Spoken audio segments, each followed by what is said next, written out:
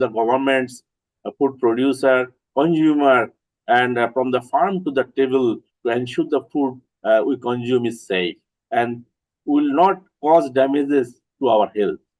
It's a multidisciplinary process, I think, who is government, international organization, scientists, private sectors, and civil society should work together to ensure food safety, which ensure our good health and sustainable life.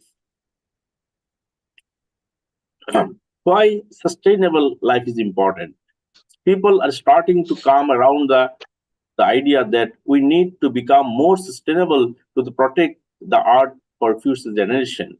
Everything we do in our day-to-day life has an impact on the planet, like the food we eat. This doesn't mean we should only eat vegetables, although we could try consuming safe food.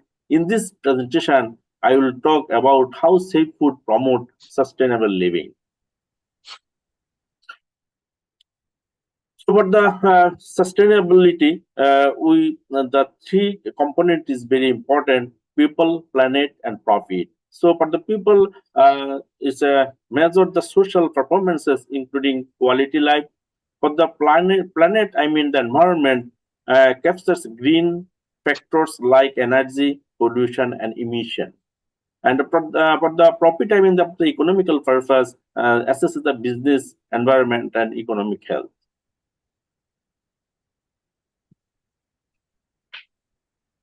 So, food safety is how food safety is related with the Sustainable Development Goals. I mean the SDG.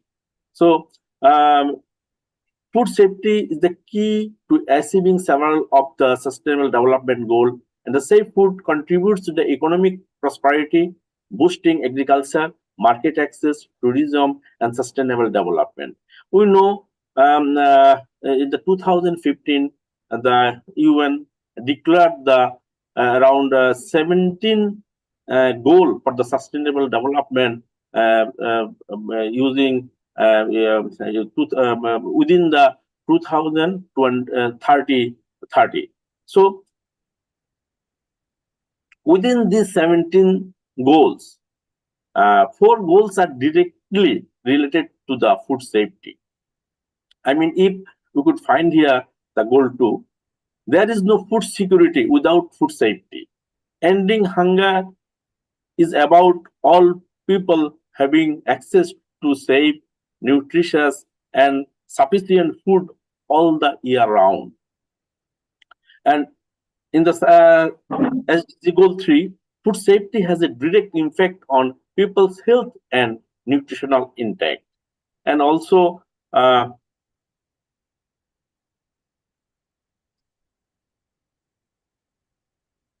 goal 12, when countries strengthen their regulatory, scientific, and technological capacities to ensure that food is safe and of the expected quality throughout the food chain, they move towards more sustainable pattern of food production and consumption. And for the SDG Goal 17, complex food system demands international cooperation across sectors to ensure food is safe. Food safety is a shared responsibility among government, food industries, producer, and consumers. So, the United Nations target 17 goals. Within these 17 goals, 4 goals are directly related to the food safety. So, we can realize how much importance are given on the food safety for the sustainable development. There are 5 keys to safe food. Keep clean, separate raw and cooked food. Cook food thoroughly. Keep food at safe temperature. Use safe water and raw materials for the food production. And there are 3 types of food hazards are there: physical, chemical, biological, I mean microbiological. And here we could, I am showing the safe temperature zone for the safe food. I mean, if we have to keep our food below 8 degrees centigrade, that is the safe zone, or upper 63 degrees centigrade. But in between 8 degree to 63 degrees centigrade, if we are keeping our food is in the, this is the danger zone. And this is the table I want to show you. This is the graphical representation.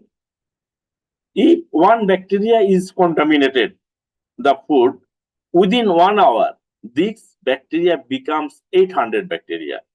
Within 2 hours, it's become 6,000. Within 3 hours, 50,000. Within 4 hours, 40,000. And within 5 hours, it will become over 3 million.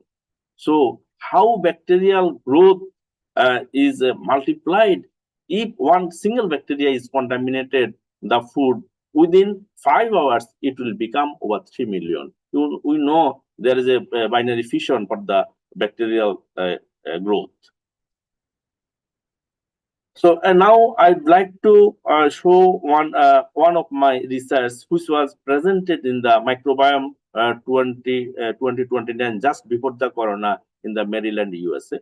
Here I want to show if we consume unsafe food, faulty meat, contaminated with the bacteria like Salmonella and Campylobacter jejuni, these bacteria contain multi-drug resistance genes. If that bacteria contain multi-drug resistance gene, this bacteria multi-drug resistance transferred to the human. And how this contaminated containing multi-drug resistance bacteria, how it's affect our health system, I want to show from my research. It's a farming practice in Bangladesh. So you could find, I think India, Bangladesh, Pakistan, something is a similar types of harvesting system for the poultry.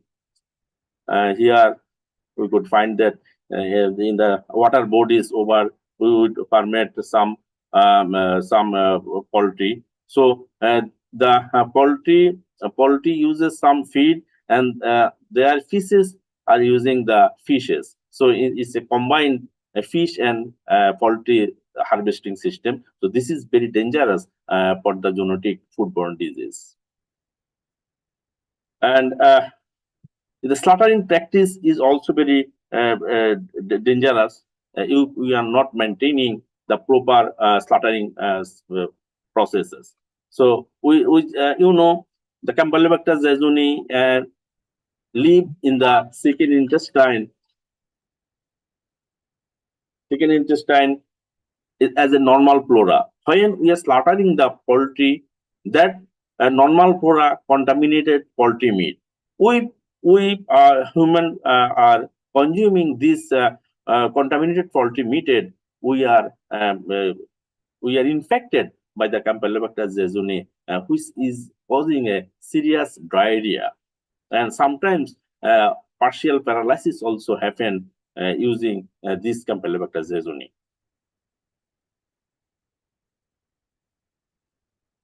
This is the methodology, and finally some dendrogram we are showing here, that this dendrogram is showing that the similarity between Salmonella isolates from poultry meat with the clinical isolates. I mean, we also collect some Salmonella isolates from the poultry meat, also from the patient from the hospital. That is that I mean clinical isolates. So this dendrogram showing that the Salmonella isolated from the poultry meat is very similar to the Salmonella isolated from the human clinical sample. So with this dendrogram, we can say that the Salmonella infected the patient who consume the contaminated poultry meat. And also here we see that some eggs. We also collected some Salmonella from the egg sample also on the human clinical sample, also we are finding the similarities between egg salmonella sample and the human clinical isolates. And here also for the Campylobacter jejuni, similarities from the in between faulty meat sample and the clinical isolates. And for the egg sample also similar result, and we are using this antibiotic sensitivity pattern test for the find out the multi-drug resistance pattern in the Salmonella and the Campylobacter jejuni isolates. Yeah, and you know that nowadays multi-drug resistance become more dangerous. You know, if one bacteria is uh, resistance to 5 or more antibiotics, then that strain is called multi-drug resistant. So, if the multi-drug resistance pattern is going higher level, so one one time will come when no antibiotic will work for these types of diseases. So this is very dangerous, I think. So from if we harvest our food in a safe way, processing in a safe way, and try to make our foods contamination free, then it is possible to protect our society, our community from the multi-drug resistance types of diseases. Here you could find that this is my research data from the 2015 to the 2021. The multi-drug resistant 5 drugs to 8 drugs. You could find here that the graph is increasing and higher level to the higher level from 2015 to 2020. So, the case of multi-drug resistance, 30.94% Salmonella isolates were multi-drug resistant. And in case of Campylobacter jejuni, 16.67% still are multi-drug resistant.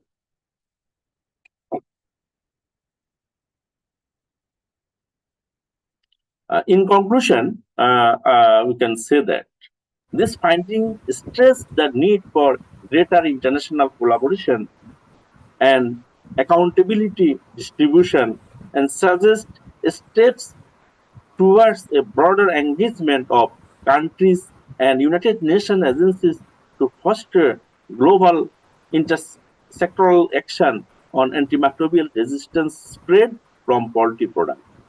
Moving beyond the importance of effective antibiotics for the treatment of the acute infection and the healthcare generally, we discuss how antimicrobial resistance also importance on environmental, social, and economic target. I mean the sustainable development goal.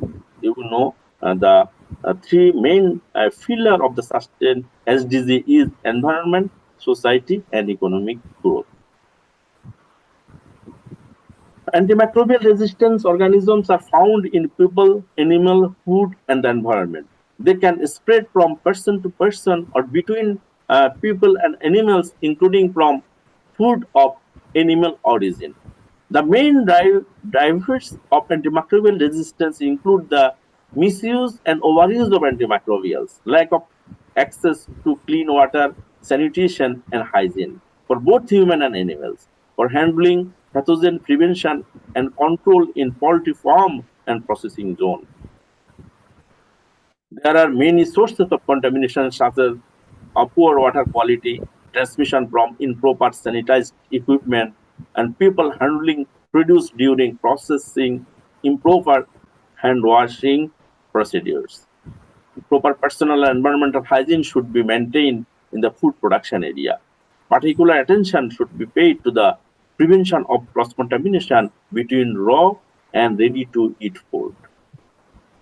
Implementation of good hygiene practice, good manufacturing practice at all stages in the food chains, i.e., as per example, at farm level, slaughtering house, manufacturing, processing, catering, retail, etc.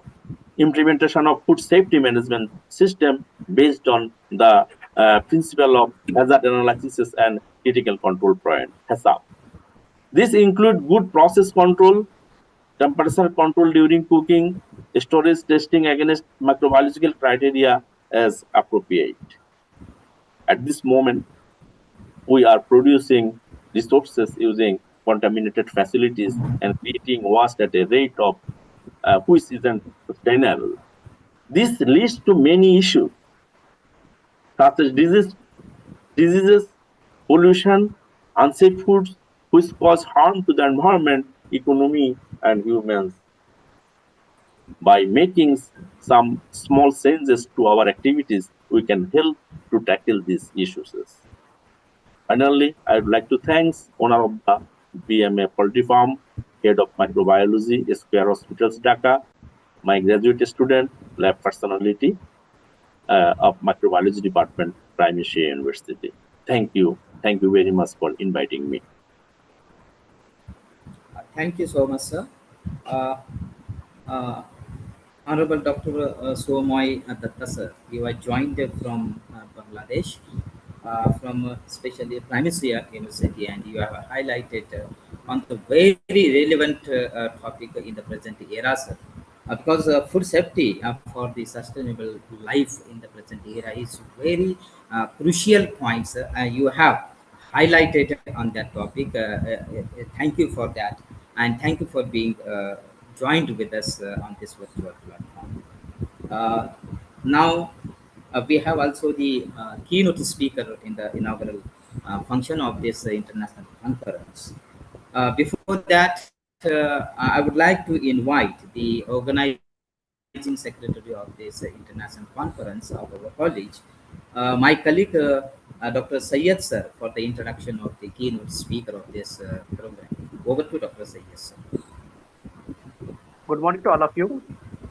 It's our pleasure. We have to hear Yes, sir. Proceed. eminent personality, Professor Dr.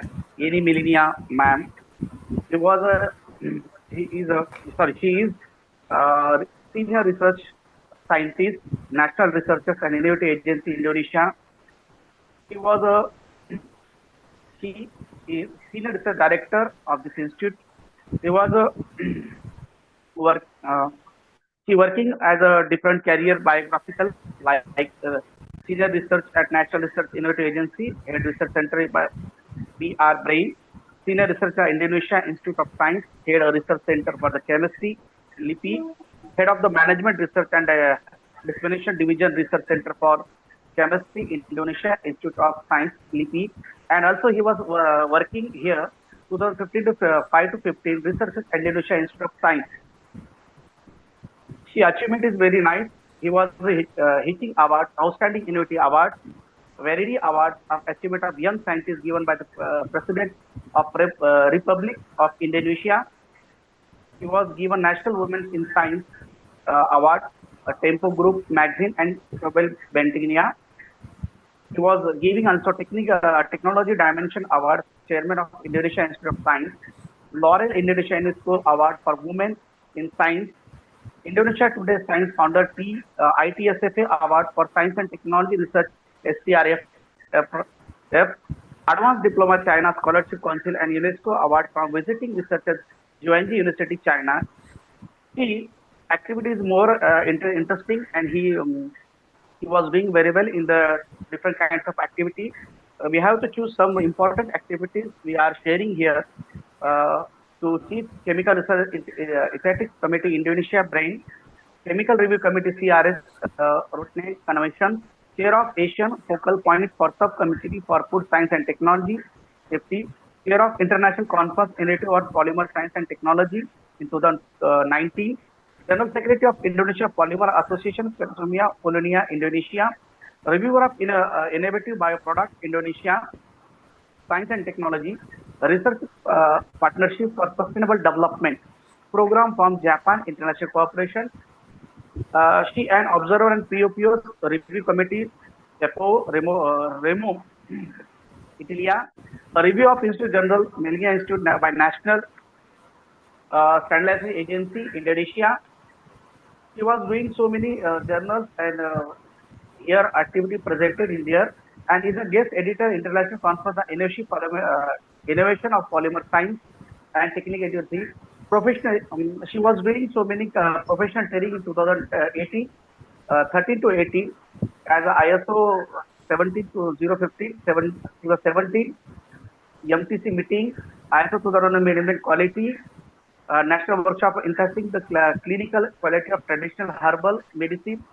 Nearly he was so many paper research articles were published in international national level, and she listed some international patents registered in Indonesia and other countries. That is near about the she was nearly 20 patents we are published in Indonesian and other countries.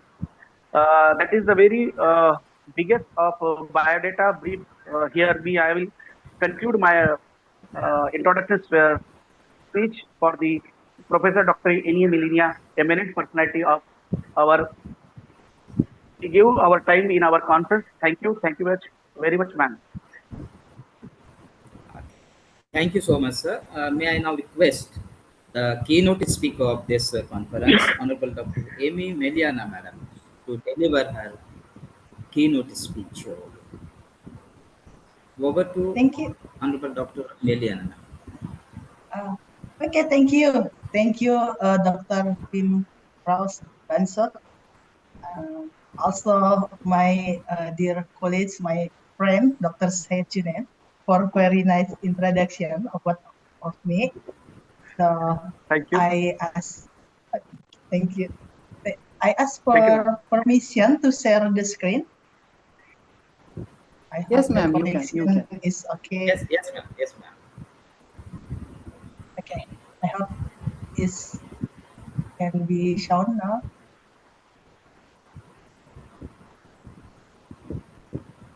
Once again, thank you. Thank you for the committee for inviting me today.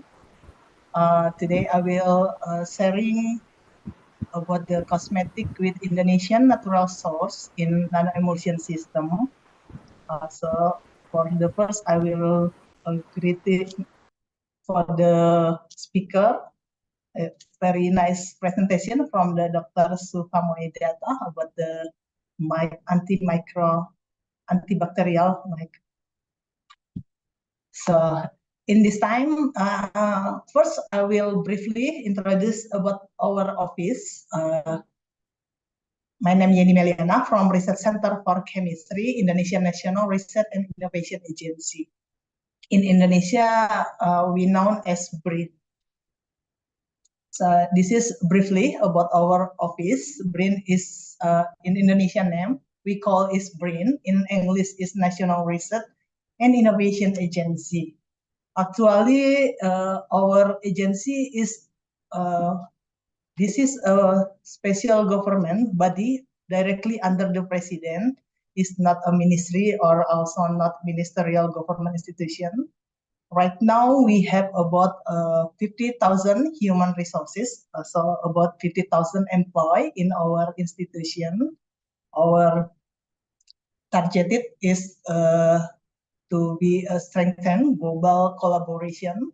So all the facility and program in our office, our institution is open platform. So it's open to all, including from the local Indonesian, also open for the international collaboration. This is the organization of our institution. Like I mentioned before, is directly under the President of Republic Indonesia. So we have chairman. So we also have some deputy division here. This is like policy provider for our government, Indonesian government. So we also have like 3 funding agency under our institution. So we have a lot of program in our institution is including infrastructure sharing, researcher mobility here, including we also can be invited for the postdoc and visiting professor. So in this opportunity, I very welcome in the future for us to get the further collaboration. We also have some funding scheme in our under our funding agency. So for the researchers, just like me, I'm one of the researchers from about the 15,000 employee in our institution, we have about 10,500 researchers. I'm one of part of these researchers. We have 12 organizations as executing agency and 55 research center. So we working about the nuclear power, aeronautic space, earth and maritime, biology and environment, agriculture and food also, about health, social and humanity, archaeology, linguistic and literature, energy and manufacture, nanotechnology and material. My research center is under this one part, nanotechnology and material. So we also have some organization about the governance, economics, and public welfare, also about the electronic and informatics. This is about our institution. Bring our mandate for our institution is to overcome the drastically low critical mass of resources in Indonesia is become a issue in Indonesia. So we try to increase about the critical mass and resources in Indonesia. This is the vision of our institution, become a reliable, professional, and innovative national innovation agency.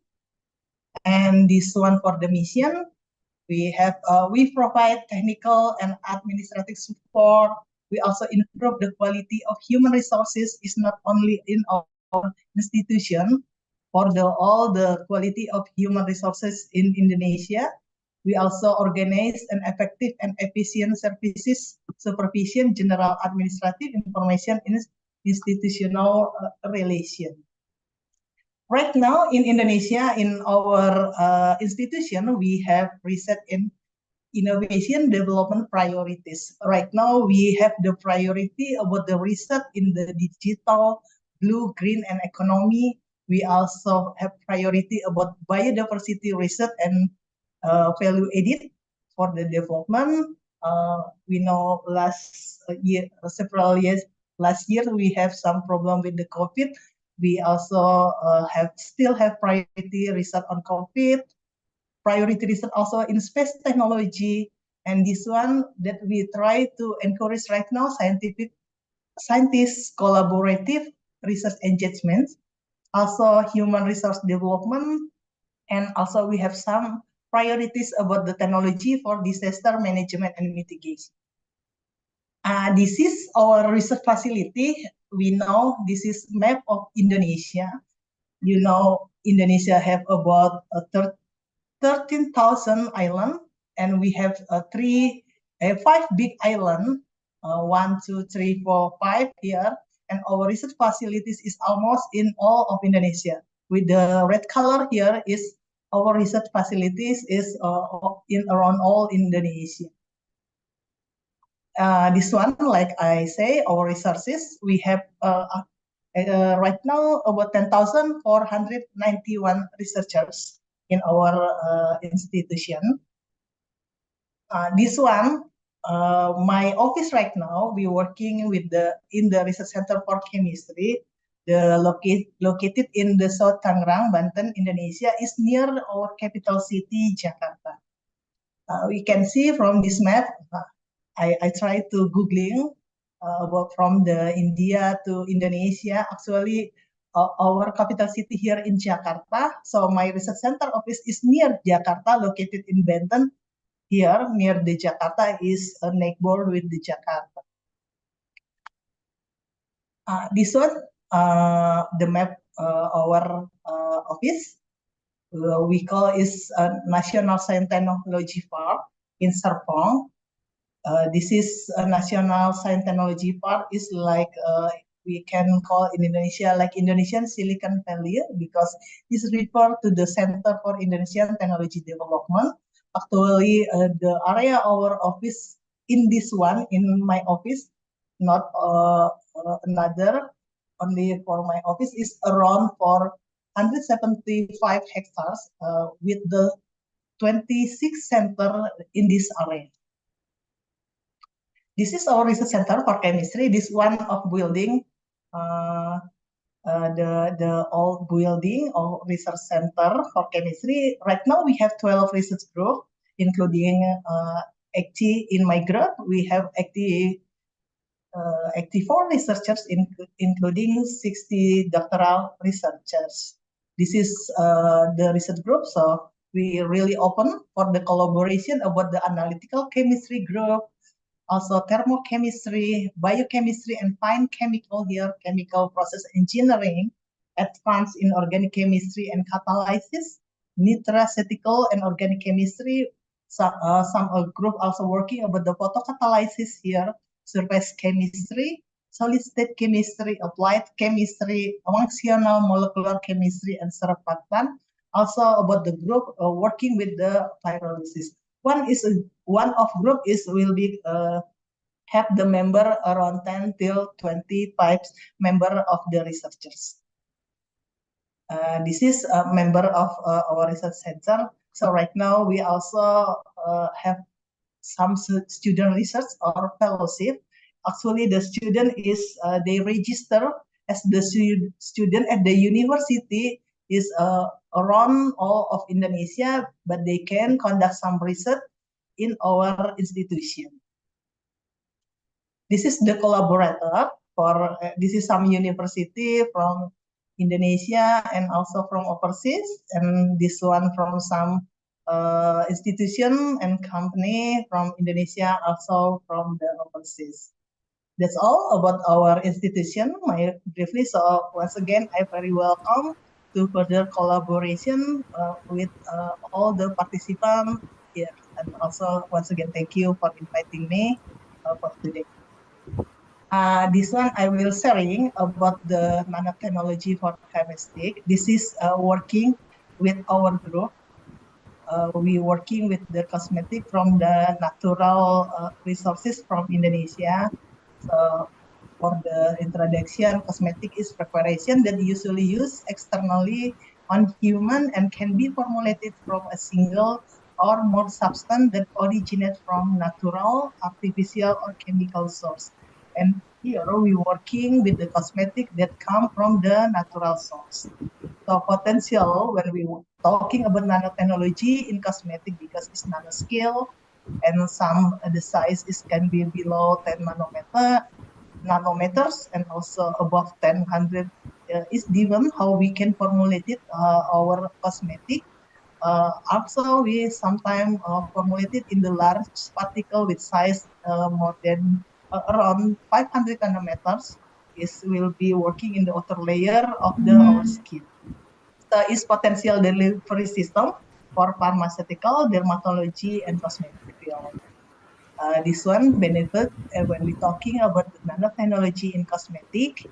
This is benefit of nanotechnology, nanocosmetic product because this has the high surface to volume ratio that can be increasing the effectiveness of the product, also can improve the appearance and coverage of the skin. So goal when we working with the nanocosmetic to deliver the proper amount of the active agent here come from the natural source into the targeted parts of the skin and prolong the stability. The cosmetic, the product will be have more stable. This is type nanotechnology and cosmetic. This we can see in this part is the advantage, and this one disadvantage. These are some nanotechnology. We can working with the liposome, etosome, cubesome, and also dendrimer. Another thing, we can working with the solid lipid nanoparticle here, nanocapsule and nanocrystal. And this one, the nano emulsion is right now what we working. Right now, we focus with the nano emulsion system because this suitable for the skin and mucous membrane application, and also safe for human and animal cell.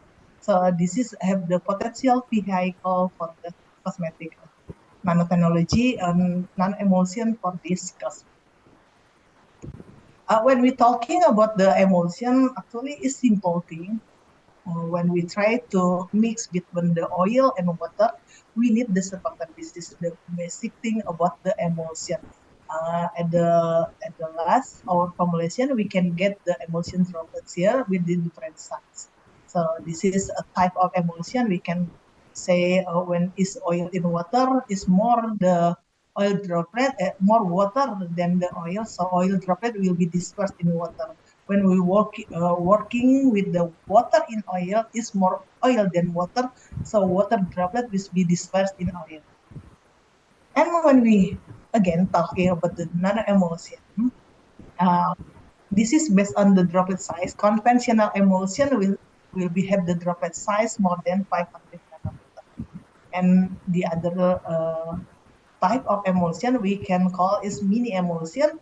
The droplet size in this range, and micro emulsion is a smallest size of droplet in the emulsion system. When we're talking about nano emulsion, so it means we will be working in this part. We're working with the mini emulsion and also micro emulsion. This is also type emulsion. So when we can see some the parameter, what the difference about the emulsion, we can see when we about the conventional emulsion, the color will be like milky, is like white opaque milky. For the micro emulsion and nano emulsion, this will be more the transparent. The size is also different with the emulsion, macro emulsion, and nano emulsion. And the most important for the stability, the emulsion is by thermodynamically it will be unstable with the heating or some the cools the temperature is will be separate. For the micro emulsion and nano emulsion, for the stability is for the micro emulsion by thermodynamically it will be stable, and for the nano emulsion by kinetically it will be stable. So with the long time of the formulation it will be still homogeneous and also still stable. This is some type when we want to method when get to nano-emulsion product, we can get with the method high energy method, high pressure homogenization, or microfluidization or ultrasonification. With the low energy method, is can be by the phase inverse emulsification, spontaneous emulsification, or also solvent evaporation. This is efficacy for the nanotechnology if we working for the moisturizer. So this is skin problem for the moisturizer, of course, because there is screen rot, what's appearance, and also some feelings. So it can be working with the moisture with nanotechnology. Is working in the can be working in the epidermis in this part of our skin. This one reference, some reference when we working. This is some active agent. It can come from the natural source. It can come from the plant. A lot of in Indonesian. Also, I think in another countries also have a lot of this active agent also, including India. I checked a lot of this active agent is come from the plant from India also. This is when we talking about nanotechnology for the anti-aging. The anti-aging can be solved for the problem wrinkle, dark spot, and dryness, wrinkle, and laxity. Okay. This is some reference when we're talking about the anti-aging. This is the active agent. We can get all these active agents from the plant, natural source. And this one, when we talking about the anti-acne products, the active agent can be used for the anti-acne product come from the plants which contain phenolic compound here, because this one have the microbial agent, resistant modifying agent, and anti-inflammatory and also antioxidant effect. So with the small droplet of nano-emulsion can reach deeper epidermis layers. This one about the anti-acne. This is some reference when we're talking about the anti-acne. Also, this one some active agent. This is performance. This is size of droplet. When we're working about the nanotechnology, this part is performance. This some sample that we have research in our research center. Some product for the domestic oil is come from the natural source.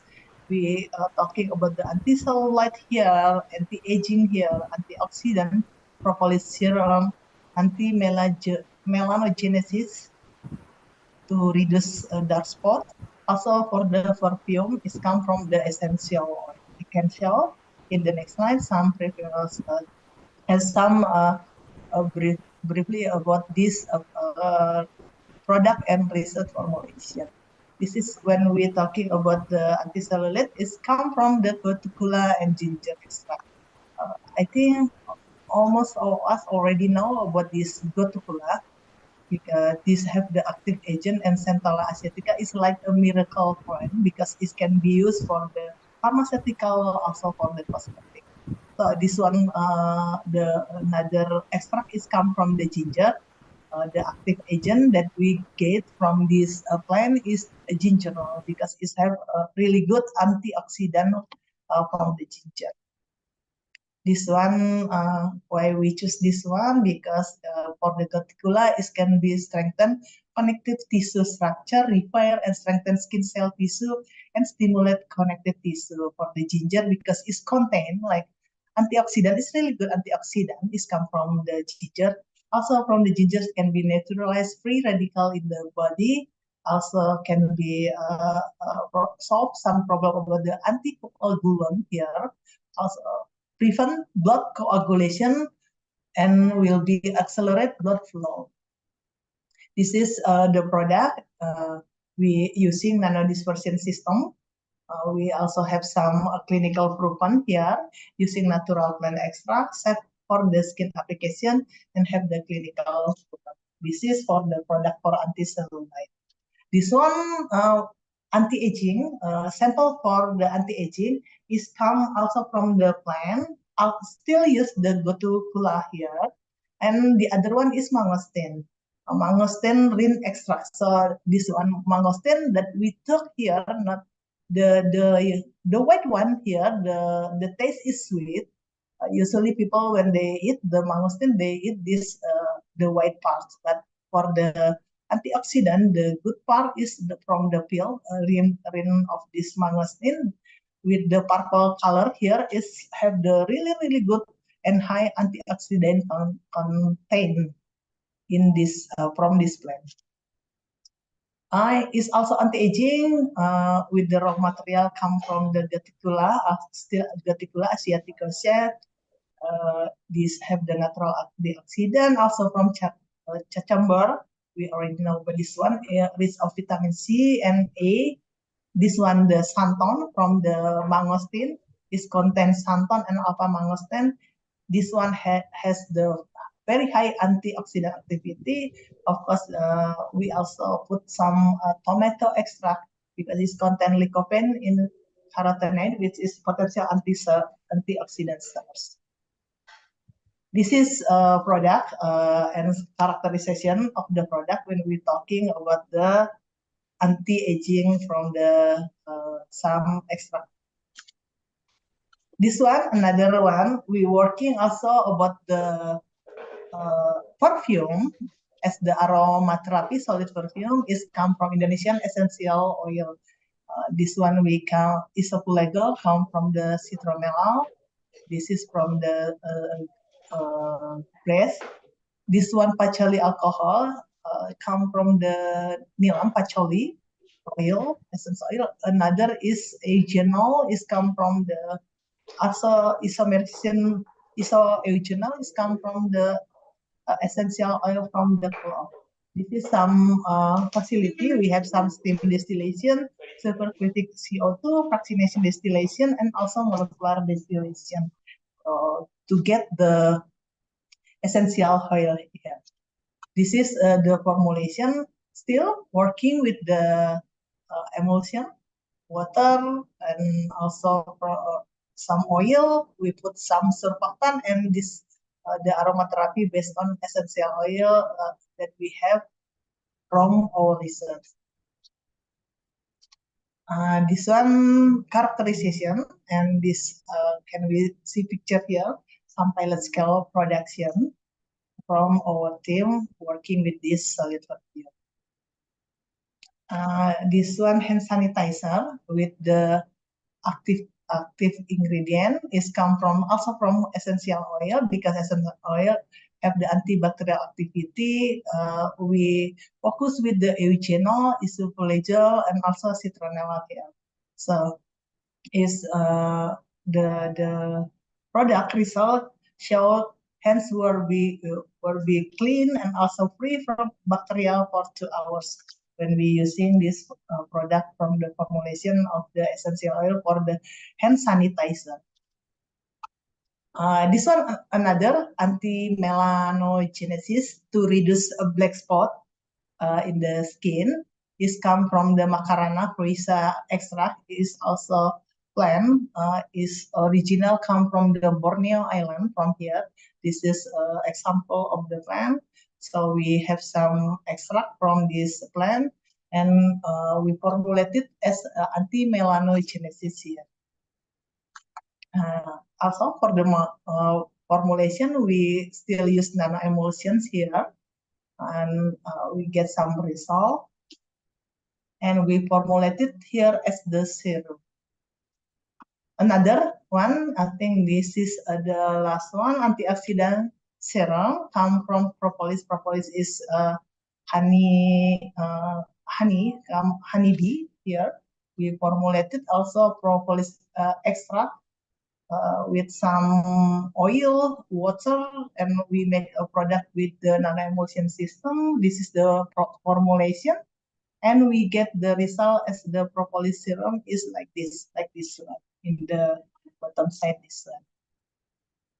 This one for the conclusion, we can say nanotechnology give improvement in cosmetic product performance. So the nanoscale material can be exhibit distinct physical and chemical property that can compose more stable, stronger, and lighter structure, which become new technology for delivery system in cosmetics. The small droplet can be support uniform spread on the skin, and it can permeability within the skin layer and enhance penetration through the skin layer. This will be increase the amount of active agent absorbed, increasing the effectiveness of the formulation. In the term of safety assessment, nanocosmetic topical preparation, there is still because it still become the issue about the nanocosmetic right now, but still no proof that can be so deeper penetration, because it's different how we formulate and size of the droplet that we working when we talking about the nanoparticle. Even though there are some possibility nanoparticle can be absorbed into different layer of the skin, hence the study proved that the absorption of the nanocosmetic through the skin is negligible.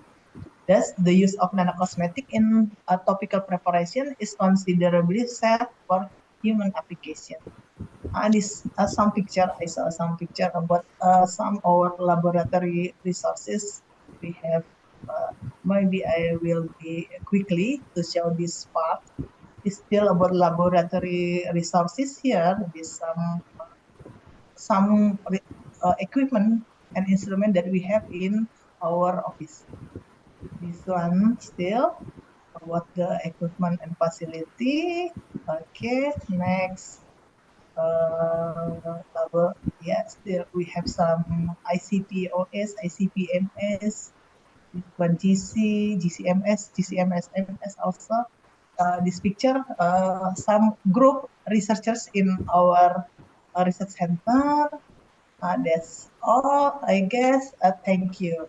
Thank you. Once again, thank you for inviting me today. And again, I'm very welcome for the next collaboration. Thank you so much, ma'am. I'm back to Dr. Wimraus Bansa. Thank you so much for joining with us, ma'am. Ma'am, you have talked on the role of the nanotechnology in the product of cosmetics. It's a very important and relevant topic in the present era. You know that everybody is running after cosmetics, But what kind of cosmetics to be used? This is defined through your research in this keynote speech of this conference. From that point of view, it's a very important topic for us all, Mamji.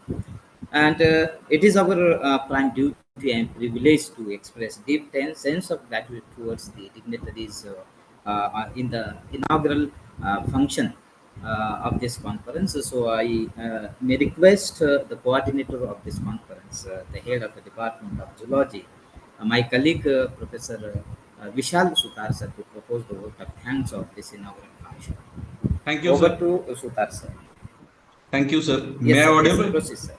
May I audible? Yes, Yes, yes. sir. You are audible. Okay. Absolutely. Okay. Good morning to all of you. I would like to express special thanks to our guest, Dr. Sumoya Datta and Dr. Eni Melinia, who have taken time out of their busy schedule and share valuable and nice information to us. Your presence has added an extra spark to this event, and also thanks to today's conference inaugurator and HGPSS Pratishthan's VG Patil Arts, Commerce and Science College Ondes, founder president Honorable Sri VG Patil Sahib and present president Honorable Sri Milind Vasant Patil Sahib, respected in charge principal Dr. S. N. Godse sir, and also thanks to convener who has taken great efforts for this conference, Dr. V. N. V. E. Nikam sir, and organizing secretary Dr. Junaid Sayyed sir, and all the organizing committee members. And finally, I also extend my gratitude to all participants of the conference. Okay, thank you. Thank you, sir. Yes, thank you so much, sir.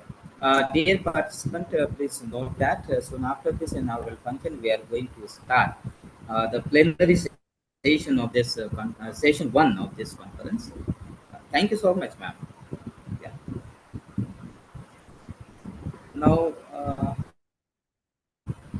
Dr. Sunil Goyal, sir, from the Dean School of Social Sciences and Management Studies, from Dr. B.R. Ambedkar University of Social Sciences, Indore, Madhya Pradesh, is the resource person for the plenarization of one of this conference.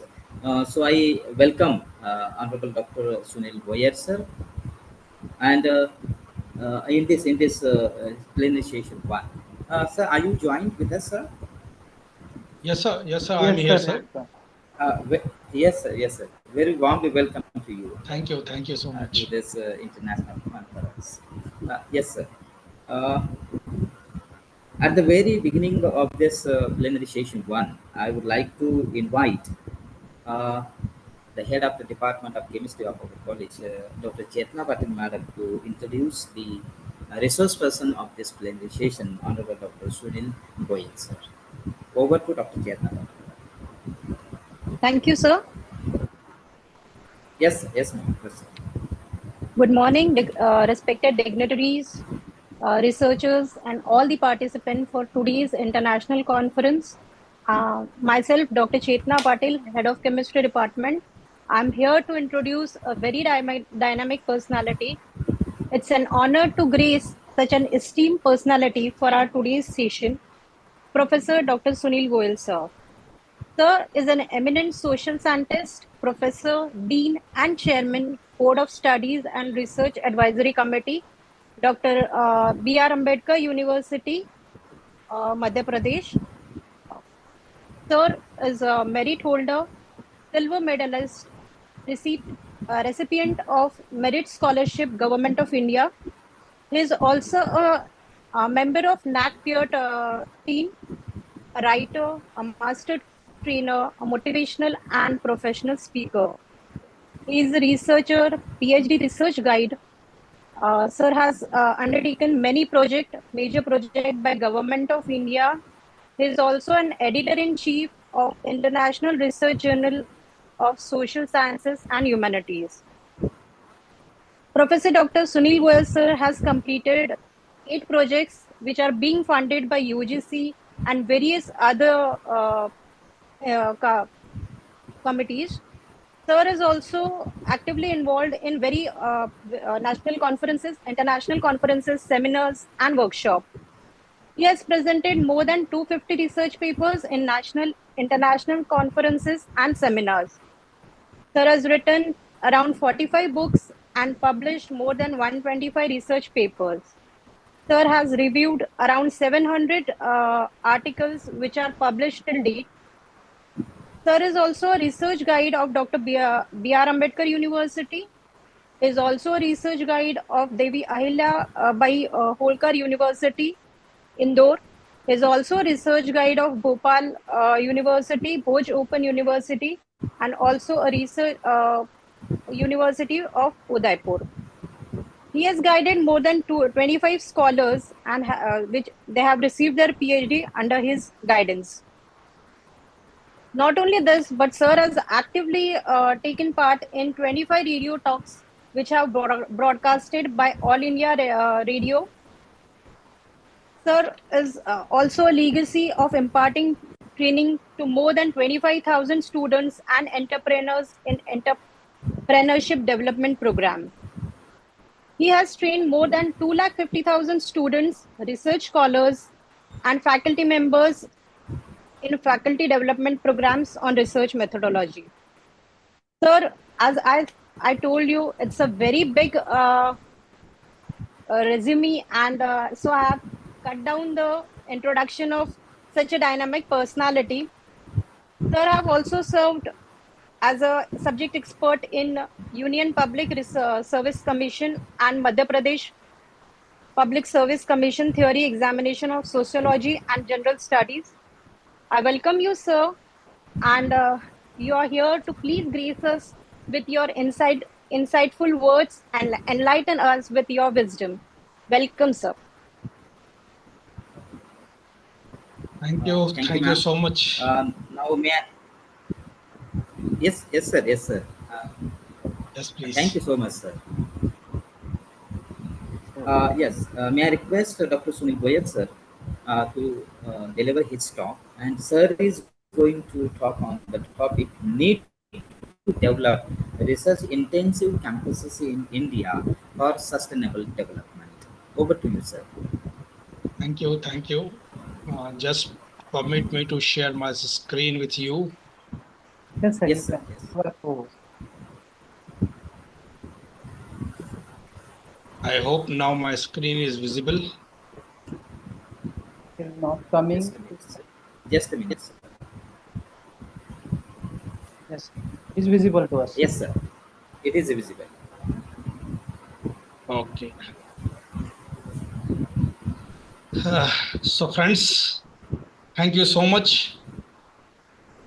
Distinguished speakers on the dais, organizer of this international conference, especially Dr. S.N. Godse Sahab, who is the principal, Arts, Commerce and Science College, Onde, Dr. Vishal Nigam, convener, my dear friend Dr. Bhimrao S. Bansode Sahab, who is also the chairman of this plenary session, Dr. Chetna for giving my introduction, uh, Dr. Tejendra Rajput Sahab, who is also on the dais.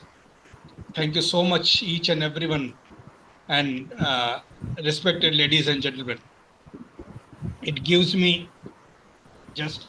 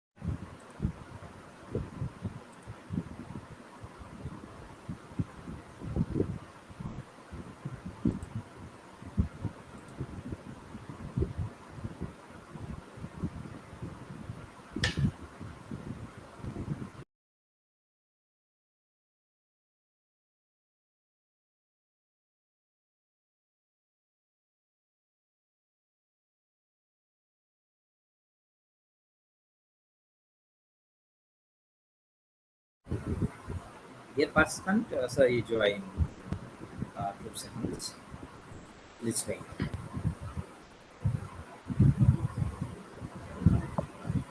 Sir, after this session, there is a end session of I think 30 minutes of Paul sir, and then we have a break. We had a break, no?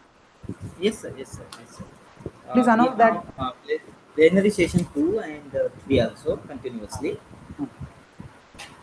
After that, we have lunch time, lunch break.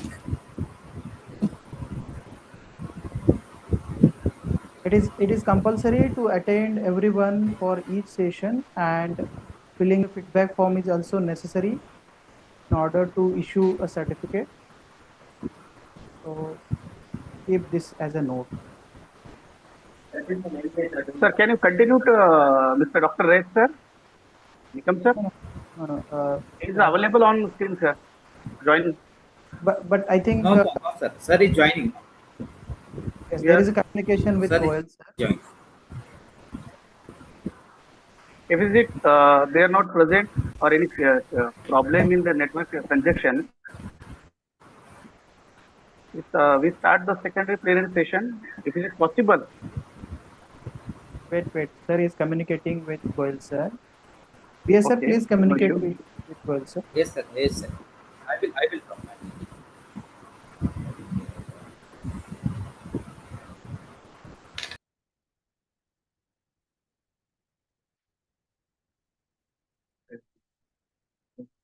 Hmm.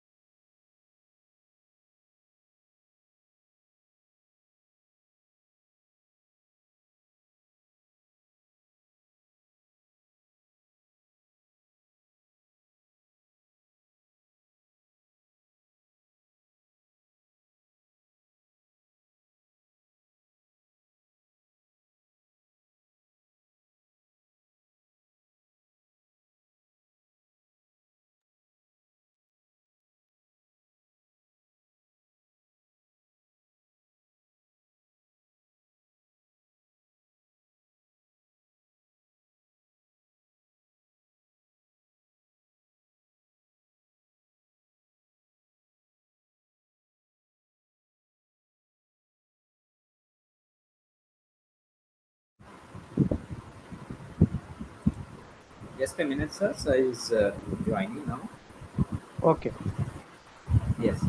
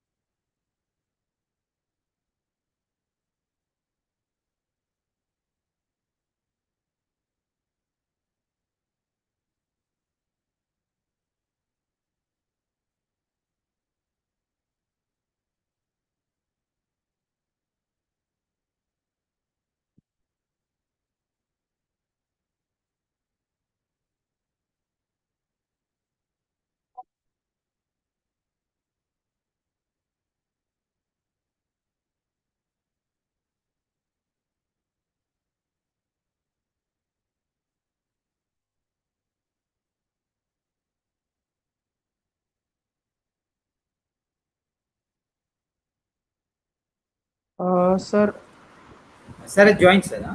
sir is Joined. joined, but I think sir's voice is not audible. Yes. Yeah, yeah. Now I think I'm audible. Yes, sir. Yes, Just sir. Yes, sir. just a You are moment. audible, sir. Welcome to. Please enable my screen sharing. It Yes, sir. shows.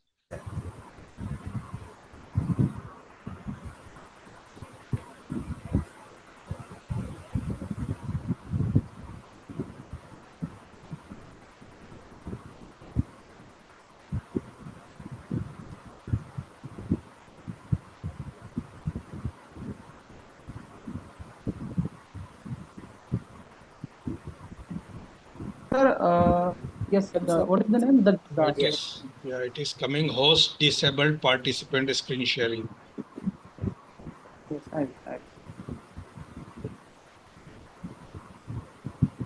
yes, sir, you can now present.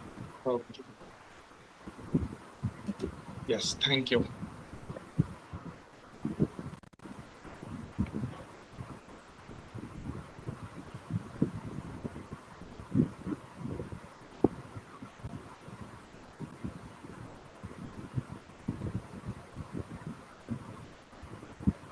I hope this screen is visible now. Yes, sir. Visible. Okay, thank you, and sorry for the interruption, my dear friends. Today, I will be Yes. my views, my thoughts on need to develop research intensive campuses in India for sustainable development. Friends, it gives me immense pleasure to be a speaker in this first plenary session of this international conference. I'm Professor Sunil Goel, working at Dr. B.R. Ambedkar University of Social Sciences. This is a state university established by Government of Madhya Pradesh at the birthplace of Dr. Bhim Rao Ramji Ambedkar, that is Dr. Ambedkar Nagar, Mahu, district Indore, Madhya Pradesh. Friends, uh, there might be various questions because you see this, the main theme of this international conference is sustainable development goals, how to achieve these sustainable development goals. And we as an academicians, our students, how to facilitate our students to achieve sustainable development goals. Friends, you all will agree with this fact that innovation and research both go together. But the question before us is, how do you define innovation? What do you mean by innovation? Innovation आखिर होता क्या है? Because innovation, in simple words, is a process by which a domain, by which a product, by which a service is renewed, by which a product, domain, a service is brought up to date by applying new processes, by introducing new techniques, or establishing successful ideas to create new value to the product. And the creation of value is a defining characteristic of innovation, my dear friends. So, friends, let us see what is innovation. What do you mean by innovation? Innovation in research, innovation research. This is a curiosity led, this is open ended in nature, using thematic exploration as the means to deepen or challenge the current understanding of humanitarian innovation, to stay abreast of emergent trends, also the practices in the field of humanitarian innovation. This is what is meant by innovation research. Now, what is innovation in research? Because today we are concerned with innovation in research, innovation in business, innovation in academic institutions, innovation in your university, innovation in your college, even innovation in your home, in your house place. Because you see, friends, innovation is often necessary for the companies, necessary for the individuals, necessary for the academicians as well as the students to adapt, to overcome the challenges of change, because a lot of changes are taking place, and to overcome, to adapt these challenges of change. Innovation is necessary. Innovation fosters growth. Stagnation can be extremely detrimental to your business. Stagnation can be extremely detrimental to your academic growth, to the growth development of the students. And achieving university, achieving your organizational, achieving your institutional and economic growth through innovation, my dear friends, is a key to staying afloat in today's highly competitive world. The next question, which often coming to my brain, is why is innovation important? Because you see, friends, we are talking about innovation. We are talking about research, and through innovation and research, we want to achieve sustainable development goals, because we are into academics. Why is innovation important? What is the importance of innovation? Because you see, when we are talking about innovation, when we are talking about research, innovation means a new idea. Innovation means creativity. Innovation means a vision document. Innovation means to make India Viksit Bharat by 2047. This is what 25 years vision document, growth, inspiration, development, process, idea. This is what is innovation all about. Now coming to what is the nature of innovation. Innovation is the conversion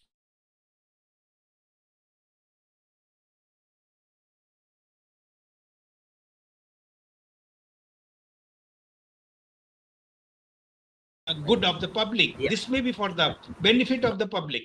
The benefit may be new. The benefit may be in terms of improved products. Benefit may be in terms of improved processes. Benefit may be in terms of services. Because we academicians are tendering services to the students. Benefit may be in the type of services. This is what is the nature of innovation. And innovation is the process, my dear friends, that transforms idea into commercial value. Now coming to what are the sources of innovation. There are many sources. Unexpected occurrences.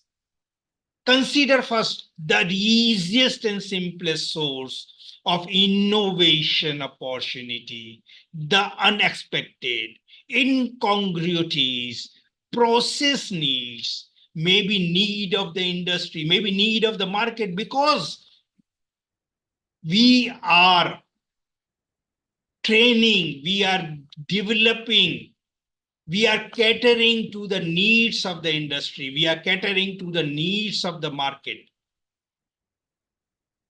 We are providing training to the students.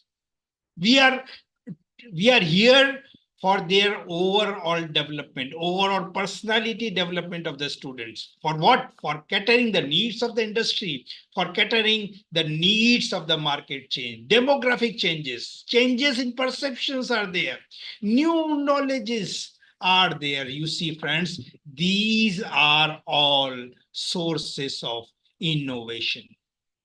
Now coming to 5 challenges in research. What are the 5 challenges? Because you see, we are academicians. What are the challenges before us?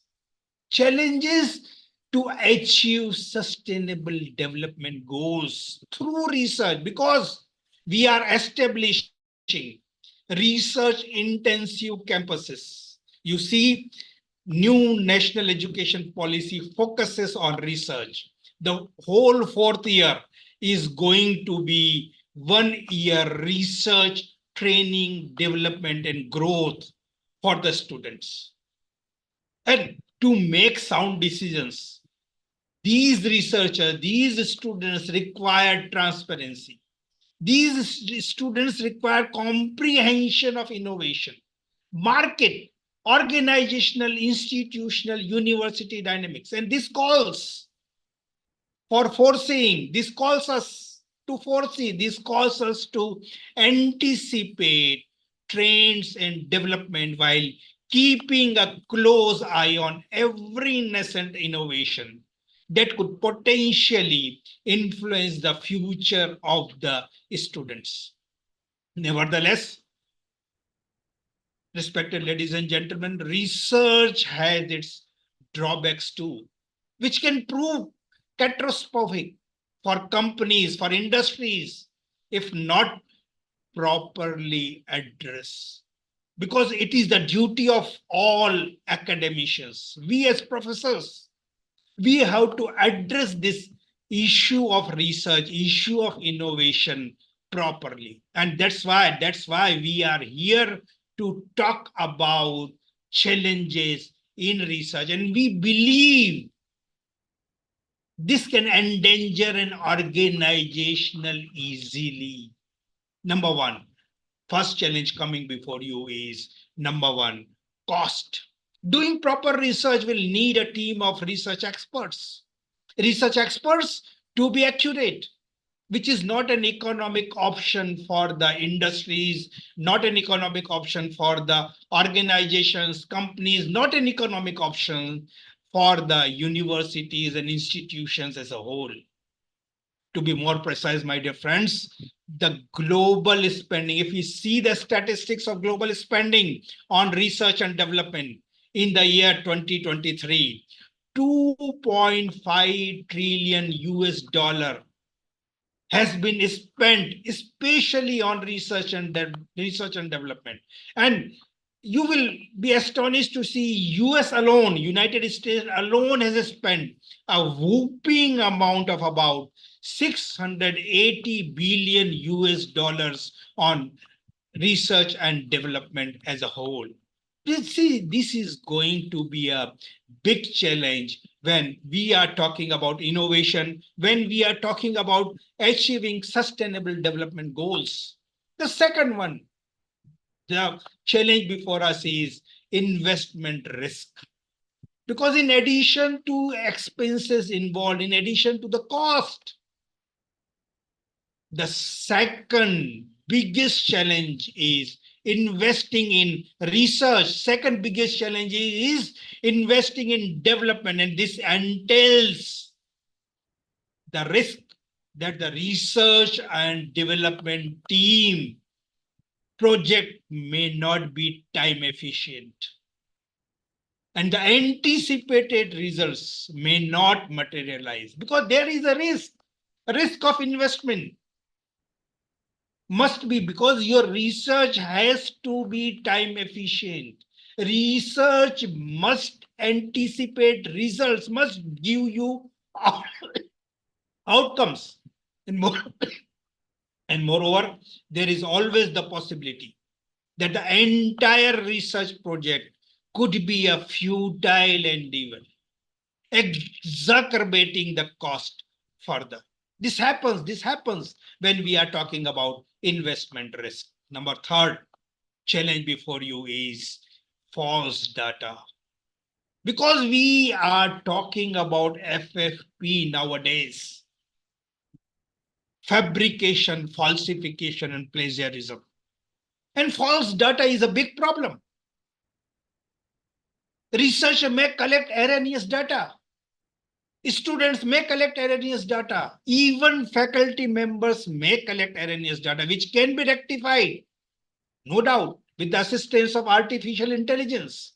Because nowadays, artificial intelligence tool is making a difference. And as the adage goes, computers never lie. This artificial intelligence tool can be relied upon. Relied upon for what? To provide accurate, to provide unbiased data. This is what is very, very important in order to get rid of fabricated data, in order to get rid of falsified data, in order to get rid of plagiarism. This is a must. Number four, fourth challenge before us is dynamic market. Market is changing very fast. Decision makers, honorable vice chancellors, registrars, deans, they often find themselves perplexed by the dynamic nature of the market, which creates uncertainty in their flow. And to mitigate this issue, mitigate the issue of dynamic markets, only precise insights and only precise predictions by academicians can provide the necessary guidance. This is what is very, very necessary. And the last but not the least, the fifth challenge before us is remote team. What is meant by remote team? Because to discover innovative ideas worldwide, nowadays, institutions, universities, academicians, you and me both, we are compelled to establish teams in various countries. And my dear friends, I would like to thank Dr. Bhimrao Banswade Saab to have this virtual conference. Virtual conference is what? This is establishing link between academicians worldwide to share innovative ideas, establishing team in various countries to scrutinize, to pinpoint suitable ones. This is what is the need of the hour. And nonetheless, this practice hampers productivity, de-accelerate the entire process, my dear friends. And these five challenges in research have to be addressed. This is our responsibility. We as an academicians, we have to address this. Address this for what? To achieve the right innovation. Now coming to the next one, this is research pandemic. And my dear friend, this is not COVID pandemic. And I term the present era, this modern era, is the research pandemic. Why? Because of lifeless nature of the research, where data is often obscure and where researchers frequently encounters dead ends. That's why I'm calling this era as the research pandemic. However, we can strive to revolutionize the field of research. We can bring about positive change, and we are here to bring about the positive change. And we took into account the five primary barriers and developed an artificial intelligence powered research engine that caters to the need of the research experts. We have to come forward. We have to equip ourselves with the knowledge, with the expertise, with the technique of using this artificial intelligence powered research engine.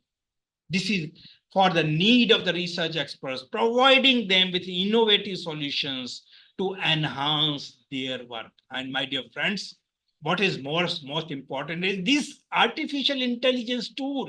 This offers a powerful tool set to accelerate the implementation of the United Nations Sustainable Goals. That what is the focal theme of this international conference. And this artificial intelligence tool in turn address complex sustainability challenges as far as higher educational institutions are concerned by offering innovative solutions and enhancing the efficiency of processes, enhancing the services which are aimed at achieving these goals. And my dear friends, for this, I have been honored to conduct a research study. Research study on what? Because because the main message of this research study, what we as an academicians of Dr. B.R. Ambedkar University of Social Sciences, MAU, want to give is that emerged from the study which was conducted by me under the kind guidance, under the directions of our Honorable Vice Chancellor, Professor Ramdas Ji Atram Sahab. This study focuses on using artificial intelligence to implement sustainable goals at our own university, Dr. B.R. Ambedkar University of Social Sciences.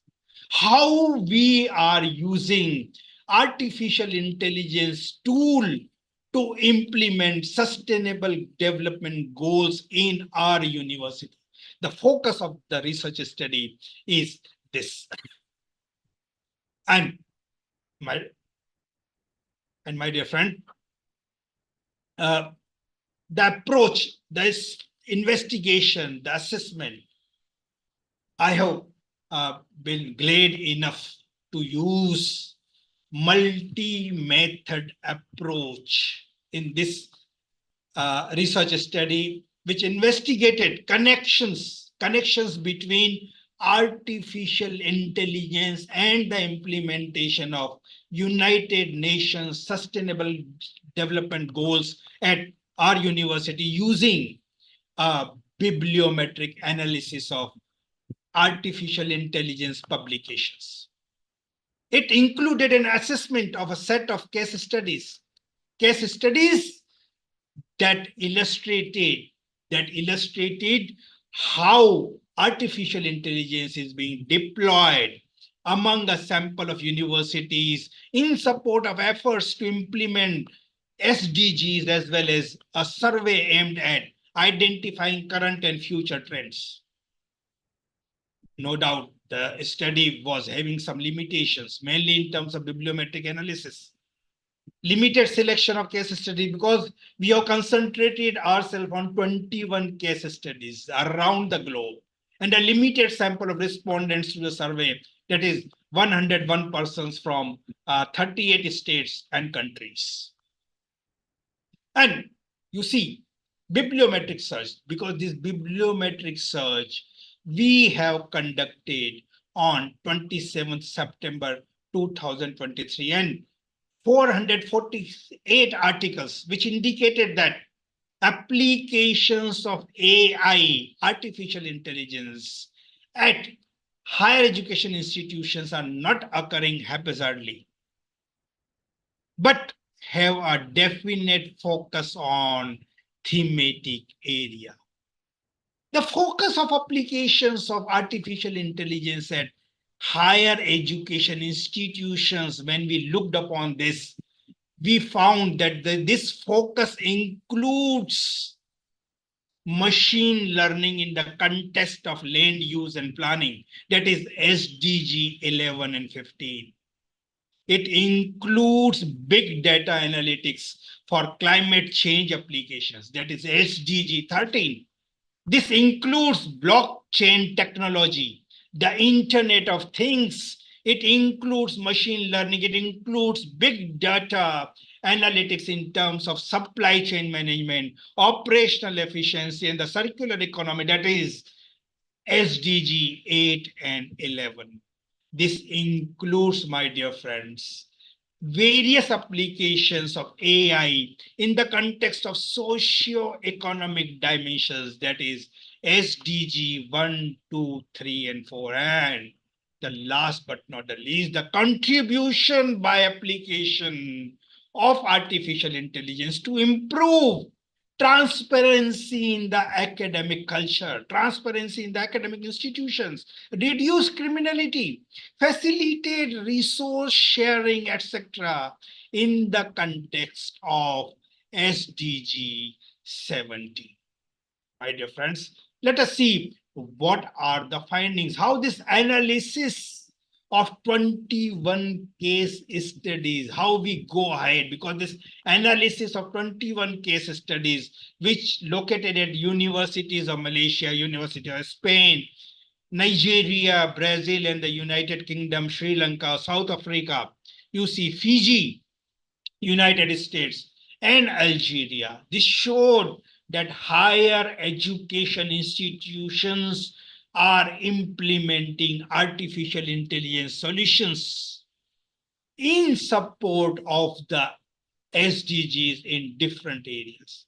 While some cases are connected with campus operations, while some cases are connected with greening, and show how activities and research on campuses support the achievement of the SDGs. Other cases relate to the use of artificial intelligence to measure the alignment of research and outreach, measuring engagement with the sustainable development goals to better understand how the institutions are contributing to communities, how the institutions are contributing to society as a large.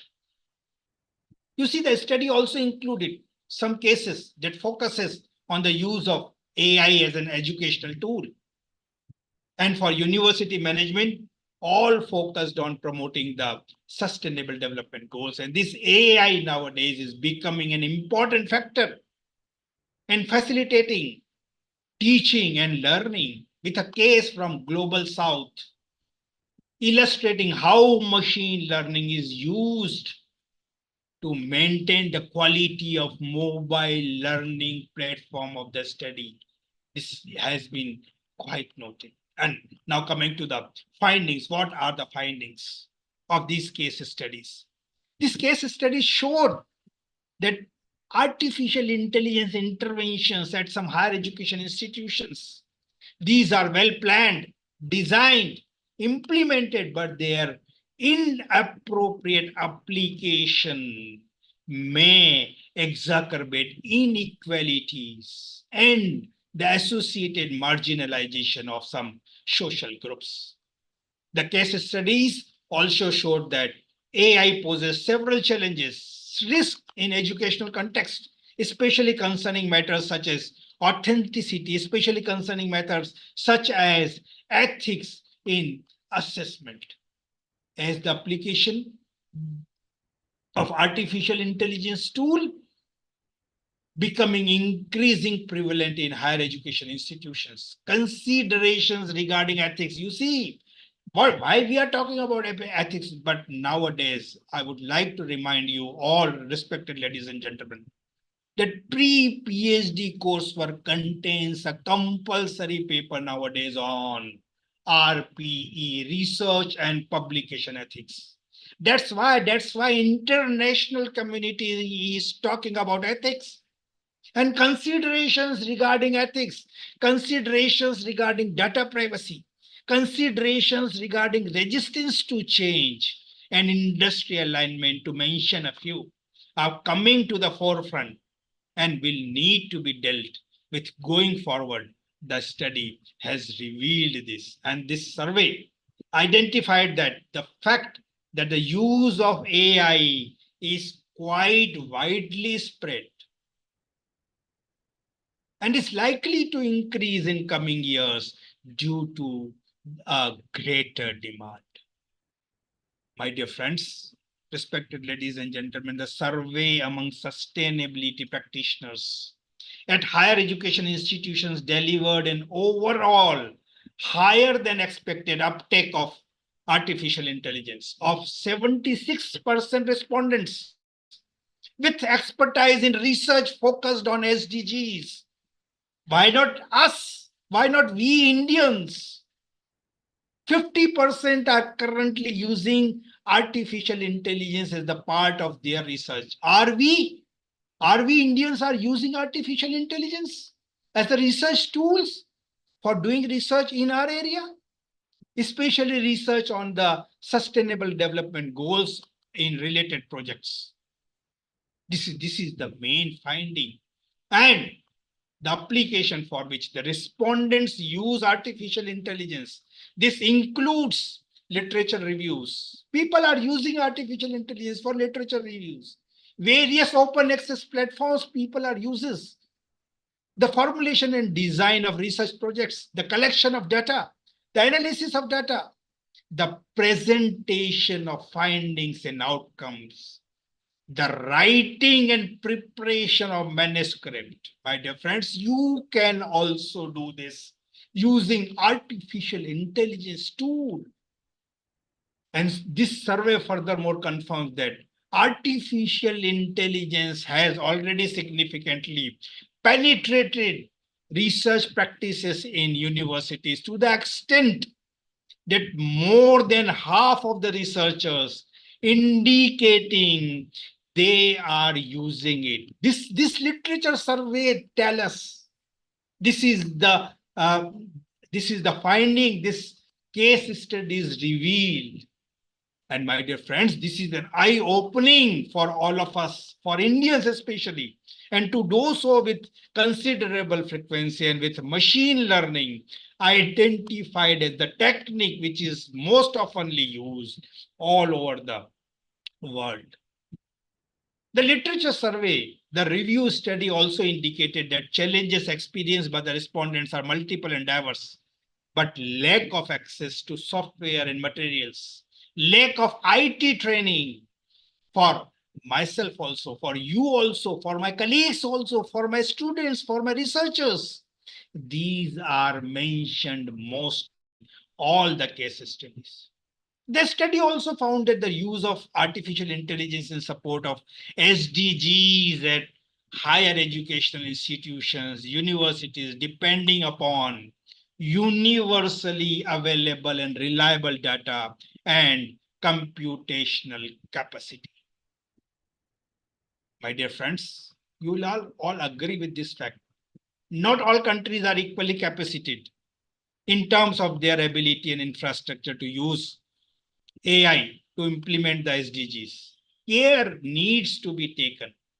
Care needs to be taken for what?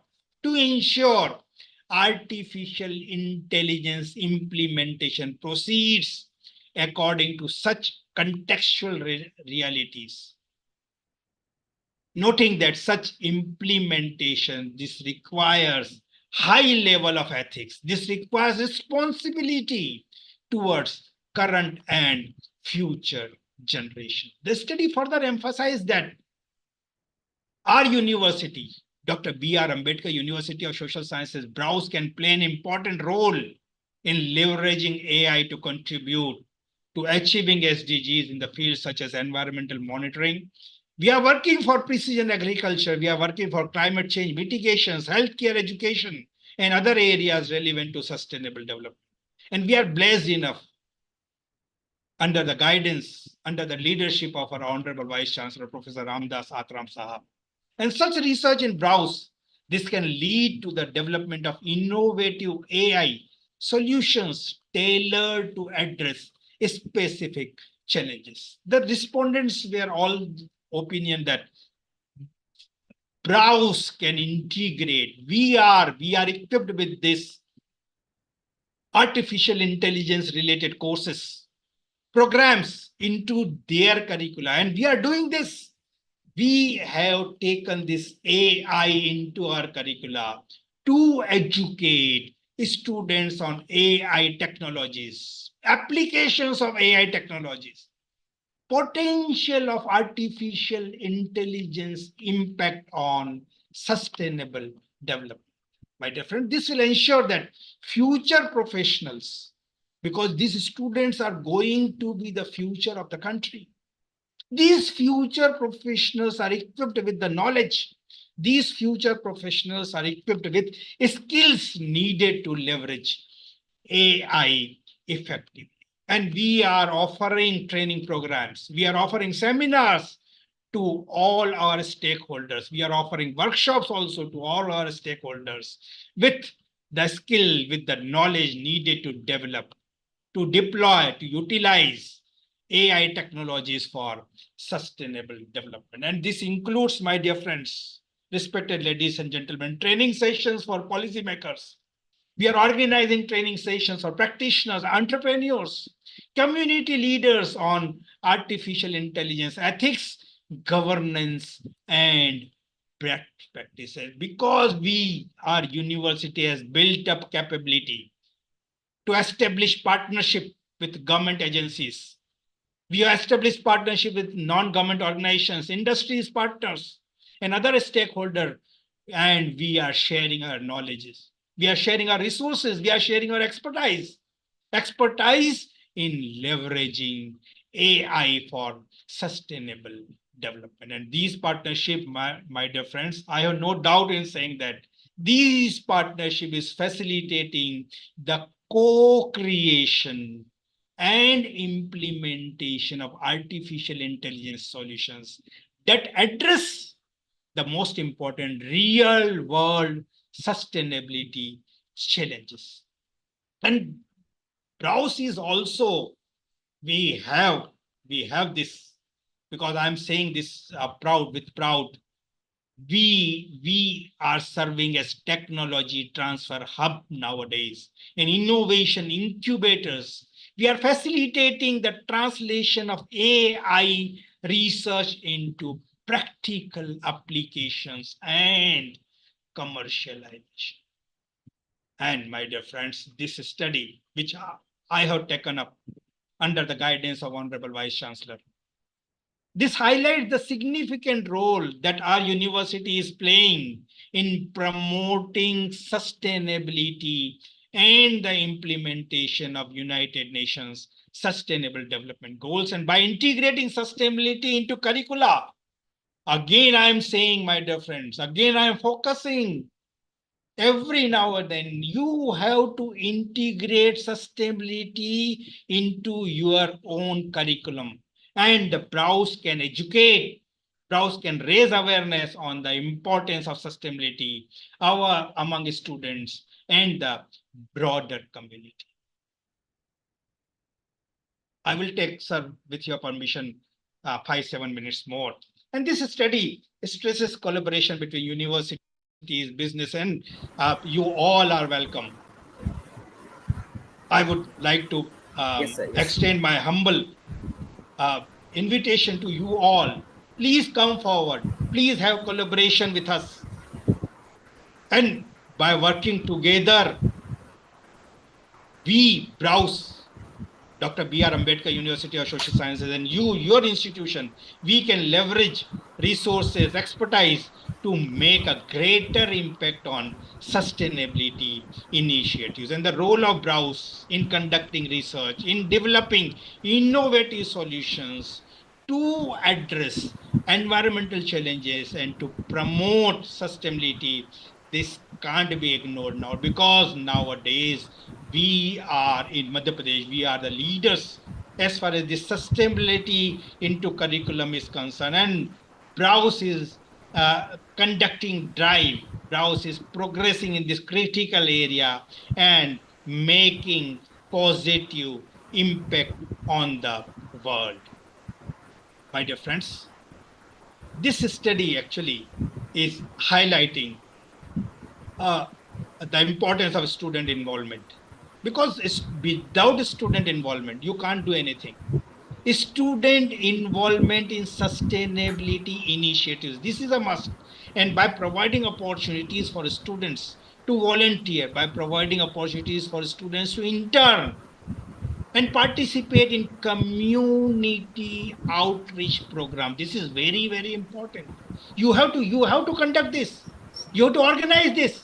And our university is helping students to develop the skills, to develop the knowledge they need to make a positive impact on the world. But there is still a need to promote thinking about local problems. No doubt, no doubt. And local solutions, local problem and local solutions, and increased follow-up by the university, by the institutions with real change. And it is indispensable to initiate follow-up program to the workshops, seminars, to observe the capacity, real change, weaknesses of the existing system and framework. The present study has revealed that currently university, all the institutions sorry to say that, currently facing funding problems, reduction in environmental footprint, a dearth of communication and collaboration, and in the absence of mechanism that could help identify development of sustainable goals, adoption and rules and procedures to report the progress. Coming to the concluding part of my uh, research study, my dear friends, of my today's views, especially research intensive campuses for sustainable development goals. Universities in India have been facing multiple challenges. That is lack of resources, funding. Lack of resources is everywhere. Lack of funding is everywhere. Knowledge, rules, policies set by the government with an inclusive focus. And in the absence, because you see, in the absence of active engagement of students, because this is very, very important, it has become very difficult to adopt sustainable development goals in higher education institutions. This is very, very important. Engagement of students. If you work for engagement of students, it will be easier to adopt sustainable goals in higher education institutions. And by realizing the needed resources,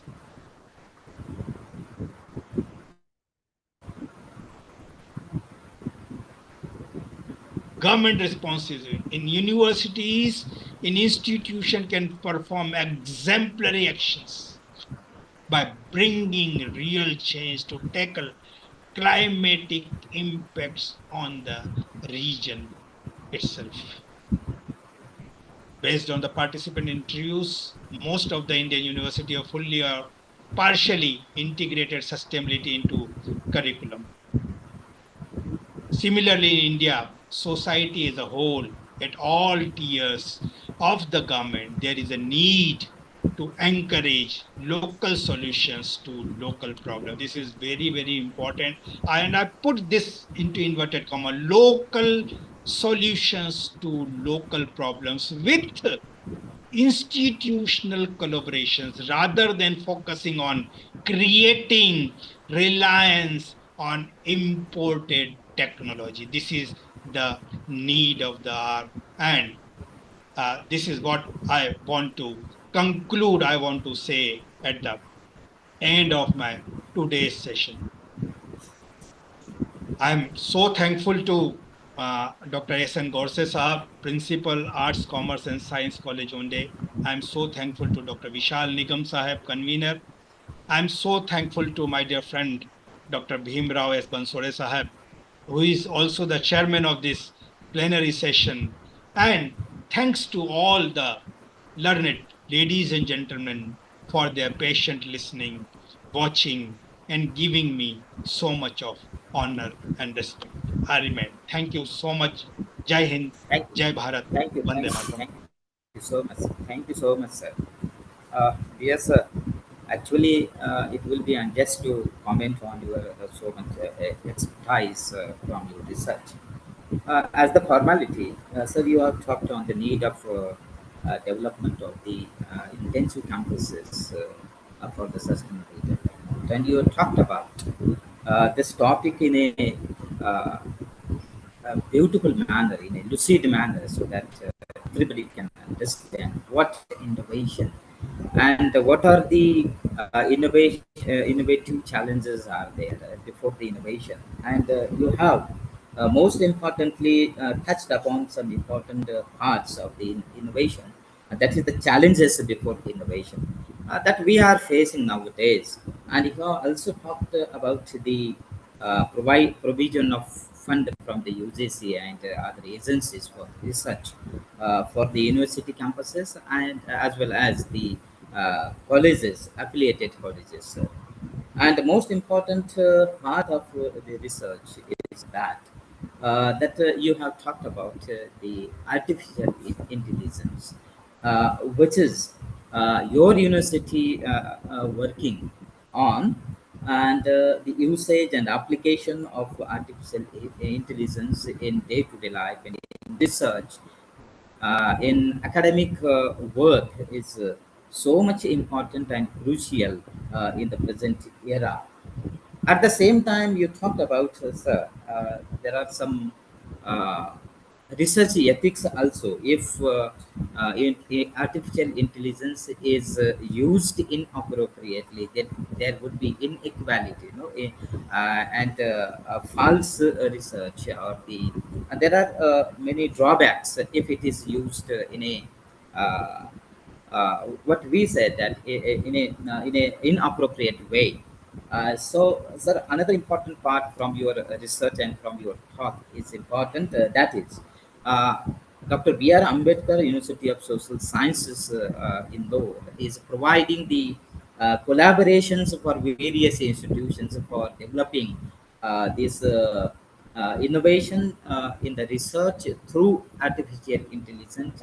This is we are fortunate that we are acquainted with you through the Honorable Vice Chancellor of University, Professor Dr. Atram sir. Actually, sir, I'm very much thankful to Atram sir and to you also. And thank you, sir. We will definitely be in contact with you for the future endeavors and future collaborations.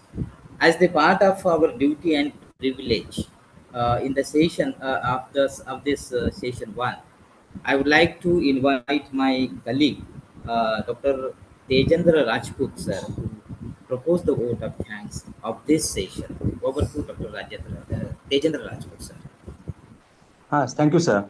May I audible, sir? Yes, yes, sir. Yes, sir. Yes, sir. You are audible. Good afternoon, all of you. It has been such an honor to be a part of this wonderful conference. On the behalf of organization committee, I would like to extend my heartfelt gratitude to our esteemed guest speaker, Honorable Dr. Sunil Goel, eminent social scientist from the Dr. B.R. Ambedkar University, Indore, for deliver a wonderful thoughts regarding to innovation and the research which complies to the India. I am also thankful to Honorable Founder of the Institute, Vijay Patil Sahib. I am also thankful to the President of our Institute, Dr. Milind Patil Sahib. I am also thankful to Organizing Secretary, Dr. Sayed sir. I am also thankful to convener of this conference, Dr. Nikam sir. I am also thankful to Dr. Chetna Patil Madam for introduction of the resource person. I am also thankful to Dr. B.S. Bansode sir for chair a session. I am also thankful to Dr. Principal Dr. S.N. Gorse sir for the valuable guidance. And finally, I would like to thank all of the participants, the dignitaries present here for making this session successful. Thank you. Thank you, one and all. Thank you very much. Thank you. Thank you so much, sir. Well said. Thank you. Thank you, sir. Thank you. Yes. Dear participants, after this session, we have plenary session 2. In the plenary session 2, we have the resource person from Thaikar University, Iraq, Honorable Dr. Raid M.H. Al Salih, sir. I welcome Raid, sir. Dr. Sayed, sir. Sir is joined with us. Yes, sir had joined. He was already joined, sir. Yes, sir. Yes, sir. Yes, sir. Yes, sir. I welcome to the resource person for the plenary session of this conference, Honorable Dr. M.H. Al Salih, sir, from Thaikar University, Iraq. I welcome the chair person of this session, Dr. Tejendra Rajput, sir. And at the very outset of this plenary session too, I would like to invite Dr. Tejendra Rajput, sir, to introduce the guest of this session, Honorable Dr. Raid M.H. Ali Sanyas. Over to you, sir. Thank you, Bansure, sir. Am I audible, sir? Yes, sir. Yes, sir. Yes, sir. You are Yes, sir. You are audible, sir. Good afternoon, all of you. Good afternoon, all of you.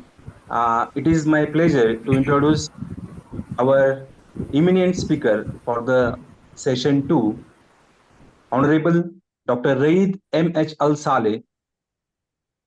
Dr. Raid is a postgraduate supervisor at the Haikar University, Iraq, where they lead a research group mainly focused on clinical biochemistry from the last 20 years. This work has been published in numerous prestigious national and international journals with 52 contributions and has significantly contributed to the field of clinical biochemistry. He has completed his PhD in clinical biochemistry from University of Baghdad, Iraq, and he received several awards and honors for their outstanding contributions from the various institutes. Dr. Raid invited to speak on the clinical biology in this conference. The title of his today presentation is Latest Approaches to Diabetes Mellitus, the Hazard and the Future Threats. So let's welcome Dr. Raid sir. Over to Raid sir. Thank you very much. Good morning in Iraq, good afternoon in India. Dear attendees of this national conference, I would like to express my sincere thanks and appreciation to the brother supervising this conference for inviting me to participate in the activities of this conference. Please, are you participate in my folder, my presentation, or I or me? Sir, you can share your presentation. You are co-host. You can share. I will share now. Yeah.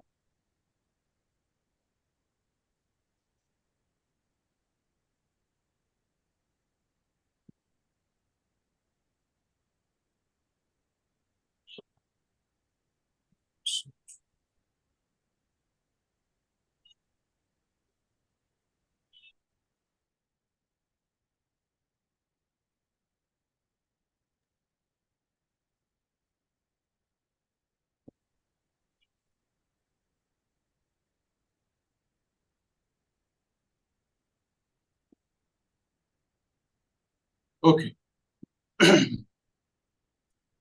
The title of you hear me? You hear me? Yes, sir. Your voice is clearly audible. The title of my presentation, Diabetes, the disease of century. We have preface how to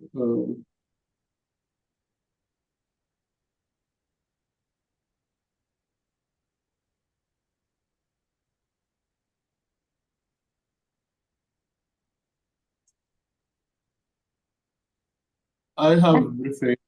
Can I share if is there any problem? Yes, I have problem because I participate in my folder in mobile. Okay, I will share. Okay.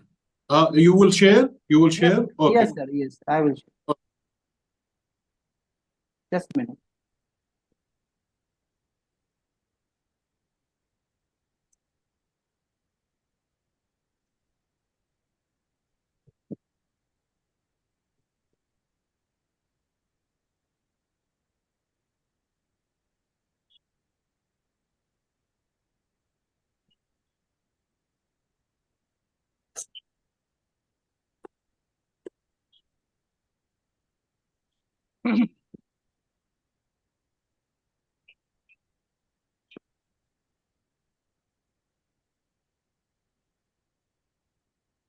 Yes, sir. Is the presentation is visible for you? Okay. Thank you. Thank you. Yeah. Thank you very much. Okay. Next slide, please. preface more than have a billion people, as we will show in the next slides, are living with diabetes worldwide, affecting men, women, and children of all ages in every country. And that number is projected to more than double to 1.3 billion, 1.3 million or billion people in the next 30 years. I mean, till 2050.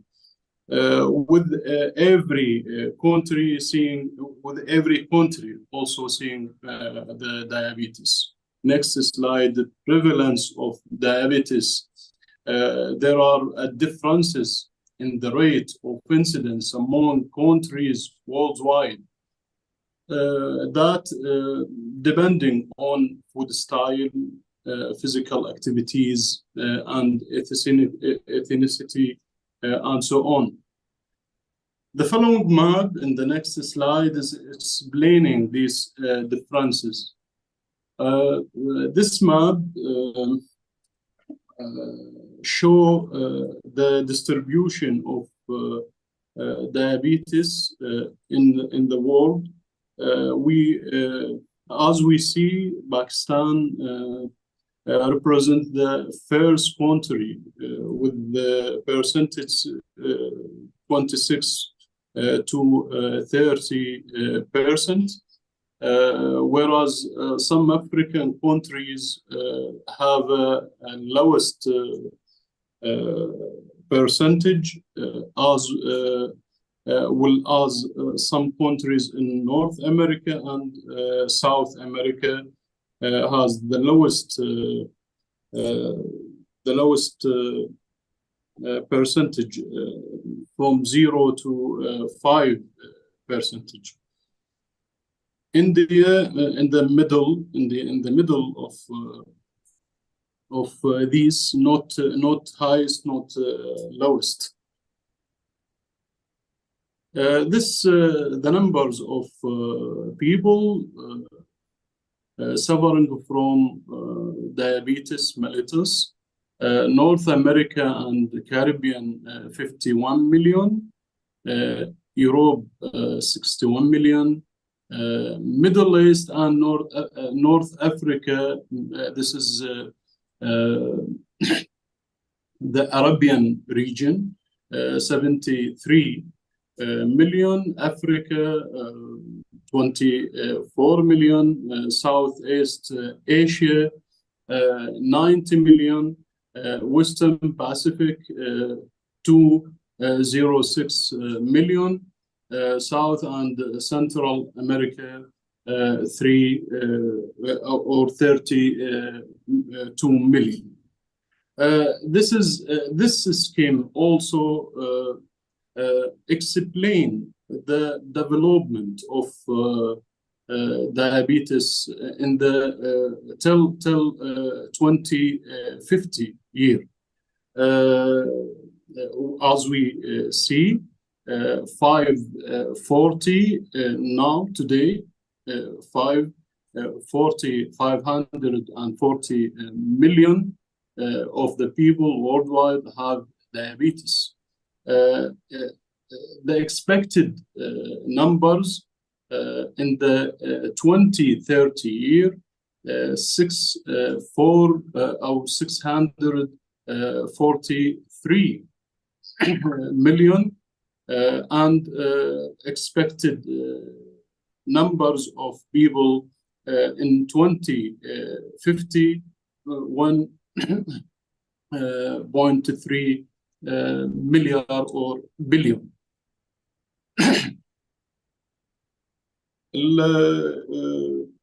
Page 8, the next page.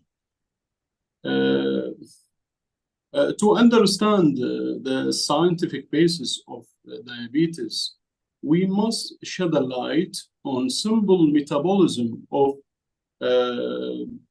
glucose. The previous slide. Previous slide. Next slide. Okay. This is the major processes of glucose metabolism. When we eat carbohydrate, this process will happen in our bodies. Glucose may be analyzed to CO2 and water and energy, or storage as glycogen in the liver and muscle, or with fasting, the glucose may synthesize from another source, non-carbohydrate source in the gluconeogenesis process. This is the normal metabolism. Has no the person has no disturbances, any disturbances. Next slide, please. This is the complete metabolism. Pyruvate results from glycolysis, may convert it to lactate or acetyl-CoA or oxaloacetate. Next slide, please. The main hormone for controlling blood glucose level is insulin, as we know. This figure show the mechanism of insulin release.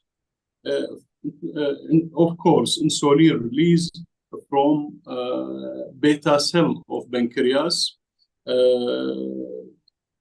This is responding to a high level of glucose surrounding of this beta cell.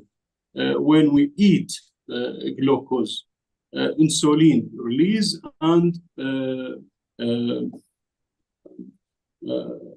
work to fall the glucose level to the normal levels. Next slide, please. Diabetes mellitus. What is the problem? Diabetes is a state of chronic hyperglycemia, excessive glucose, caused by a defect in insulin secretion or action, or both.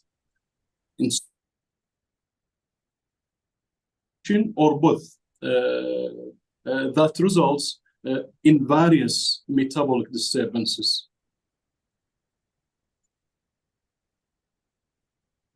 History of diabetes since 1869. Paul Langerhans is a German medical student, found islet cells in pancreas, but could not explain their function. After 20 years, in 1889, Joseph von Mehring and Oskar Minkowski linked diabetes to the removal of pancreas in experiment on dogs. In 1922, Banting and Best isolated active insulin and tried it on dying type 1 diabetic children. These Banting and Best firstly isolated insulin from the dogs and tried to dying type 1 diabetic. And the next slide represent the first child in the world injected with insulin, extracted insulin. And this picture represent before with his mother before injection, and the picture of child in the right side alone after 3 months. After 3 months of injection of insulin. This is the first experiment on human.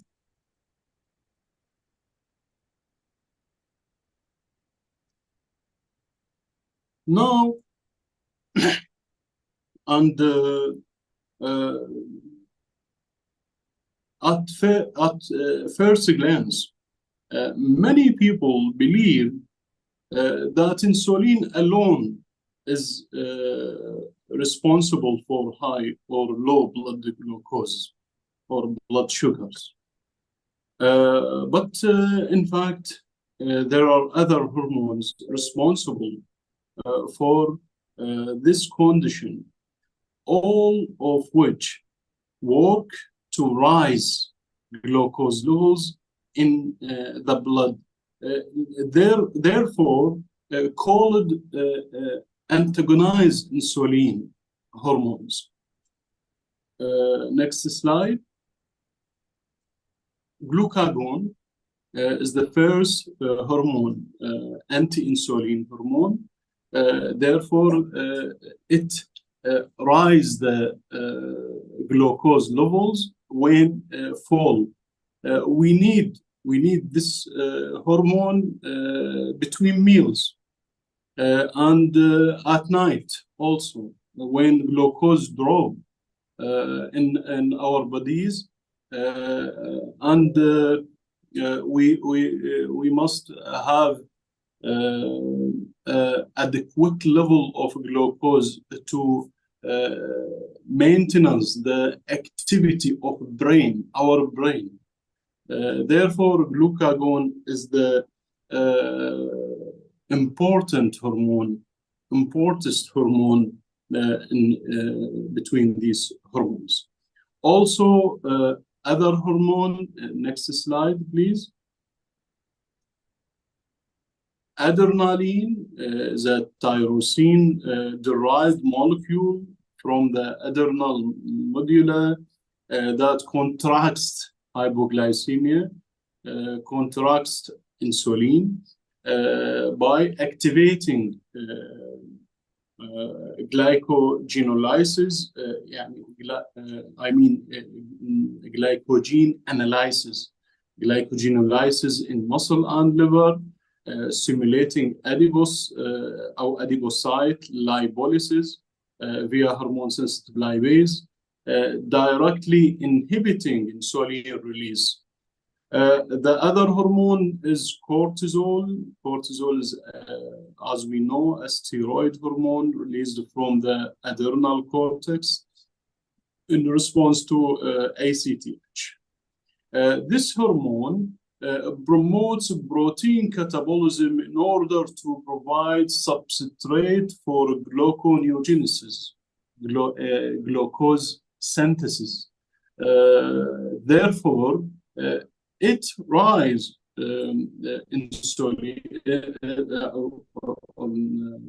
it rise glucose level when fall. It use the non-carbohydrate substrate to build glucose. Okay, patient with Cushing syndrome have an increased cortisol, which may causes hyperglycemia.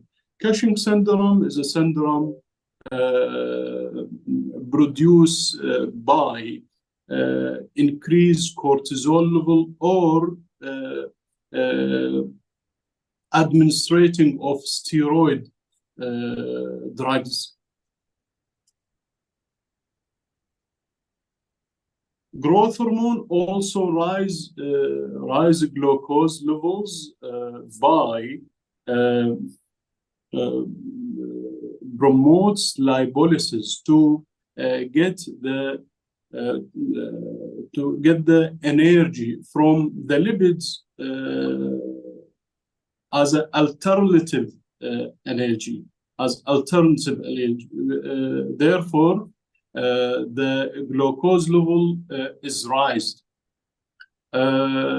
Fasting stimulates release of growth hormone, and glucose administration lowers growth hormone, except in acromegaly. Acromegaly is the big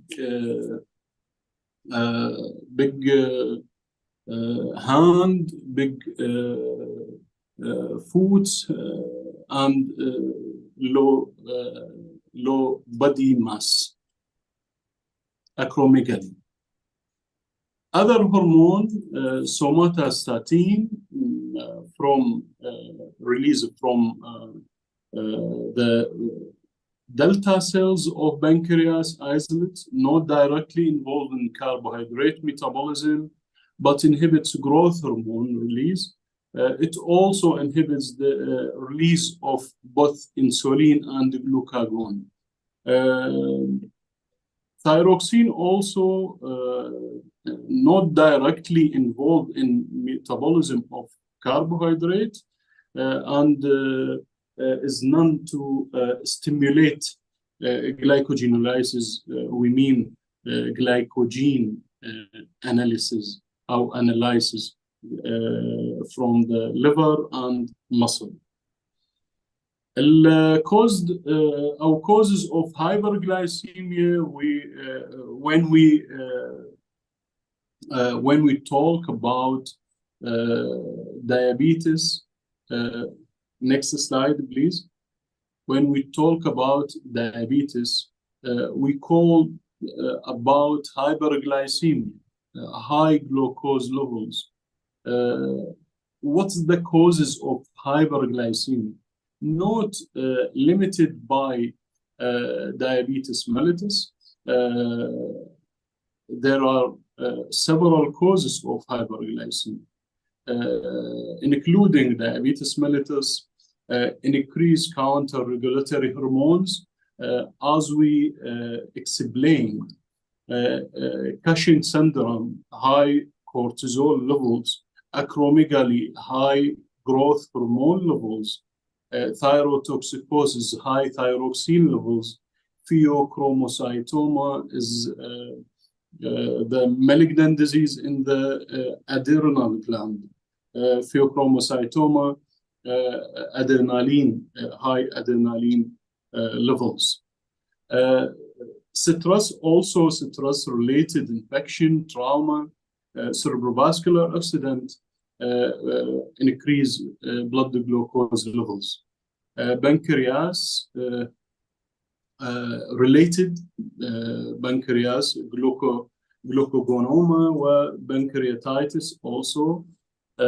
Drugs such as steroids and thiazide, steroids for antibiotics, thiazide for hypertension. It is important to know that secondary causes of diabetes are rare, less than 20% of cases, but are important to exclude in the evaluation of a newly diagnosed diabetes when we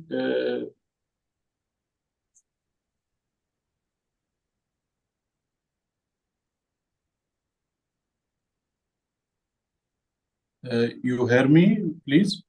Yes, sir. Okay. Yeah. When we investigate the blood glucose level in a person, when we find it a high level, we suppose that 180 milligram per deciliter. You must exclude the secondary causes of hyperglycemia. What is the secondary causes? Drugs, pancreatitis, acromegaly, pheochromocytoma, thyrotoxicosis, Cushing syndrome. When we exclude these causes of hyperglycemia, we can decided that this person is diabetic person. Also, there's syndrome called syndrome X or metabolic syndrome. This is a cluster of risk factors for heart disease associated with insulin resistance, described by Gerald Riven in 1988. These factors including obesity when body mass index more than 28 body mass index weight in kilogram divided by height in meters squared, or by waist, either BMI or waist in men ideal less than 94 centimeter, high risk equal or less than 102 centimeter. In women, ideal less than 80 and high risk equal or more than 88 centimeter. Also hypertension, also dyslipidemia, also insulin resistance, not diabetes. This is a pre-diabetes. When normal amount of insulin maintain glucose within normal limits, this is often associated with type 2 diabetes mellitus. We will explain type 2 and type 1 and other variants of other types of diabetes in the next slides. High fibrinogen levels and hyperuricemia. Types of diabetes. There are two main types of diabetes, type 1 and type 2. Type 1, insulin dependent, the other name, insulin dependent, or diabetes of children. Type 2, insulin independent diabetes, or the diabetes of adults. We make comparison between type 1 and type 2. Through this comparison, we will know most information about these types. Age of onset, prevalence, first prevalence, type 1 less common, 10%. Type 2 very common, 90%. Age of onset, juvenile, type 1, type 2, maturity onset, more than 40 years. And now, not more than 40, now fall in the years, more than 35 years, according to WHO. Presentation, acute days to weeks, whereas type 2 gradual months to years. Silent, we express on type 2 diabetes is silent diabetes. Insulin absolute lack in type 1, in type 2 relative insulin resistance. Physic usually lean in type 1, whereas in type 2, often obese. There are central obesity. Islets, Langerhans islets, inflamed or destroyed in type 1, whereas near normal appearance in type 2. Ketosis, ketone bodies, ketogenesis, ketone bodies. In type 1, typical diabetic ketoacidosis, mostly typical, whereas type 2 can occur. Honk mean hyperosmolar non-ketotic coma. Etiology in type 1 diabetes, autoimmune disease, whereas in type 2, strong genetic component aggregated by obesity. We want to show that type 1 hereditary disease, whereas type 1 not hereditary but autoimmune disease. Other variant of diabetes, maturity onset diabetes of the young. This type mean that type 2 diabetes that develops in typically type 1 age. That mean type 2 diabetes in children. Type 2 diabetes in children. The other type is gestational diabetes. This type occur during pregnancy. The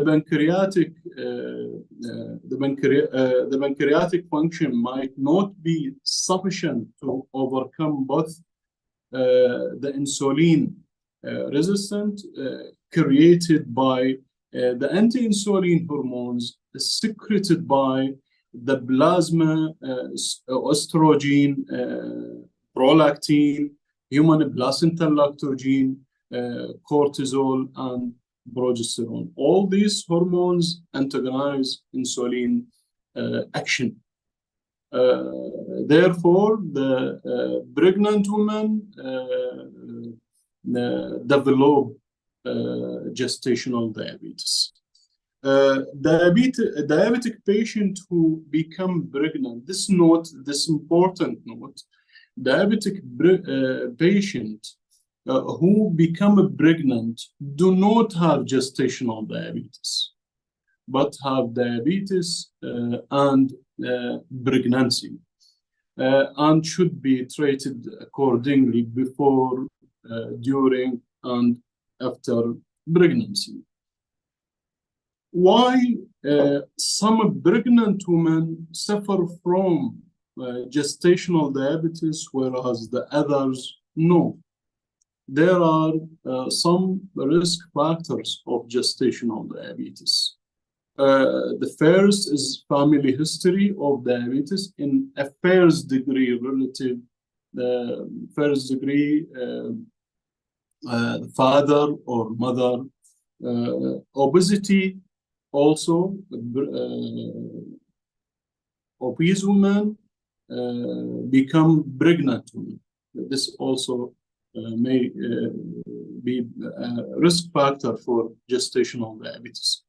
Also, advanced maternal age, previous adverse pregnancies, e.g., stillbirth, macrosomia. What we need for pregnant women, we need a screening between 24 to 28 weeks, 50 gram of glucose given orally, regardless of time of the last meal. Glucose is measured after 1 hour. Patient with more than and equal 7.7 millimolar per liter, or millimole per liter, millimolar, should have OGTT. What is the OGTT? Oral glucose tolerance test. in the next slide. How to diagnose diabetes? Diagnosis of the diabetes, either symptoms, the person have symptoms of diabetes plus a random casual plasma glucose concentration more than equal or more than 11.1 millimolar, or 211.1 millimolar, 200 milligram per deciliter. The classic symptoms of diabetes include polyuria, polydipsia, and explained weight loss. Unexplained weight loss, or fasting plasma glucose equal or more than 126 milligram per deciliter. Fasting is defined as no caloric intake, carbohydrate intake for at least 8 hours, or by 2 hour post load glucose more than or equal 11.1 during an OGTT, oral glucose tolerance test. The test should be performed as described by WHO using a glucose load containing the equivalent of 75 gram anhydrous glucose dissolved in water. What is the OGTT? OGTT protocol is based on by WHO. The patient should have a normal mixed diet for the previous 3 days prior to the test. The patient is fasted overnight and blood is drawn for glucose measurement before 75 grams is administered orally in 200 ml of water. Blood glucose is measured every 30 minutes for 2 hours. Subjects should rest during the test. This is important. This is important issue. Subjects should rest without any disturbances, without any activities, may affect the blood glucose level,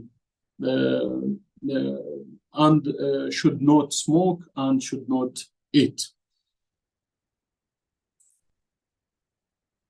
Interpretation of results. We have five values: fasting blood glucose, and during 2 hours there is 4 values for blood glucose level. In normal subject, plasma glucose rises and returns to the fasting level by 2 hours. This is the normal subjects. Plasma glucose more than 11.1 millimolar at 2 hours confirms diabetes.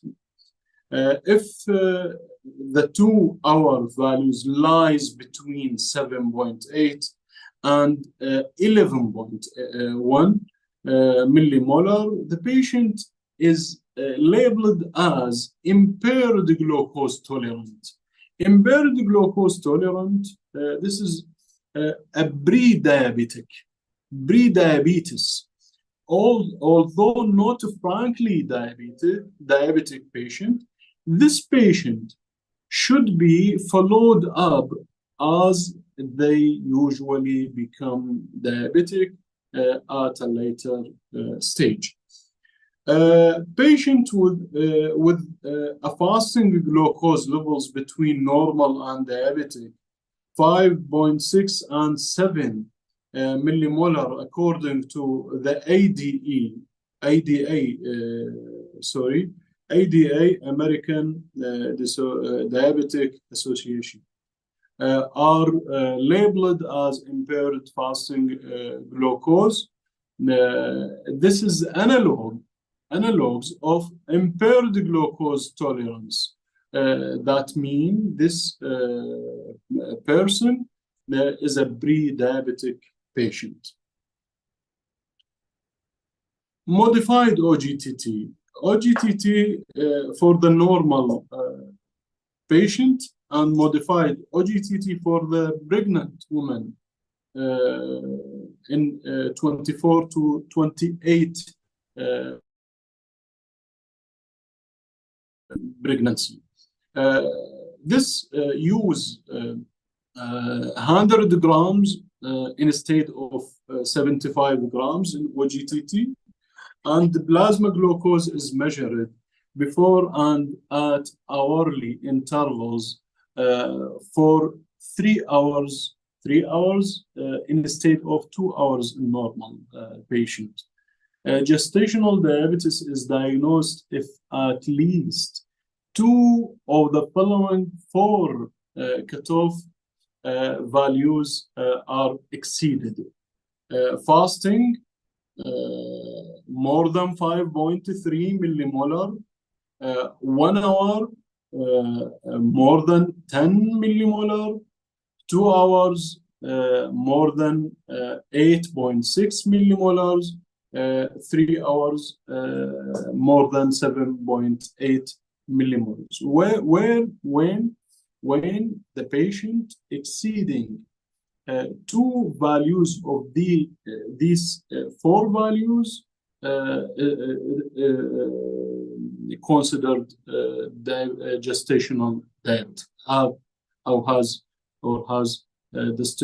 gestational diabetes. The complications of diabetes, the hazard of next slide, please. The hazard of diabetes is not at once. When blood glucose level high,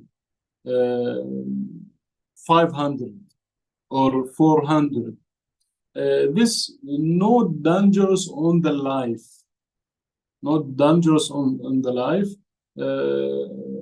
because the person is normal. He is suffering from diabetic ketoacidosis, metabolic acidosis, lactic acidosis, sodium and water disturbances, potassium and other electrolyte disturbances, abnormal renal function, hyperosmolar non-ketotic coma. This is obtained by the seizure of high levels of glucose. What is the dangerous? What is the hazard of high glucose levels? Firstly, high glucose levels means hyperlipidemia. Hyperlipidemia produced by the lack of insulin. This lead to uncontrolled diabetes or uncontrolled lipolysis in adipose tissue and release of free fatty acids. Once taken up by the liver, the free fatty acid have 2 possible fates: beta oxidation to ketone bodies and reacidification to triglyceride, which is packaged and transported to adipose tissues as very low density lipoprotein. This causes the hyperlipidemia in the circulation. When we make investigation for lipids in the blood of these patients, we will find hyperlipidemia. What's the long-term complications of diabetes? This is represent the dangers, the hazards of diabetes. The hazard is accumulation, long-term, uncontrolled or poorly controlled diabetic patient, regardless of the type 1, type 2, gestational or MODY, develop retinopathy, neuropathy, nephropathy. Retinopathy, neuropathy, nephropathy, and microvascular disease. That can progress to gangrene. These complications are thought, this is the scientific basis of these complications, thought to result from the formation of sugar alcohols, glucose converted to sorbitol. This sorbitol will accumulation on retina, lens, glomerulus in the nephrons, and the Schwann cells of nerves. Diabetic foot syndrome can result from neuropathy. All these by the enzyme called aldol reductase is found in retinal lens, glomerulus, and the Schwann cells. Microvascular disease may develop to macrovascular disease. Atherosclerosis by hyperlipidemia in diabetic patient is very common in both type 1 and type 2. This may cause coronary heart disease, CHD, and more commonly peripheral vascular disease. Advanced glycosylation in the products. The scientists or the researchers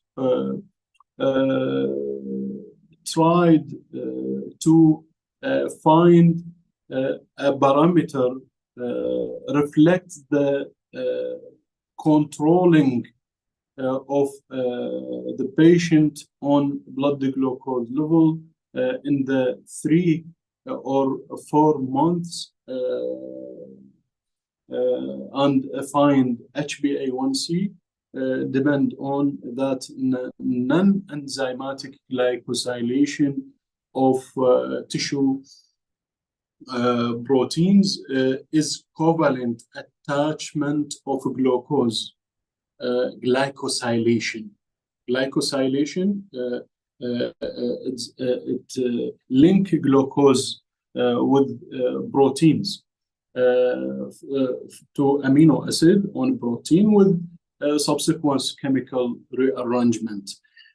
These modifications can seriously impact on protein function. However, some of the glycosylation products are useful in monitoring glycemia, e.g., hemoglobin A1, HbA1c, and the fructosamine. HbA1c, the binding of glucose with hemoglobin, fructosamine binding of glucose with albumin. The extent of hemoglobin glycosylation ranges from less 5% in non-diabetics, normal subjects, to more than 20% in poorly controlled diabetes. The next slide, please. This slide shows the HbA1c test score. We know that the red region is uncontrolled diabetes, uncontrolled on blood glucose levels. As we see, 14 represent 380 milligram per deciliter as a mean of glucose level for 3 months ago. 13 reflect 350, 12 315, and so on. Whereas in the yellow region, 7 and 8, this is a good control for blood glucose level, and reflect 180, 150 respectively. Whereas the green region reflect the excellent controlling on blood glucose level.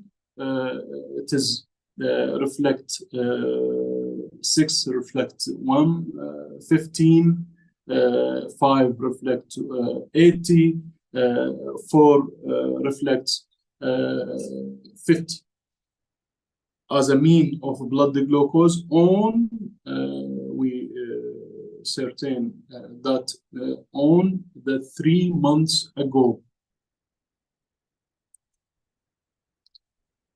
Now, the opposite side of diabetes, the opposite side of hyperglycemia is hypoglycemia, is a dangerous state of glucose metabolism, because the brain, as we show, the brain depends on just only glucose to get the energy. When blood glucose fall, this is very dangerous, maybe lead to coma and the death not far off. Classically, to diagnose hypoglycemia, 3 conditions must be satisfied. These are symptoms of hypoglycemia, we will show in the next slide. Low blood glucose, less than 2.2 millimole or millimolar, 40 milligram per deciliter. Prompt reversal of symptoms on administrating glucose. What is the symptoms? What are the symptoms of hypoglycemia? One effect of catecholamines released in response to hypoglycemia and central nervous system dysfunction called neuroglycopenia. Catecholamine effect, when the blood glucose level fall, the catecholamine effect is released. When catecholamine effect released, effects include palpitations. The patient suffer from palpitation, tachycardia, sweating, tremor, pallor, and serve as a warning of impending neuroglycopenia and central nervous system dysfunction. Symptoms of neuroglycopenia include disorientation, mental detachment, dizziness, paresthesia, ataxia, diplopia of eye, that can progress quickly to convulsions and or coma. Chronic hypoglycemia may present with psychiatric disturbances, including memory loss, personality change, or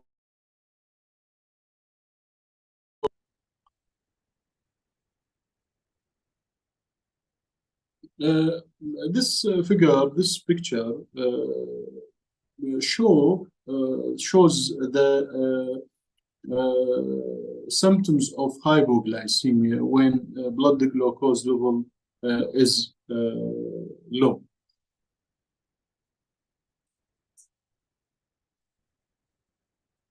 In induced hypoglycemia, the person is not suffering from hypoglycemia as a disease. This hypoglycemia, called as induced hypoglycemia, we mean the hypoglycemia is caused by some exogenous agent, a drug, toxin, or foodstuff. Drugs like insulin, all the diabetic patients that have injection of insulin may suffer from hypoglycemia. Also, sulfonylureas, the drugs of diabetes, alcohols, alcoholism, acute carbohydrate intake, reactive hypoglycemia. Acute carbohydrate intake, when we eat carbohydrate, high amount of carbohydrate meal in short time. This will produce hypoglycemia, not hyperglycemia, in the normal subjects. Therefore, called reactive hypoglycemia, hypoglycemia, and hypoglycemia. Yes?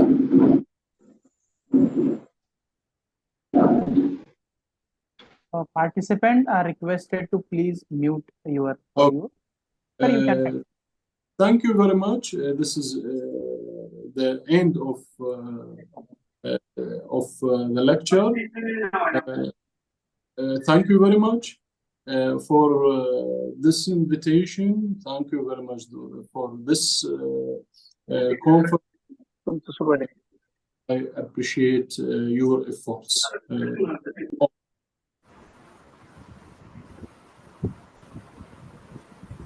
Thank you, sir. Thank you so much. Over to Raju, sir, chairperson of this session. Good afternoon, sir. May I audible, sir? Yes, sir. Yes, sir. Yes, yes. Dr. Reis, sir, explain the disease. The disease is nowadays, it is called as the king of the disease, that is diabetes. Sir has been explained very well manner how the glucose metabolism is in our body, how the mechanism of the insulin is going to be secreted, and how there is hyperglycemia is introduced in our body. Sir, I explain how diabetes mellitus impact on the secretion of the insulin, and this is called as a hyperglycemia. Then hormones and hypertensions, they also impact on the hyperglycemia. Sir, also focus on the types of the diabetes. There are two types of the diabetes. Again, there are some complications with diabetic patients. And lastly, sir also explain in very well manner how we can control or detect the diabetes before it is. That is, the test is HB1AC. So this is the very good informative session, and participants, in my opinion, will get some very good knowledge which has been given by Dr. Reis sir. Reis sir, thank you very much.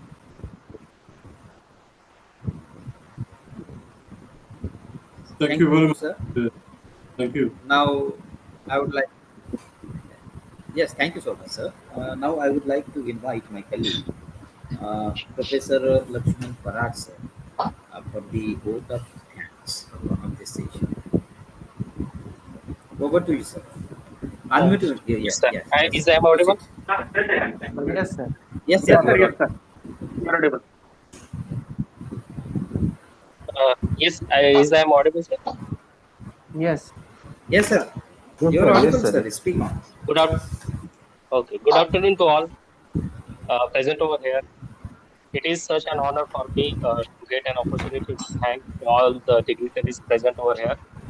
On behalf of organizing committee of one-day multidisciplinary international conference on new horizons in humanities and basic science for sustainable development 2024 and VG Patil Arts, Commerce and Science College, Ponte, Vikramgarh.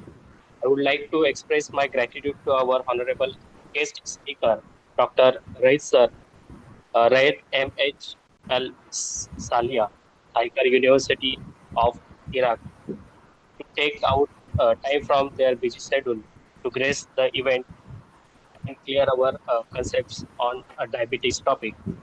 Thank you, sir, for inspiring and encouraging us with your valuable words on this special day. I would like to thank Honorable Founder President of Institution Vijay Patil sir and Honorable President of Institution Milind Patil sir. I would like to thank the Principal of our college, Dr. S.N. Burse sir. I would like to thank IQAC Coordinator, Dr. B.S. Bansore sir. I would like to thank Organizing Secretary, Dr. Sayed Zunes sir, Convener, Dr. Vishal Likam sir of One Day Multidisciplinary International E-Conference. I extend my gratitude towards uh, Professor Sachin Ingole sir for their introductory speech, and I would like to extend my gratitude towards the chairperson of this session, Dr. Tejendra Rajput sir. I also thank to all my colleagues and all the participants for their active participation. Thank you once again. Thank you, sir. Yes, thank you, sir. Dear participants, so we are going to start the plenary session 3 of this international conference within 2 minutes. Uh, Nikam sir, please confirm. Let me know whether Selvin also joined with us or not. I'm check. He was joined, sir. Also joined, sir. Uh, Join, na? Yeah, Already yes, he was yes, joined. yes. Yes, sir. Thank you. Yes, sir. Now, uh, I welcome the resource person for the plenary session 3 of this conference, Honorable Dr. Selvin Paul, sir. Is from School of Law, Governance and Citizenship, Dr. B.R. Ambedkar University, Delhi, India. And I also welcome the chairperson of this session, Dr. Basweshwar Pandagale, sir, the in-house faculty. And at the very beginning of this session, I would like to invite my colleague, Professor Santosh Dhamune, sir, for the introduction of the resource person of this session. Over sir, to Dr. check once sir Dhamune. had joined or not, because I had not seen in the participant list. Yes. Sir, Confirm from Pandagale, please, I sir. am audible. Yes, sir, you are audible, but please wait for 2 minutes. Just confirm sir had joined or not, because I had not seen in the list. Yes, yes. He was You left, sir, see, from the list. So please contact to Paul, sir. sir. Sir, Paul sir, Yes, sir. upon that, Please call please. Pandagale, sir. Sir, Pandagale, sir, please. he was not unable to take calls, sir. Okay, so keep a He is message. out of coverage. We are waiting for 2 minutes. After that, we'll decide, sir. Yeah. We will wait for Huh? 2 or 3 We wait minutes. 2 minutes for that. After that, we decide our give me break time. Yes. Okay, sir, please announcement for the paper presentation also. Once, sir, please make an announcement for the paper Yes, sir. presentation, which will be start at 2 Now, after this session, and the parallel sessions also. at what time should we start, sir? 2. 2:30 or 2? Because we have a lunch break now. After this session. Yes, we will start if the session if we had contact with Paul, sir. Then after that session, we will take a break of. Do you have contact number, sir? Pandaga sir, I think will contact communicating. Sir. Sir, we will talk him, sir, but they are not unable to attend the call. Okay, sir, we will because wait I for think 5 that is minutes. No Ah. issue, sir. We will wait for 5 minutes and then we will take a lunch. Yes, sir. Yes, sir. Yes, sir. Yes, sir. There is a parallel session, three parallel sessions. Among them, parallel session A and parallel session C will be on this same link. Parallel session B and D will be on the Google Meet platform. The link is shared in the WhatsApp group in the PDF form. So join your corresponding meeting and present your work.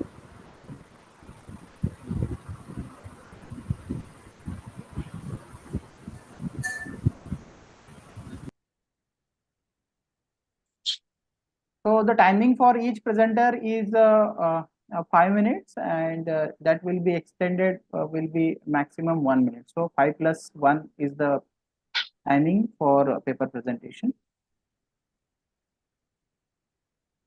Still, if you have any query, you can ask. And the feedback form is provided with you after the valedictory function. It is mandatory to everyone the feedback to fill the feedback form today only.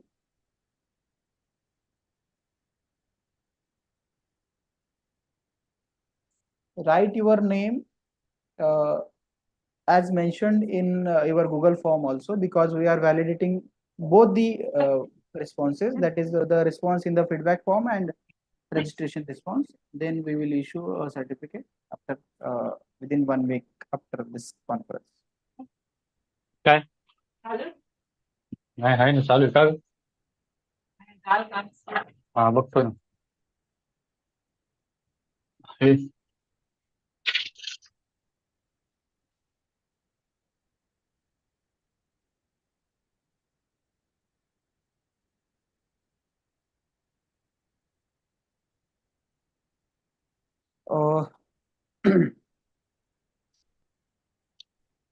Jay sir. Yes, sir. Can I drop it, sir? Is We there can any? drop, Please try last time. Otherwise, sir, then already I was called him. Already I Okay. was called him, but he says they are not join meeting due to the okay. Now network we will issue. take a lunch break, and we will start directly a paper presentation session at 2 o'clock. Is it okay, sir? 2:15, Bansuri, sir. We have a half hour now. Okay, 2:15. Huh? Sir. Yes. Start 2:15. Yeah. Yeah, we will start. Announce, 2:15. please announce the Bansode, sir. 2:15. 2:15. We can Yes, sir. arrange the Yes, next sir. session is 2:15. Join, sir. All please Dear join the participants, the Yeah, started sir. at All sir. 2:30 Bansode, sir. He was joined, sir. onwards. Bansode, And sir. you are Paul requested. sir had joined.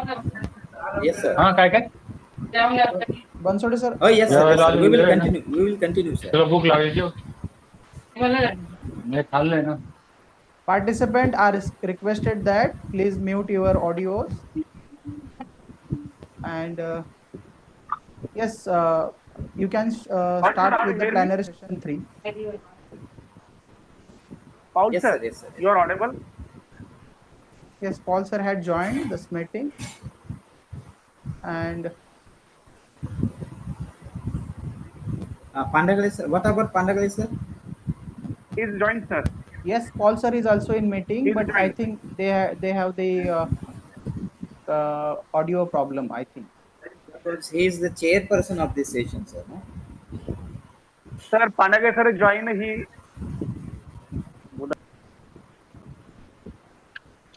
Hello. Paul sir, if Yes, sir. your mic is not connected, please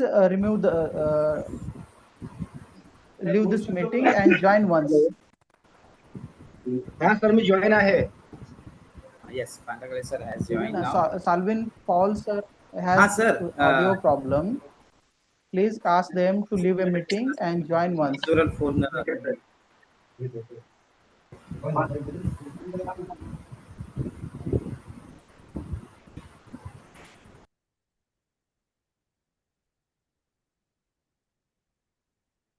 Yes, sir, had joined.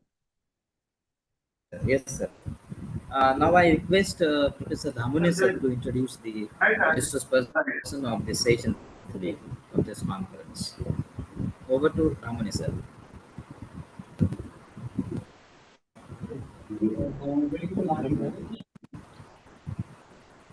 Damune sir. Yes, sir. You proceed, sir.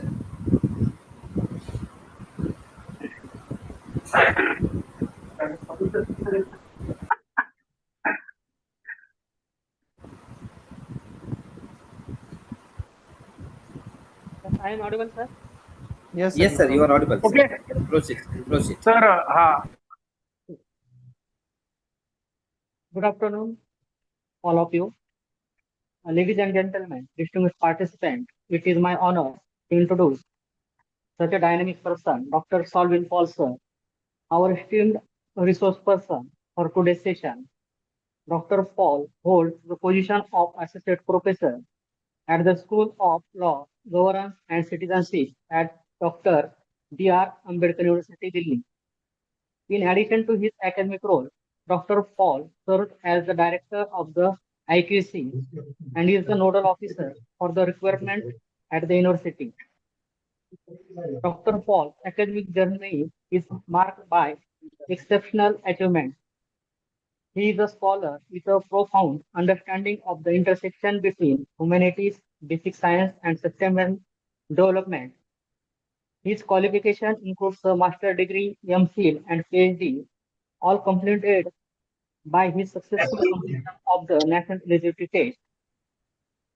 His doctoral research titled Politics of Intellectual Property Rights, a study on patenting biodiversity, traditional knowledge, and geographical indication with the special reference to Kerala, reflects his deep engagement with critical issues in intellectual property and biodiversity conservation.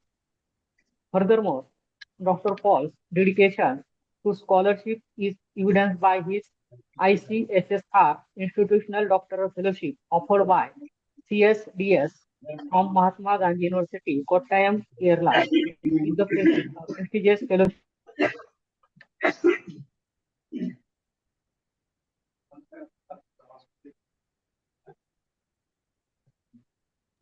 Damune sir, unmute yourself, please. I request to Paul Yes, sir yes, to is I am audible. Yes, sir. You are audible. Okay, good afternoon, all of you. Ladies and gentlemen, distinguished participants, it is my honor to introduce Dr. Salvin Paul, sir, our esteemed resource person for today's session.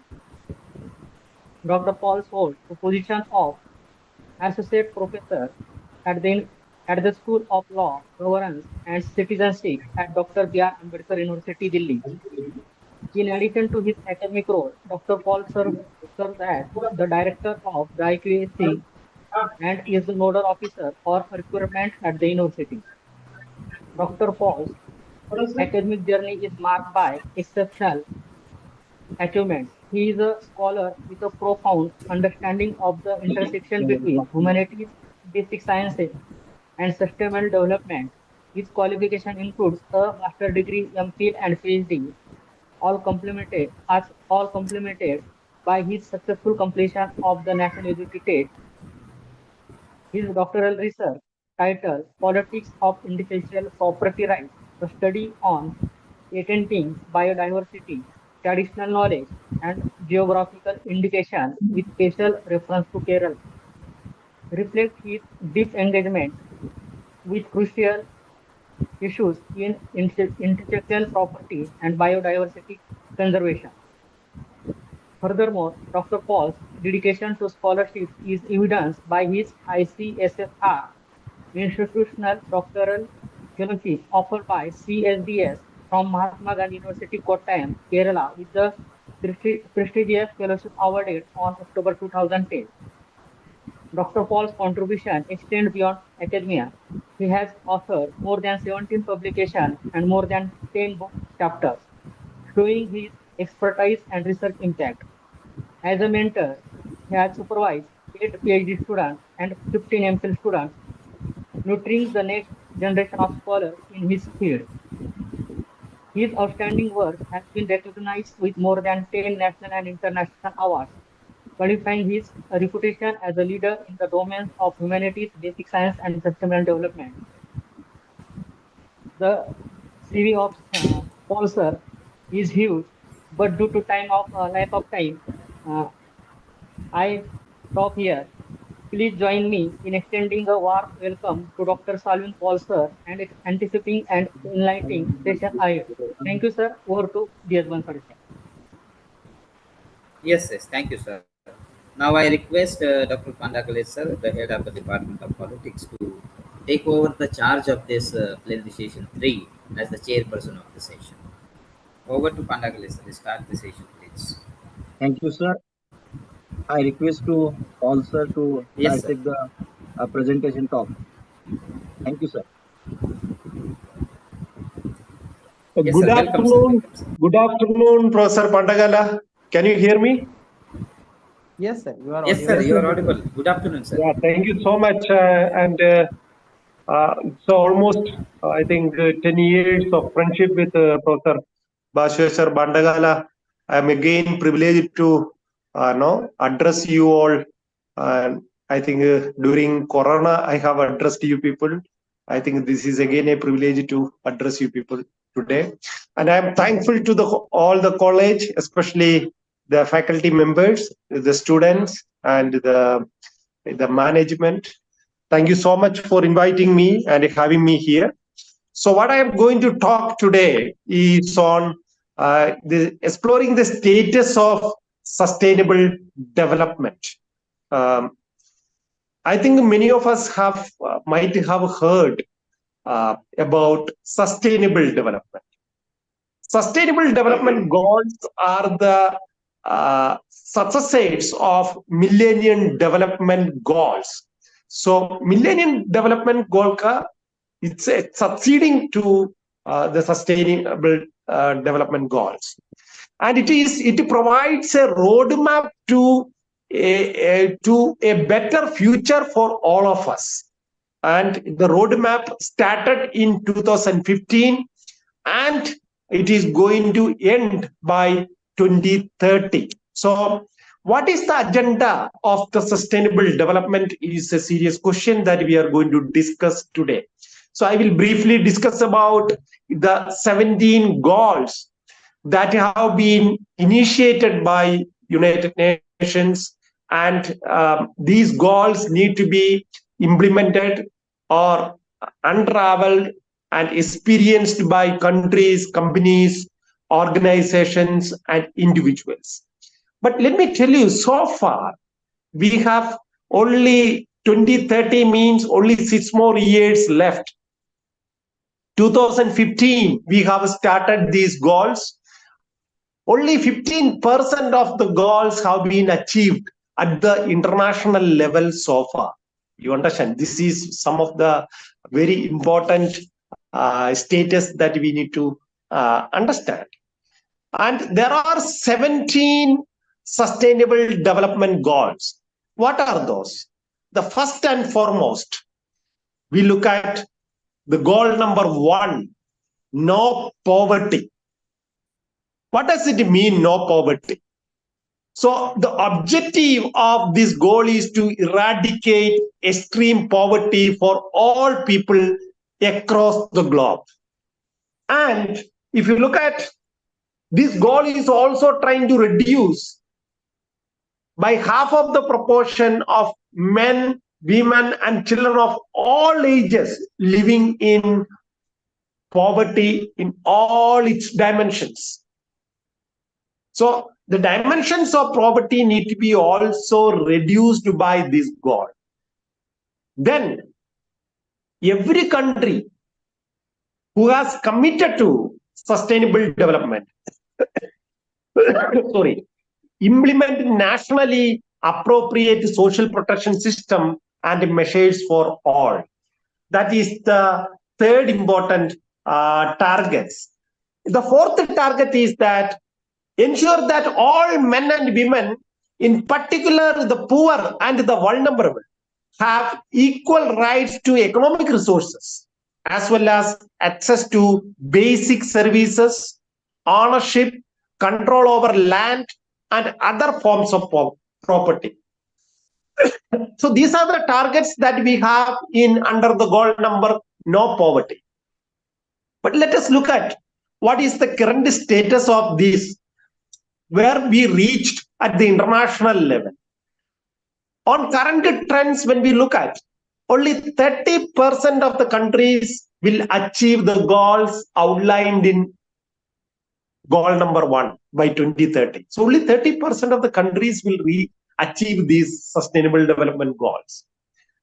If you look at the current trend, an estimated 7% of global population, approximately 575 million people, still live in extreme poverty by 2030. So the government spending on essential services has increased. There is no doubt, because in India also we have Niti Aayog who is taking care of all these SDG goals. There is no doubt. But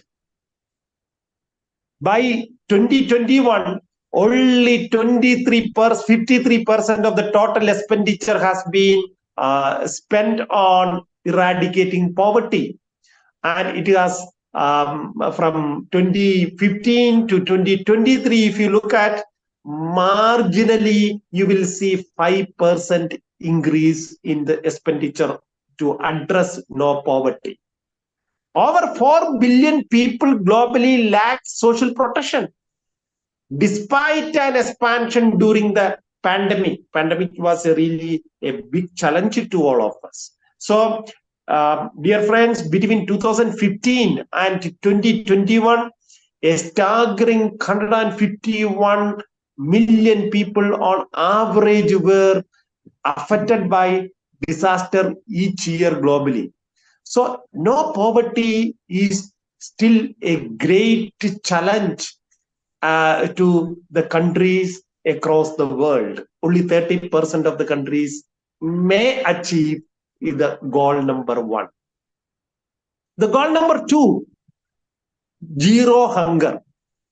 So end hunger, achieve food security, and improve nutrition and promote sustainable agriculture. This is through which we need to. So the food security is the word that we need to achieve to achieve zero hunger. So end hunger and ensure access by all people, in particular the poor and people in vulnerable situation, to safe, nutritious and sufficient food all year around. That is one of the major targets of zero hunger. The second target is that end all forms of malnutrition, including achieving by 2025 the internationally agreed targets on stunting and wasting in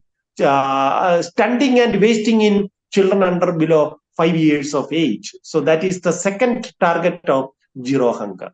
If you look at the third target, double the agricultural productivity and incomes of small scale food producers, including through secure and equal access to land, other productive resources and inputs, knowledge financial services, markets, and opportunities for value addition and non-farm employment, etc. So there are, every goal has got, for example, this particular goal has got around 2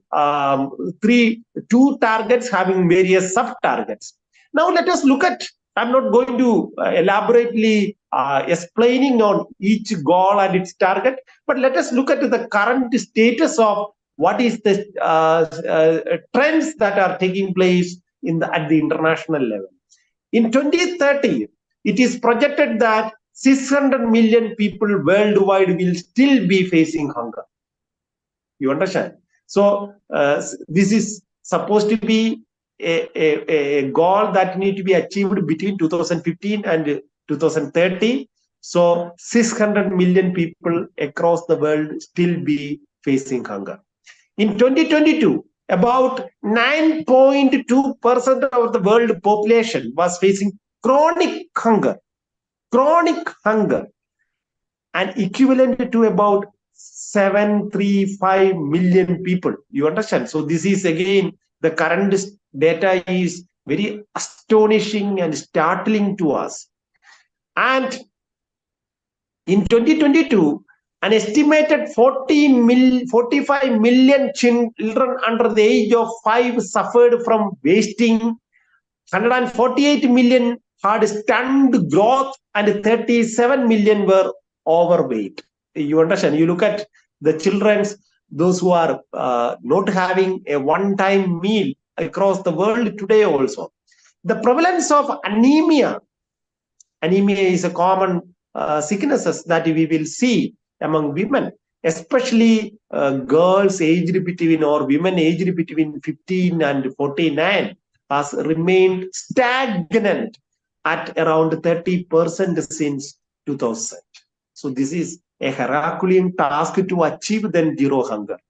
Since the launch of the United Nations Food System Coordination Hub in 2021, 126 countries have adopted national pathways to developing sustainable food system. So dear friends, there is a task that we need to undertake to achieve the zero hunger is very Herculean. That is what I wanted to tell you in regarding the second goal.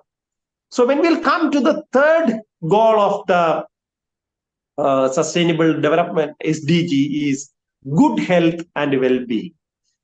So there are 3 targets that we need to achieve in this, what is called the ensure healthy lives, promote well-being for all at all ages. So we have, when we look at the ages of the people, we have children, we have grown-up people, then we have old age people. You understand? These are the 3 classes we can look at. But when we look at the data, the current status, 99% of the entire global population breathes unhealthy levels of fine particulate matter as caused by both ambient and household air pollution. So good health, this is a serious problem. In 2019, an estimated 6.7 million deaths globally were attributed to joint effects of ambient and household air pollution. So how are we going to achieve good health and well-being if this many people die, this many people are affected by ambient and polluted air? The largest sustained decline in childhood vaccinations in approximately 30 years has occurred over the past couple of years, due systemic immunization challenges exacerbated by the pandemic. Pandemic has derailed, not only derailed, it has stamped the entire process for achieving the good health and well-being. Maternal mortality is increasing in the contemporary society. One woman dies every 2 minutes during pregnancy or childbirth. Between 2015 and 2021, the global under 5 mortality rate fell by only 12%. At the end of 2022, 47 countries have eliminated at least one neglected tropical disease, which include diseases such as blinding trachoma, lymphatic filariasis, soil transmitted helminths, etc. And in 2021, there were 1.5 million new HIV infections globally. So this also represents a decline of 32% in new HIV infections compared to 2010. 146 out of 200 countries on or areas have already met or are on track to meet SDG target under 5 mortality. So again, this is the status that we need to have or need to examine on the goal number 3 on good health and well-being. When we move to the goal number 4 is quality education. We are all part of. I'm an educationist. My friend Bashwesar is an educationist. All the faculties, educationists. We are part of the educational institution. So ensure inclusive and equitable quality education. Promote lifelong learning opportunities for all. These are the what is called the goal that we need to achieve. So there are around 4 targets that we need to achieve under the goal called quality education. Ensure that all girls and boys complete free, equitable, quality primary and secondary education. Ensure that all girls and boys have access to quality early childhood development, care, and pre-primary education. Ensure equal access for all women, men to affordable and quality technical, vocational, and tertiary education, including university. These are some of the targets that we need to achieve by 2030. But let us look at what is the current status of these, the goal number 4. Without additional measures, only 1 in 6 countries will achieve the universal secondary school completion target by 2030. Only 6 countries will only achieve this target. More than 616 million students faced learning disruption due to school closures during the pandemic. In low and middle income countries like developing countries, learning losses to school closure left up to 70% of the 10-year-old students unable to read or understand a simple text. You understand that the illiteracy has increased for earlier what is called pre-pandemic to around 53% in the post-pandemic era because of this. One current trend is happening is that an estimated 84 million children and young people will still be out of school, and approximately 300 million students will lack the basic numeracy and literacy skills necessary for success in life by 2030. So you look at how are we going to achieve the quality education. Look at the condition of in and around our own country. There is nothing to be surprised about. The goal number 5 is gender equality. Achieve gender equality and empower all women and girls. Dear friends, I am not going to narrate or exaggerate anything. It's the biggest hurdle to achieve. A patriarchal country like ours, forget about us. What are the targets? End all forms of discrimination against all women and girls everywhere. It's a utopian target maybe, because the kind of atrocities, violences that happens every day against our women, against our girl child, etc., is very surprising and astonishing. You understand? Eliminate all forms of violence against all women and girls in the public and private spheres, including trafficking, sexual, and other types of exploitation. That is the goal of gender equality. Eliminate all harmful practices such as child, early, and forced marriage and female genital mutilation. You understand? Recognize and value unpaid care and domestic work through the provision of public services, infrastructure, and social protection policies, and the promotion of shared responsibility within the household and the family as nationally appropriate. These are the targets that we are supposed to achieve under the goal number 5. Now let us look at what is the current trend that is showing, especially when we explore the status of sustainable development goals. Globally, almost 1 in 3 women experience physical and sexual violence in their lifetime. I don't know the number of children who are listening to me, if this data is correct. Every among 3 women, one have encountered or experienced sexual violence in their lifetime. Legislated gender quotas have seen as an average of 30.9% of women's representation in the 2022 parliamentary elections. Do you know that our government has passed the union government has passed a representation of 33% of women in the legislature and the parliamentary elections in India, but that also will happen only in 2029. Even that is not a sure.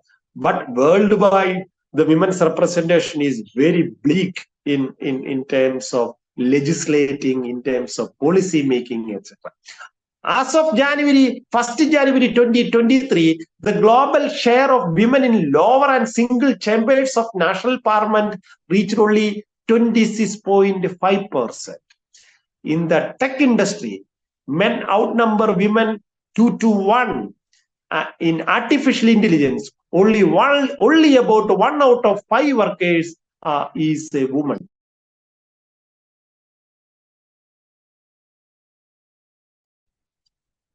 By end of 2021, more than 1,600 gender-sensitive measures had been put in effect across 196 countries and territories in response to gender disparities that were exacerbated in pandemics, such as the upward trend of violence against women and girls. I don't know whether you have heard about, there are a lot of divorces, there are a lot of domestic violences, there are a lot of corporal violences, etc., has been increased against women during the pandemic.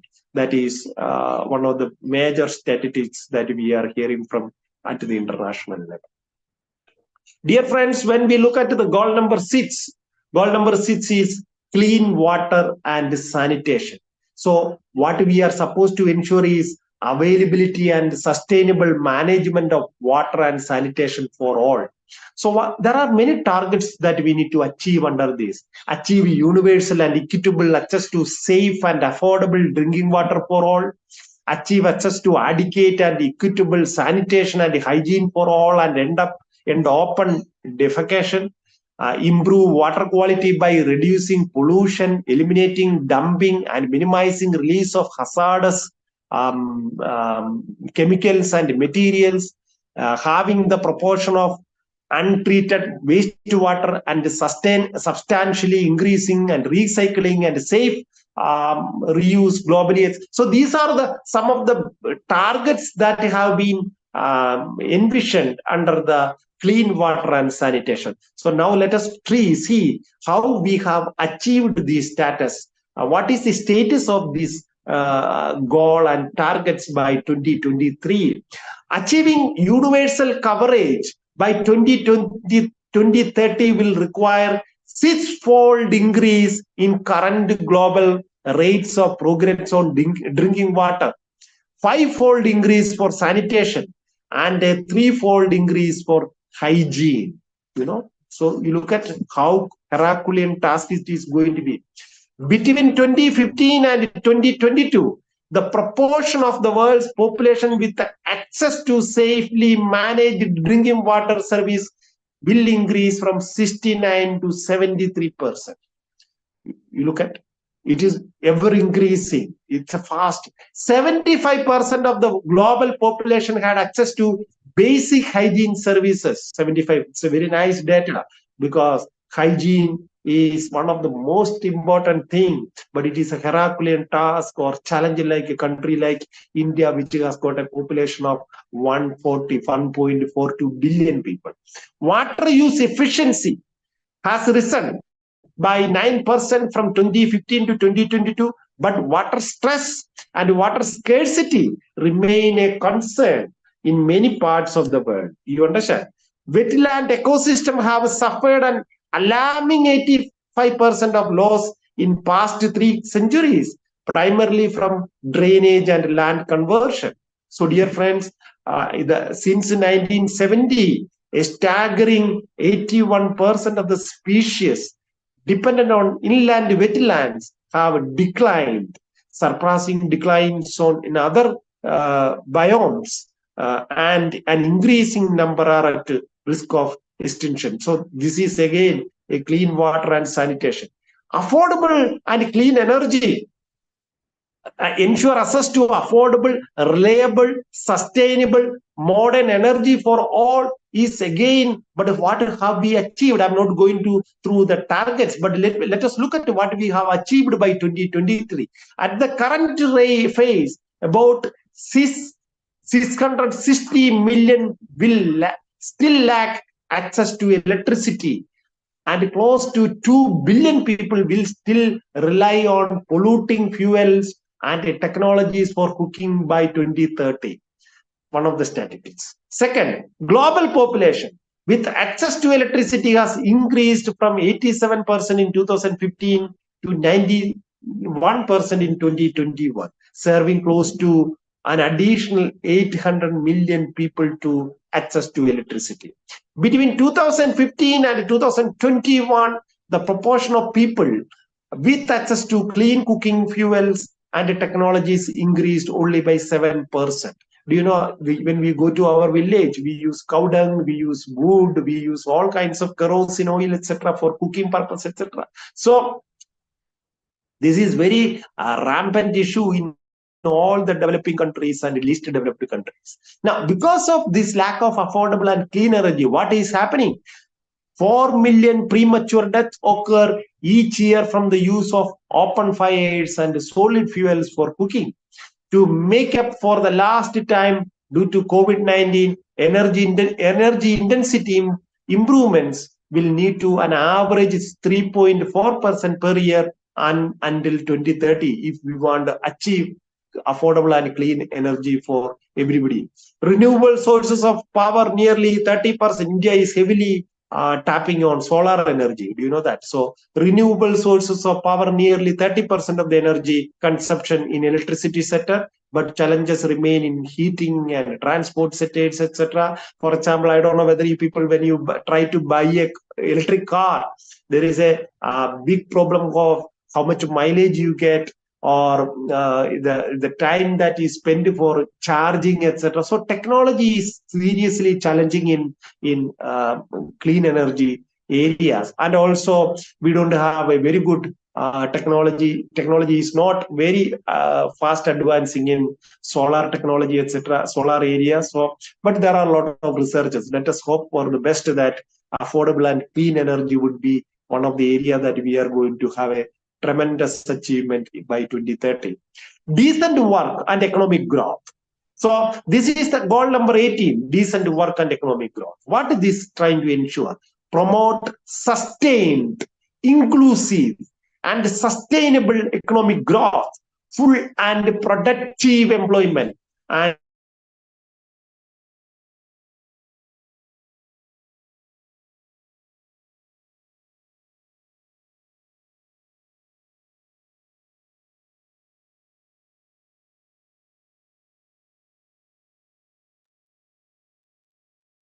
Hello, Paul sir, you are not audible. Yes, sir, you are not audible. Sir, unmute yourself. Unmute.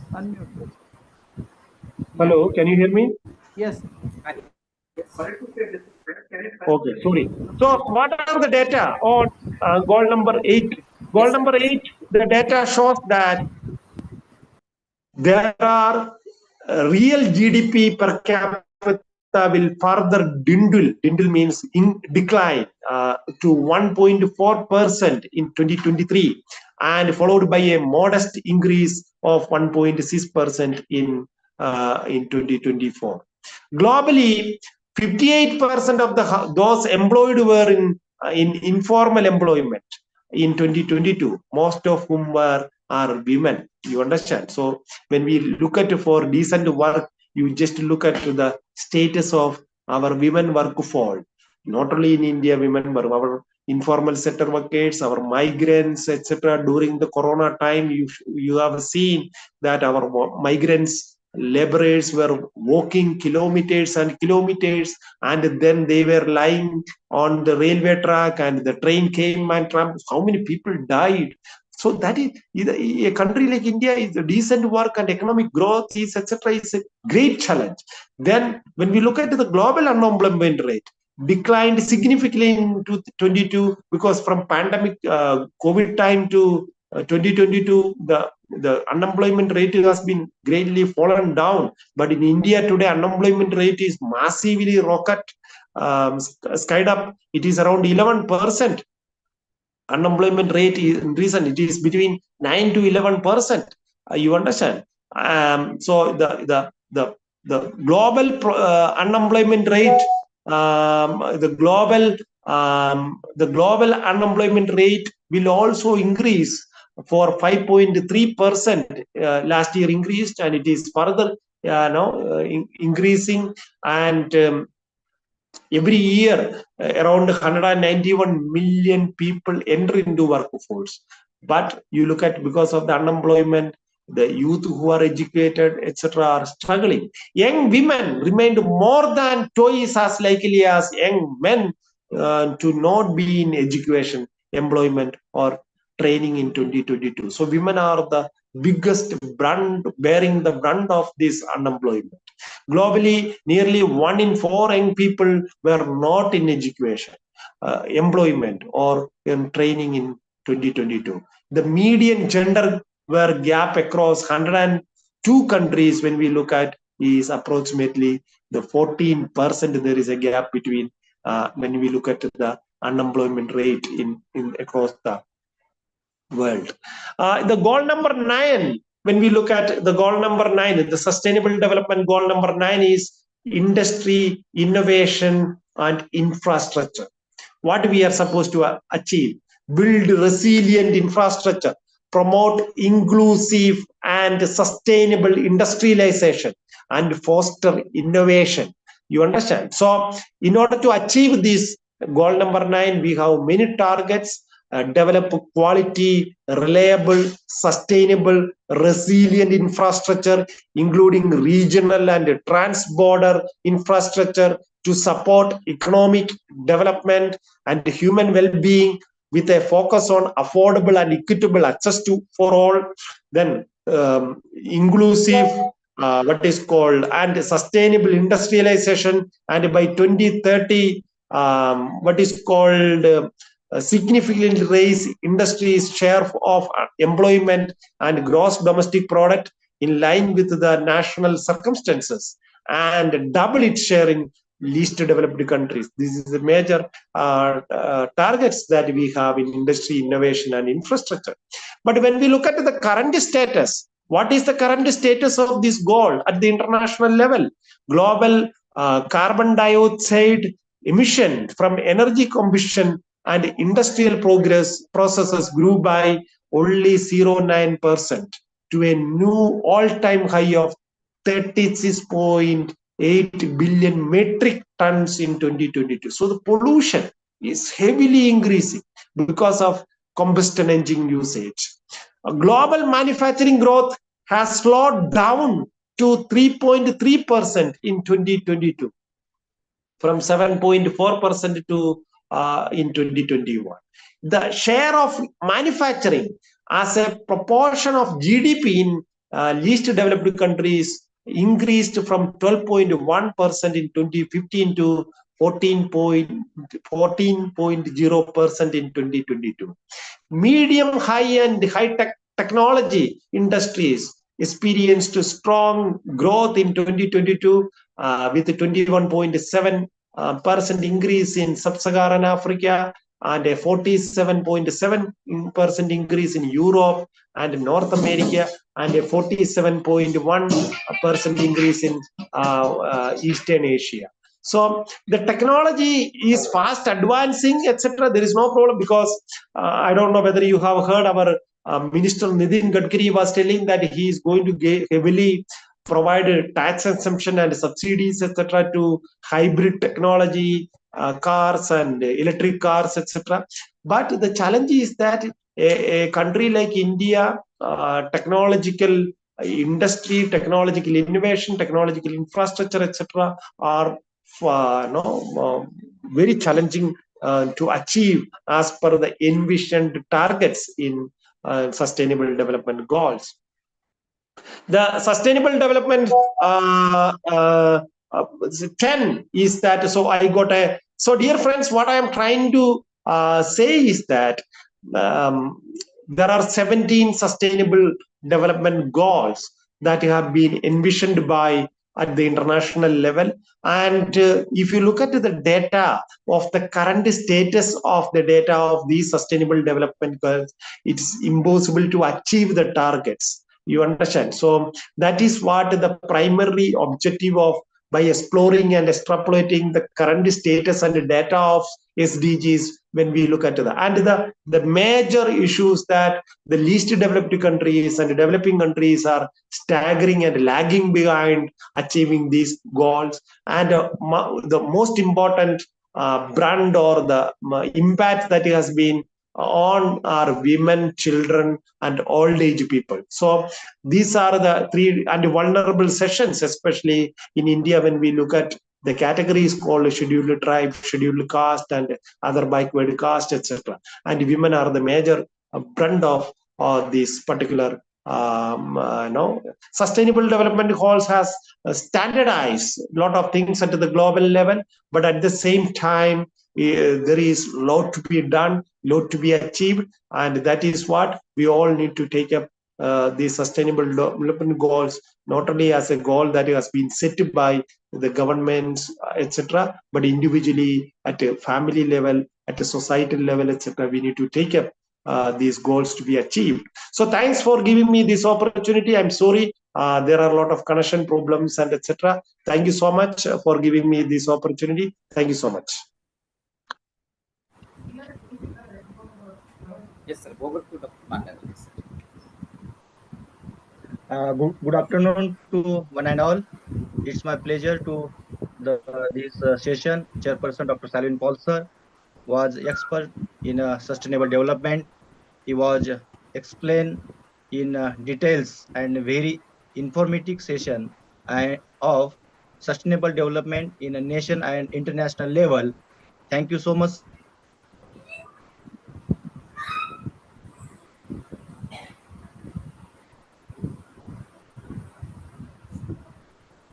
Yes.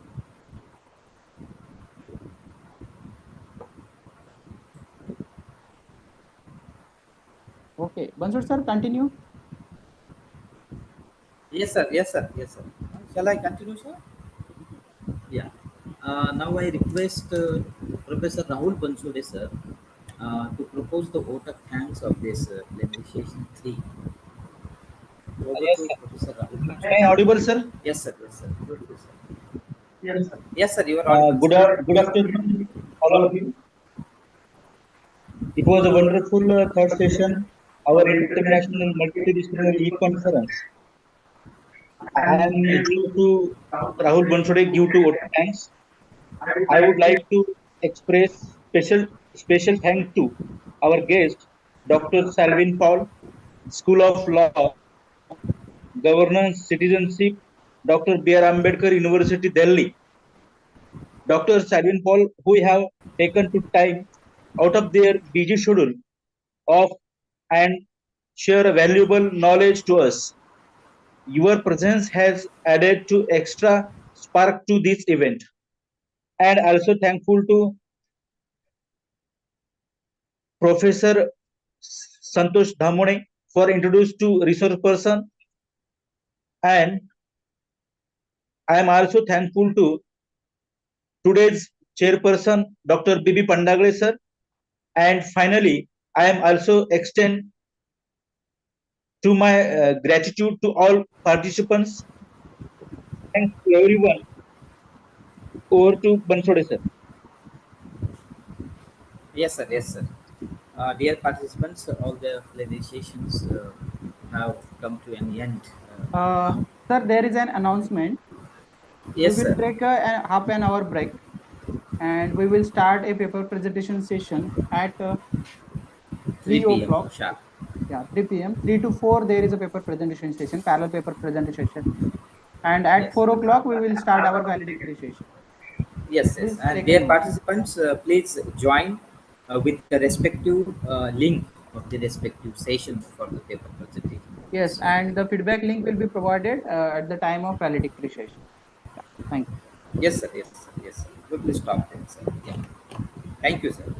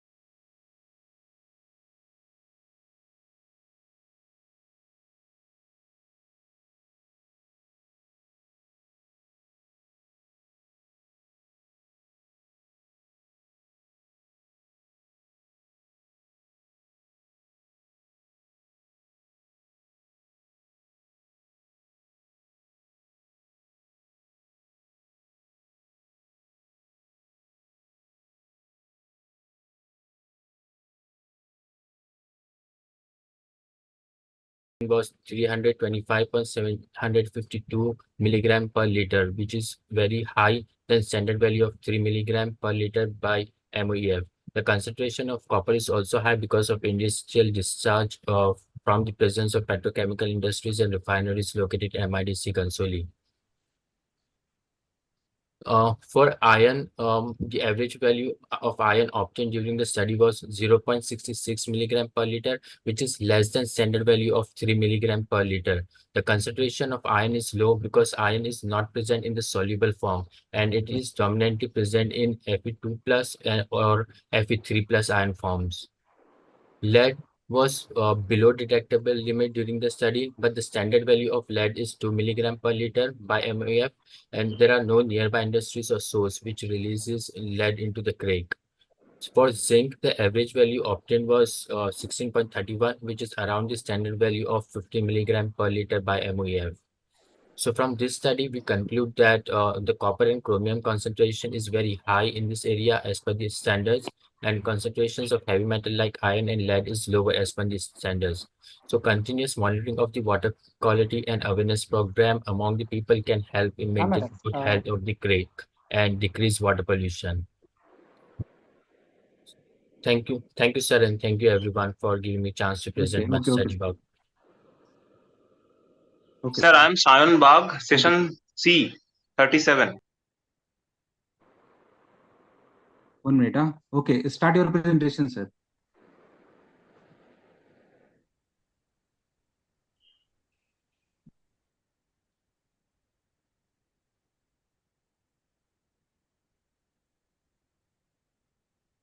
37.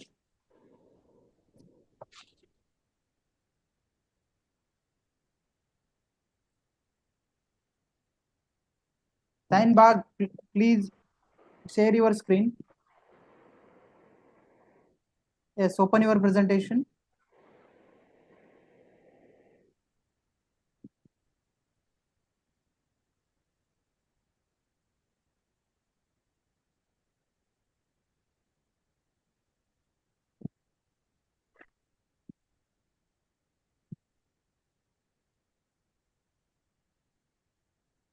Sir, is it visible my screen? Yes, rotate your phone. Yeah.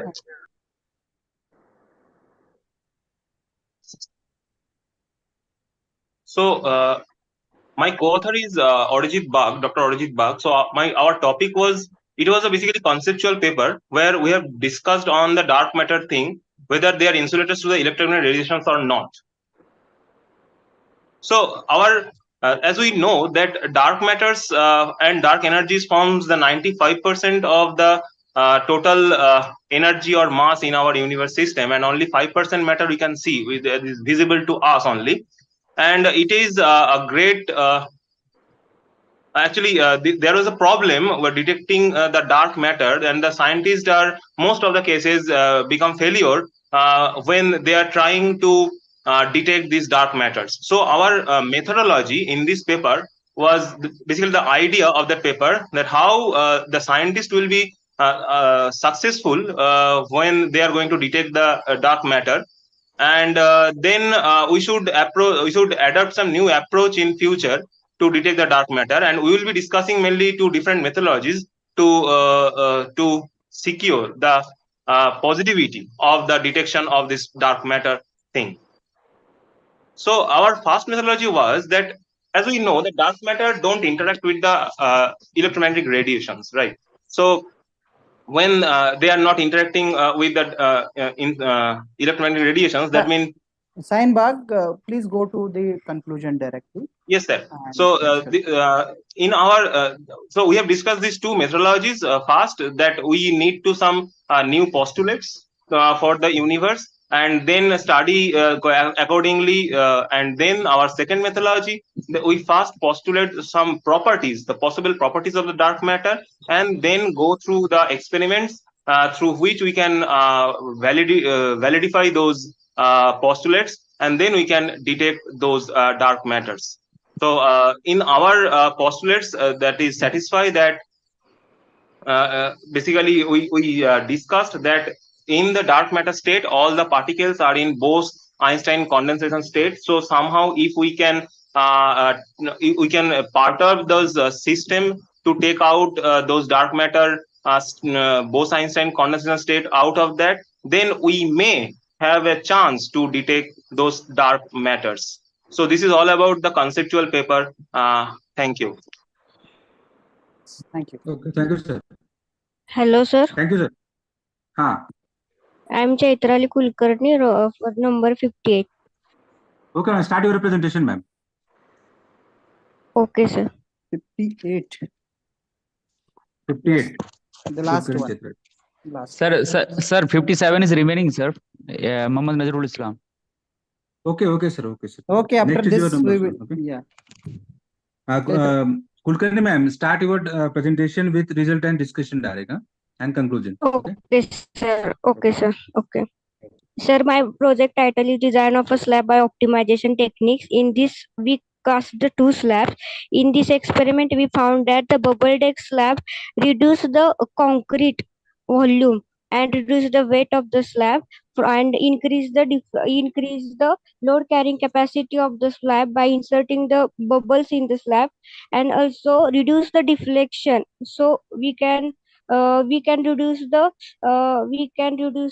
material required for the constructing of the slab and foundation, and so we can consume the material, so we can reduce the weight of the slab. Okay, sir. This is my conclusion. Yeah. Thank you, Chaitrali. Okay, sir. Dr. Nazrul Islam. Yes. Start your presentation. Yes. I'm sharing. Sir, only sir, co-host kindly, sir. Nikam sir, make a co-host to Nazrul Islam sir. Where? Okay. But who is now presenting? Mohammad Nazrul Islam, 57.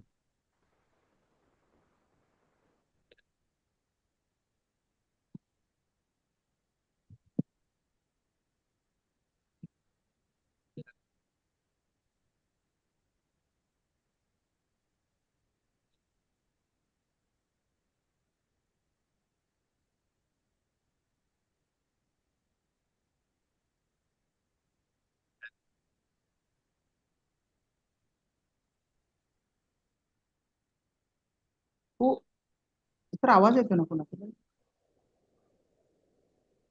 Islam sir, start your Yes, presentation. yes, sir. You are Yes, now sir. host. Yes, sir. Yes.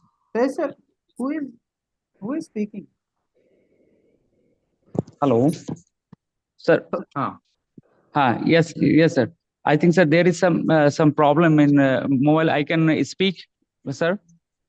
Oral. Yes, sir. No issue. No issue. Sharing. No.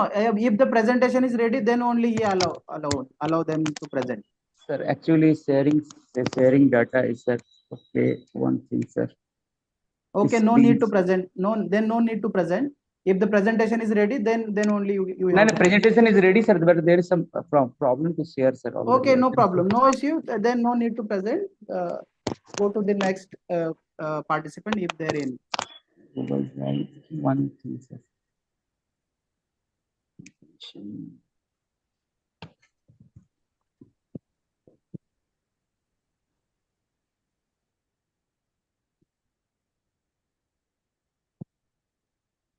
Okay.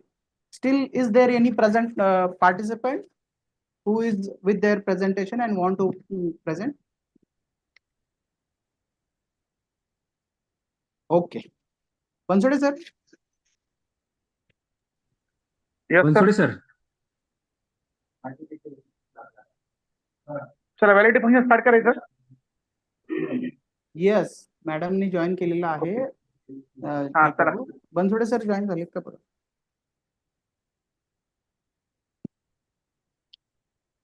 प्राचार्य sir join होणार आहेत का? माहित नाही sir. Bansode sir. चला will start sir. BS Bansode sir. I will contact.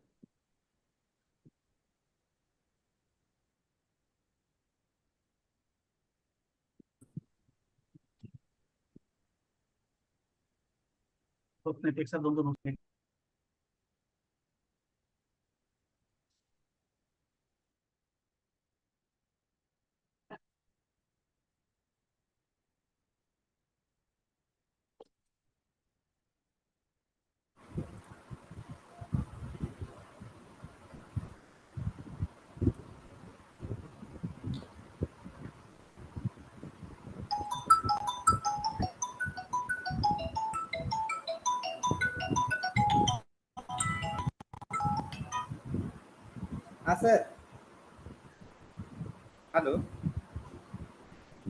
Bansode sir, please join our start our valid appreciation. Yes. Has ma'am joined, sir? Yes, sir. I have joined. Ma'am had check my voice. Yes. Welcome, ma'am. Thank you.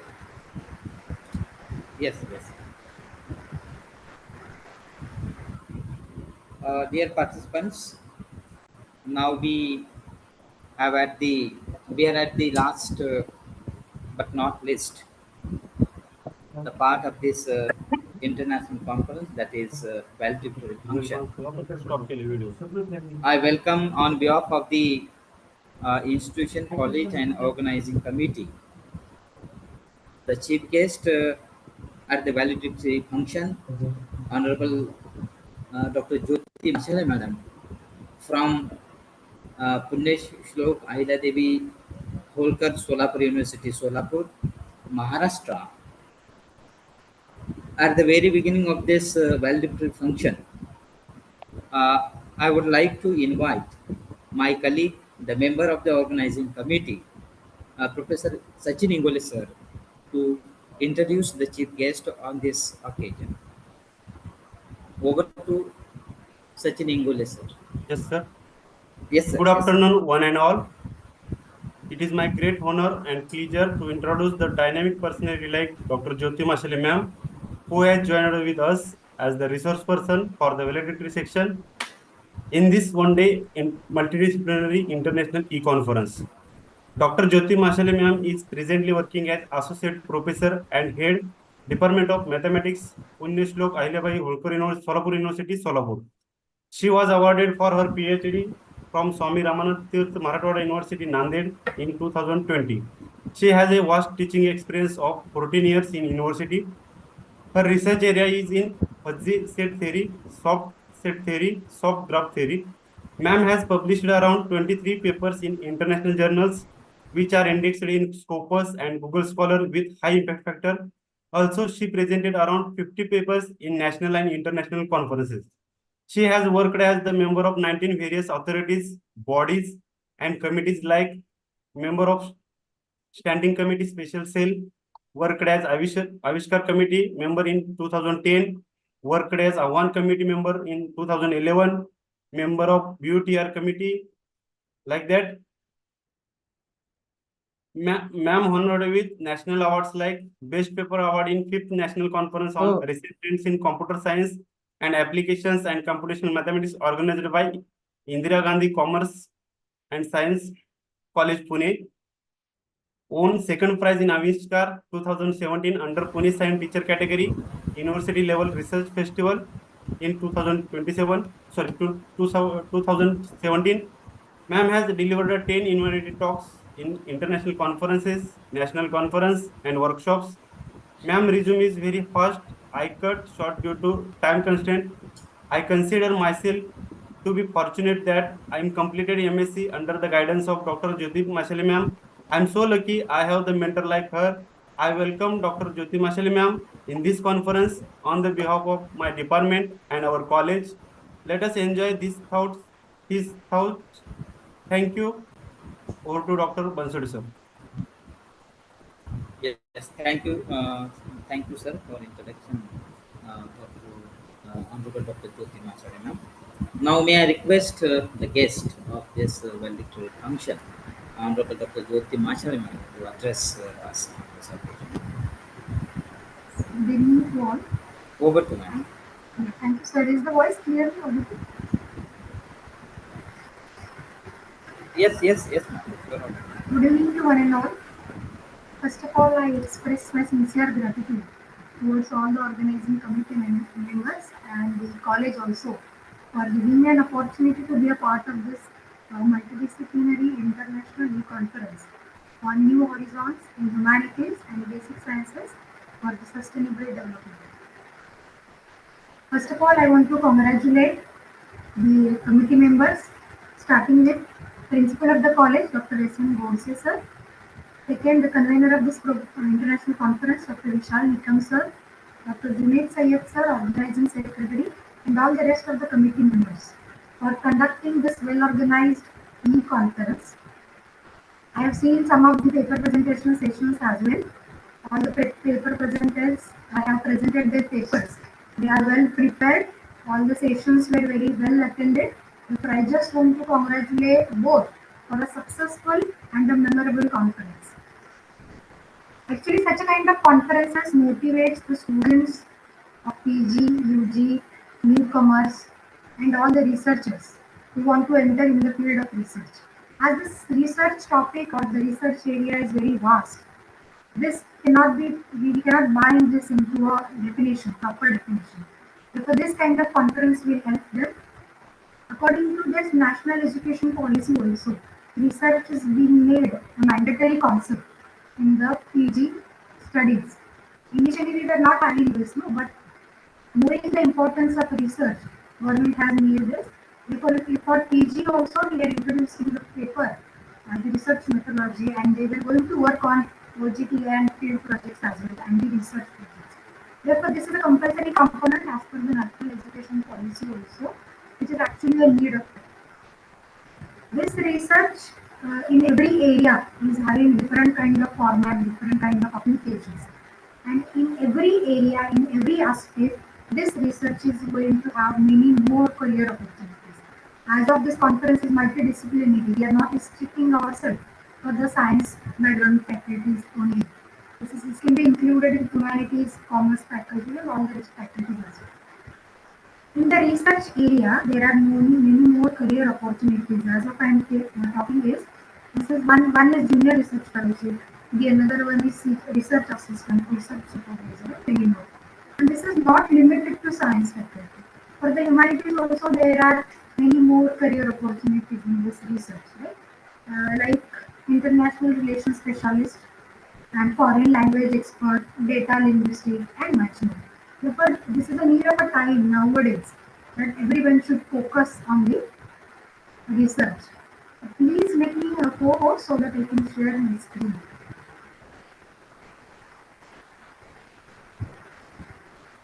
Hello?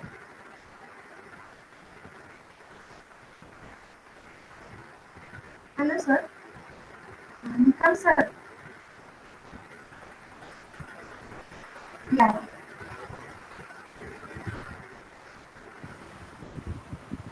Nikam sir. Yes. Yes. It is visible.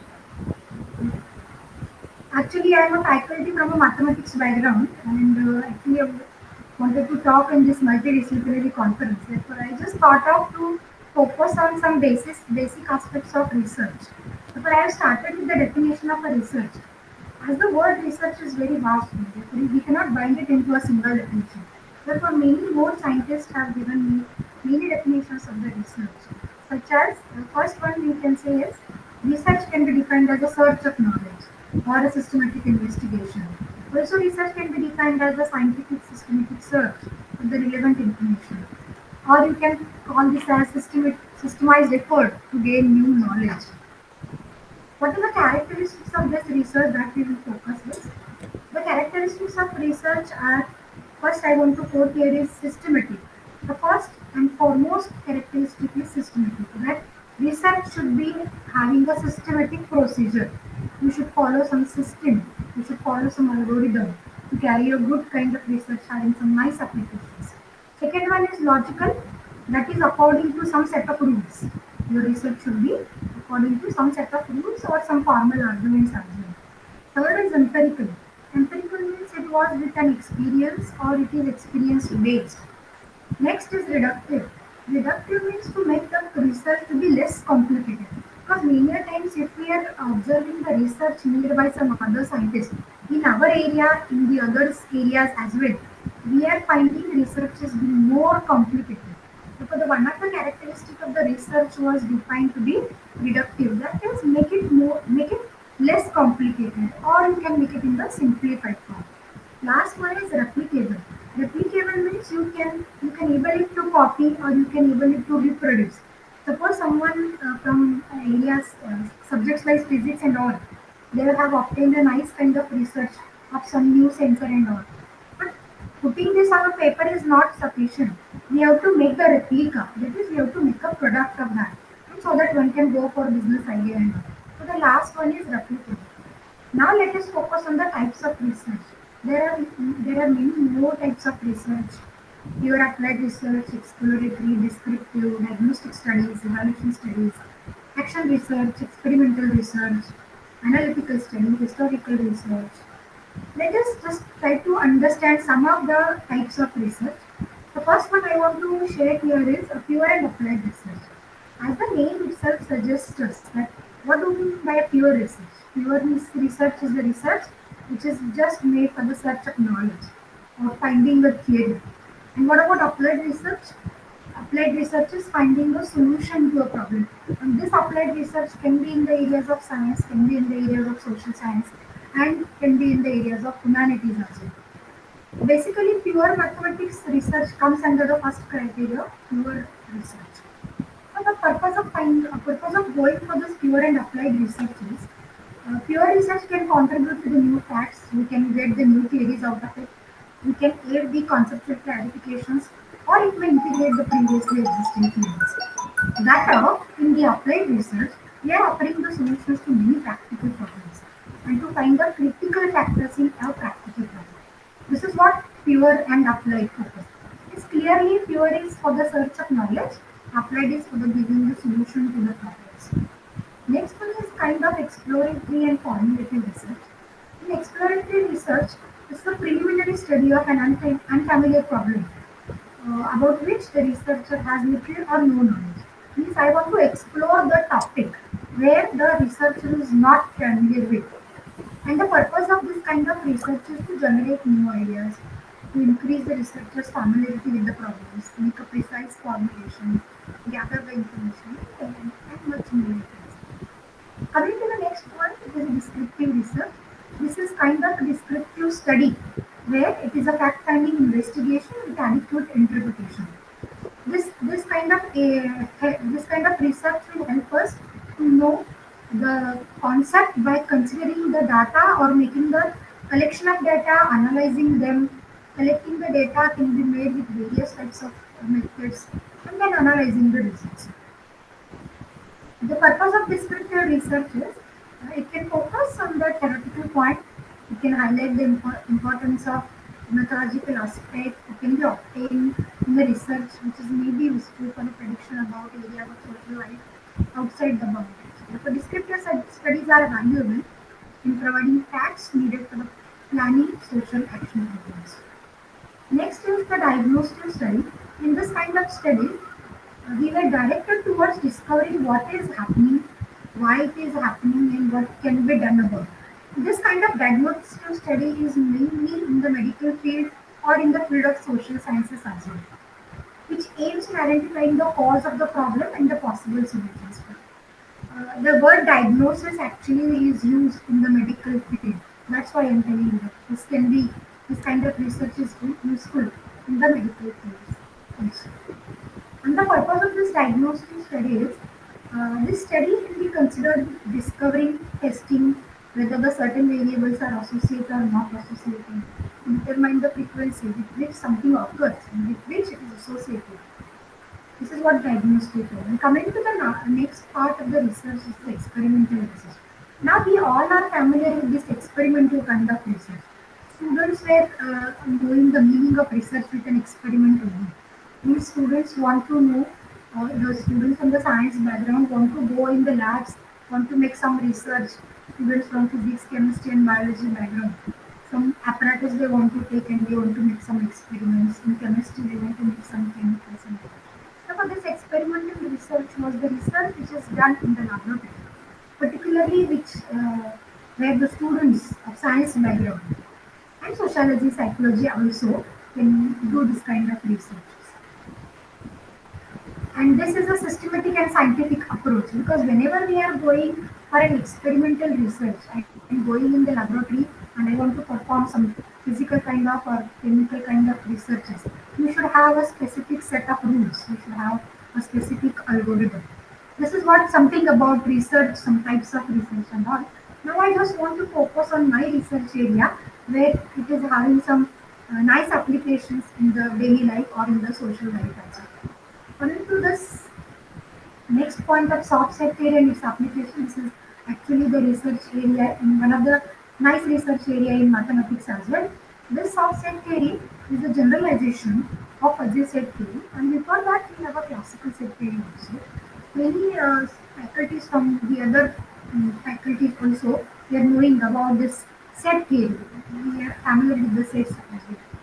One first generalization of this classical set theory was made by Professor Lafayette in 1965, where they have given a membership value to the element of the function, and the fuzzy set theory was introduced. Later, it was generalized to rough set theory and soft set theory.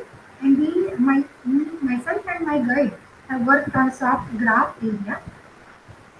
This offset theory is actually a new mathematical tool which is introduced by Professor D. Molestow in 1999, which is a generalization of offset theory, and this theory deals with mainly uncertainty problems.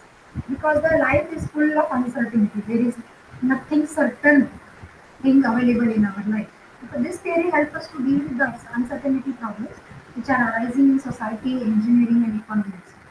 Even though many mathematical tools are used, probability theory is there, kernel set theory is there, but these theories have their own limitations.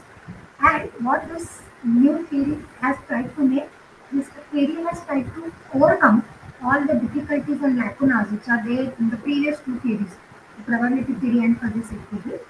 The definition for the soft set is given by mathematician D. Wolowstow in 1999 is started with a universal set E set of parameters and power set here will be the power set, and I'm going to start with the function here from S to power set where this function is defined on a set of parameters, subset of parameters, and it is directed towards the power set. And then this subset is called as a parameterized family of subsets of universal set, or you can call this as epsilon approximate elements also. Let me explain this with a simple example. Suppose I am starting with some, I want to buy some car, and if I want to buy a car, I should have some cars in my mind, out of which I want to select one of them. So suppose some six cars is under my consideration, and the decision of selecting the car depends on some parameters. Generally, the parameters we were using is body type, what is acceleration time, what is average, what is fuel capacity, what is model date, and then what is the number of airbags, etc. Out of this, let me select some few of them with a subset A with the parameter say E1 to E2. Therefore, here this E1 stands for the parameter body type, E2 for the parameter cargo volume, E3 for the parameter model date, and likewise. Now I have to define a function. F of E1 is defined like this, F of E2 likewise around it. And whatever is this collection we have obtained here is called as a sort. Coming to the next definition, in the classical theory also we have a subset definition. Likewise, in subset theory, it was defined with one more concept of soft subset. Therefore, for two subset F and GB, F is said to be a soft subset. It satisfies two conditions. If A is a subset of B, and all the approximations F epsilon and G epsilon are identical. Uh, the main work on our research is on soft graph. I just try to explain this concept software. Let me start with a simple connected graph G and AB a non-empty subset, R be an arbitrary relation I am imposing. But if R is a subset of a Cartesian product, a set valued function, this can be defined as f of x equals to collection of those y where x is related with y. Then this FA is called as a subset and this is called as a subgraph if the subgraph induced by every parameter will be a connected subgraph. Try to understand this with an example. Suppose this is my simple graph. C is the set of vertices I have selected, and this was a function defined, and these are the values f31, f23, and f34. And if I want to find the graphs, these group graphs of the subgraphs of the original graph look like this. This is f of p1, f of p3, and f of p4. And looking at all the three subgraphs, I can easily comment that this is connected graph. Because the standard graph which we have taken is the soft graph. Moving ahead, we have given the tabular representation of the soft graph. This kind of tabular representation, I will not go in the technical details of all the terms. Just we are trying to bind the soft graph in a table format. Because understanding any concept with a table format is kind of easier thing. So this was a table format we have given for the soft graph where the entries depends upon whether the vertex is a member of a subgraph, then it is 1. If not, it is 0. Therefore, this was first is with respect to vertex and the second one is with respect to edges. Just explain with an example. Suppose this is graph I have taken and the function was defined, the collection of all the vertices less than or equals to 1. Then the three subgraphs will be in the queue, F1, F2, and F34. And we are going to check whether this is a subgraph or not. And after checking, this will be a tabular representation. See, this kind of tabular representation will help us to find out more results on subgraph and also will help us to find out the application of this theory in the daily life or in the social networks. So for the first table with respect to vertex set looks like this and the second table with respect to edge set will look like this. Okay. And from this we have found out some interesting facts, some interesting results. that whenever this sum, that is row total is greater equal by 1 and column total is also greater equal by 1, then the union of all the subgraph constitutes the original line. Likewise, we are going to next kind of definitions, radius and diameter. Radius and diameter are the concepts which are familiar to us regarding classical graph theory. We have just tried to explain those concepts to the soft graph, finding the radius of every subgraph and getting the maximum among all the radii. We have defined this to be a radius. Same kind of logic uh, we have applied for finding the diameter of the subgraph. Similarly, we have defined the center of the graph. Center of the graph will be the collection of all the centers of the subgraphs. And again, we have found some interesting results on this. That the radius of the subgraph is less than or equal to radius of the original graph. Hence, the conclusion goes to the diameter and much more results. Coming to the next point of defining the union of soft graphs. Union of the two soft graphs is defined with a new soft graph defined to be MC, where the underlying set will be the union of underlying two sets, and this M function is defined like this. Similarly, a product can be defined. It is very similar to a Cartesian product of any two sets we are defining in mathematics. And then, using union and product, we have found the results that union of two soft graph is a soft graph. Product of two soft graph is also the soft graph. This expansion of the soft graph is given by soft tree, and it was introduced that whenever each subgraph is a tree, the subset will be a soft tree. Similarly, a tree was induced and some interesting results were found. The next point we have defined is the degree of a vertex. Degree of a vertex is defined to be finding the degree of a vertex with respect to every subgraph and getting its maximum. And with the help of this degree of a soft graph, we have defined the degree of a soft tree as well. Then moving towards finding the degree of a vertex in product of two soft graphs and found some results on this. These results are going to help in many problems of social sciences, engineering, and many problems of classical graph theory as well. Because this was some interesting results here. Actually, for today's aim, I want to tell you about the application. Yes, here is the application which I want to tell you. This is an application of soft graph we have obtained, which is given in the decision making. Generally, what happens whenever we wanted to take some decision, or any simple decision, buying a mobile phone, buying a car, buying a house, any simple decision in our life, all those decisions are generally based on some parameters. And many a times those number of parameters are much more, so that taking a decision will be difficult for everyone. Therefore, under this algorithm, whichever the algorithm we have proposed, under this algorithm, we were trying to reduce the number of parameters. Once the number of parameters are reduced, it will be easier for us to make the decisions. Okay, let us focus on what is the algorithm we have given. Suppose again I have started with buying a product, buying some product, and which depends on some parameters. Okay, here I have written a product set, say M1 to Mn. I want to buy a product from this set, which depends on some parameters set P1 to Pk. And to select the best product having all these parameters available, we have given an algorithm using the adjacency matrix. So these are some technical terms of mathematics. You please bear with me with the technical terms. First, I am going to construct the bipartite graph of the given problem. Then construct the soft graph, write an adjacency matrix. Check out the entries of your adjacency matrix. If all the entries are 1 or all the entries are 0 of your table, which we have discussed just now, then you can remove the parameter. And if once you remove the parameter, it will reduce the number of parameters and will give you a good decision. Therefore, let us go with an example. Suppose a person Mr. X want to buy a mobile phone among the 5 mobile phones available in the market. Suppose M1 to M5 are the mobile phones and having some 4 properties P1 to P4. And now we want to check what will be an optimal choice of the mobile according to Mr. X. For that purpose, as per the algorithm, we are going to first draw a bipartite graph. This was a bipartite graph we have drawn with the help of available information given to us. Next, after drawing a graph, We are trying to define a soft graph. A soft graph here was defined with two parameters, one for the vertex set and one for the edge set. The two soft graphs were defined, and here I have collected this information, which is the information collected from the soft graph, one with respect to vertex and one with respect to edge set, and an adjacency matrix should be constructed.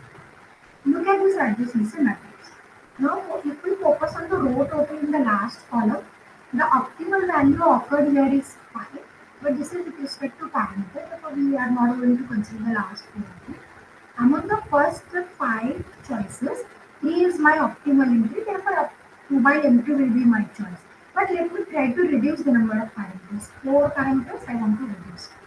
Now, look at this entry MRP2, all is having one entry. So let me remove this. Similarly, I want to remove the next entry, and I just check out what will be my new table. After writing the new table, again in the first 5 entries, second option is the optimal one, therefore entry will be means one parameter we have reduced, P2 parameter we have reduced. This is what a small application we have given, but there is no change in the optimal choice made in the first table and made in the second table after removing the parameter also. So this was one of the nice application we have received in our research area while doing PhD, and this kind of application can be applied in many areas. Actually, we have presented this work in Avishkar also, and we won the prize for this. And this is what I want to tell you about my research. And let me end up my presentation because in valedictory, the chief guest should not speak more. So let me try to finish my presentation here. If you have any queries and questions to discuss, I will be lucky to answer. Thank you, everyone.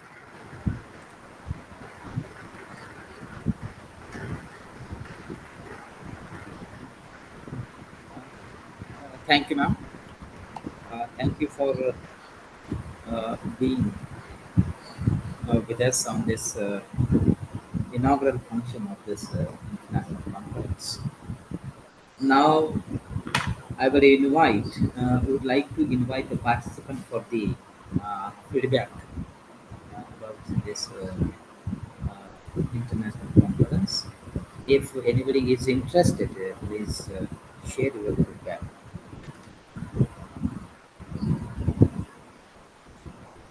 Uh, yes, hi, hello. Good evening, sir. Yeah, Am Dr. I allowed to Seema. give the feed? Yes, yes, hi. Am I Yes, allowed yes. to? Yes, hi. I'm Dr. Seema C. I'm from SIS College of Arts, Science and Commerce, Sion, Mumbai. I would like to provide a feedback.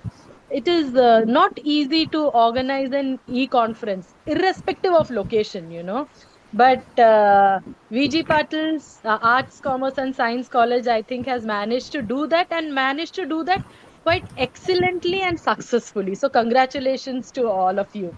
The organizers have got a wonderful lineup of resource persons, be it Dr. Yeni Meliana, National Research and Innovation Agency, Indonesia, Dr.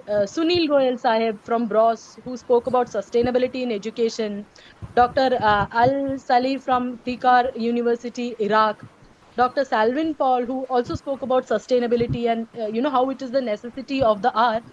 And even now, in the usually the valedictory section, we just session we just expect, okay, giving thanks and reading out. But here too, we had Dr. Jyoti Mashale, madam, who spoke so knowledgeably on what entails research. So I think it was a wonderful conference on new horizons in humanities and basic sciences for sustainable development.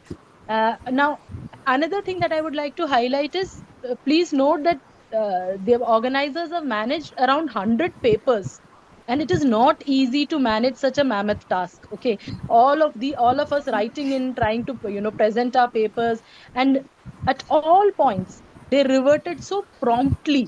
You just had to contact them and they would message you, they will message you back. You email them, they'll email you back, and so promptly. It's not an easy task. So congratulations again for that. I congratulate each and every one of them.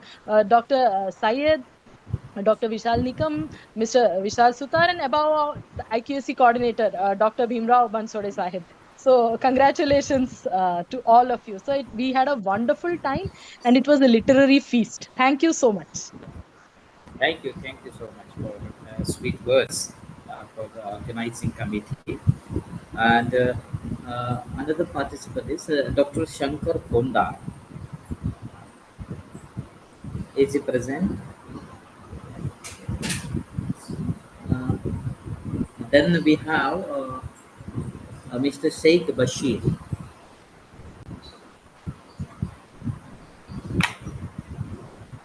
Is he joined, sir? I also request all other participants who is uh, interested in giving the feedback, please come forward and have a words for the about the organization of this conference.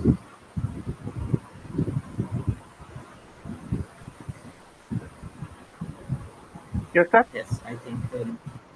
Yes, sir. Okay. Yeah. Is there anyone who want to give a feedback? Then they can. Otherwise, continue with next task. Yes, I think nobody is there. Now, may I request the organizing uh, secretary of this conference, Dr. Junaid Sayyed, sir, for the reporter of this conference. Over to Dr. Sayyed, Okay. sir. Okay. Thank you, sir. Good afternoon, one and all. It's my pleasure to hear I am reading the report of a virtual one-day multidisciplinary international e-conference on new horizons in humanities and basic sciences for sustainable development. Was organized by Arts, Commerce and Science, Uday College, starting at 10 a.m. onward on 20 April 24 through an internet online platform. The program will be commenced with the national anthem. The conference welcome speech was delivered by our college principal, Dr. S.N. Godse, sir, the organizing chairman. He described the social, tribal, and humanities activities of the SGVVSSPS society and the college. The convener of the conference, Dr. Vishal Nikam, sir, in introductory speech, delivered the aims and the objective of conference. He welcomed to the dignitary and participants and expounded to the concept note of the conference Dr. Somaya Datta, Dr. Yeni Emilinia, Dr. Muhammad Akram, Dr. Raid M.H. Al Sahari, Dr. Salvin Paul, Dr. Sunil Goyal, Dr. Jyoti Misale facilitated the guests and the gathering. The conference began with the opening remarks from the founder president of SGBSSPS, Honorable Shri V.G. Patil, sir, followed by a virtual Saraswati Vandan to invoke and seek the blessing of Goddess Saraswati. Following this, the president of SGBSSPS, Honorable Shri Milind Patil, sir, expressed his best wishes to the international conference and extended a warm welcome to the guests and the participants for their involvement. After this, the session was taken by the chief guest of the today's conference, Dr. Somaya Datta, Honorable Vice Chancellor, Teremesia University of Dhaka, Bangladesh, who shared his valuable thoughts on emerging technologies, on safe food for sustainable life, and encouraged the participants also kept their seed statements. The keynote speaker for the inaugural session were presented by Professor Dr. Yeni Melinia, Senior Research Director, National Research and Innovative Agency, Indonesia, presented on cosmetic in Indonesian natural sources in nano emulsion system. She explained how much the research and development priority in global collaboration in different forms. The opening ceremony concluded with the vote of thanks, appreciation delivered by Professor V.S. Sutar, sir. Renowned professional and resources individuals from various fields were presented at the international conference. We have organized three separate plenary sessions. These new resources persons was selected from among the faculty and experts at the mentioned universities. They had scheduled the session at separate times. We have to start first plenary session. Humanities and social sciences was the initial subject chosen from the conference plenary session. Researching the current status of the sustainable development on the worldwide scale was brought up by the resource person, Professor Solvin Paul of School of Law, Governance and Citizenship at Dr. B.R. Ambedkar University in Delhi, India. The second plenary session of this conference focused on the Faculty of the Sciences. Professor Dr. Raed M.H. Al-Sahani of the University of Kar in Iraq spoke about clinical biochemistry. Most recent method to diabetes is eliminated, as well as its risks and the future concern. The third plenary session at this conference was on the theme of the commons and management. The resource person of the Professor Dr. B.R. Ambedkar University of Social Sciences, Indore, India, stated that the session was the demonstrate the importance of the education for growth of any country, and the commerce and management education should be strengthened by the administrative official. He talked issues and the challenges related to the commerce management education with the respective persons and the sustainable development. Over 100 research papers were issued from a wide range of disciplines within the India and behind for the affirmation conference. More than 70 presentations covering a wide range of the topics were given by authors in 4 separate technical sessions. Each of these include a different chair. Each technical session chair speakers come from a unique field of the study. The session concluded with a conference note presented by the Dr. Vishal Nikam and the Secretary Dr. Syed Junaid of this event organizer. The first technical session at this conference focused on life science. This session is chaired by the Dr. Syed Junaid and coordinated by Dr. P.D. Muske and Professor V.S. Sutal sir. More than 16 research papers were delivered by teachers and research students. Finally, Professor Vishal Sutal delivered the vote of thanks to conclude the session. The second session, technical session, focused on the life science. The session is being accordingly by the Dr. B.V. Pandagay and the chair by B.S. Bansode, Dr. C.S. Gaikwad also involved. There were more than 13 research papers by professor and student. Lastly, Dr. B.V. Pandagay offered a chairperson and vote of thanks delivered by the Professor L.S. Prasad sir. The third technical session conference was devoted on physics, chemistry, and math on the basis of the chair session. Dr. D. A. Rajput sir chairing the session, and Dr. Vishal Nikam and Professor Sin Ingole are coordinating it.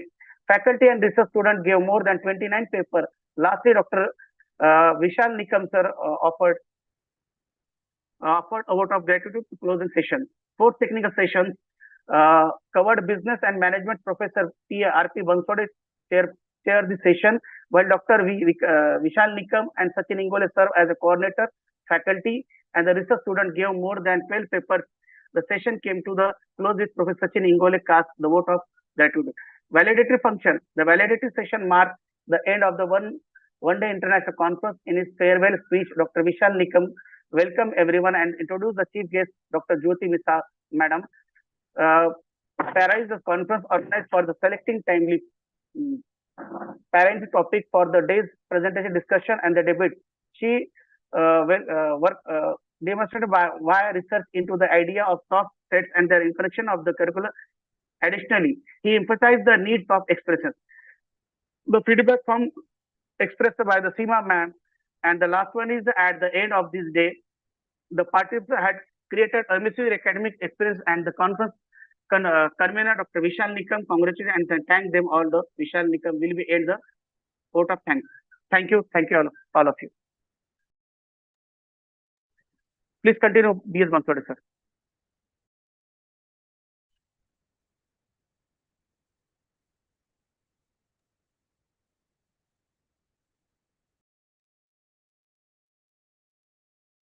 आवाज जात नाही काय?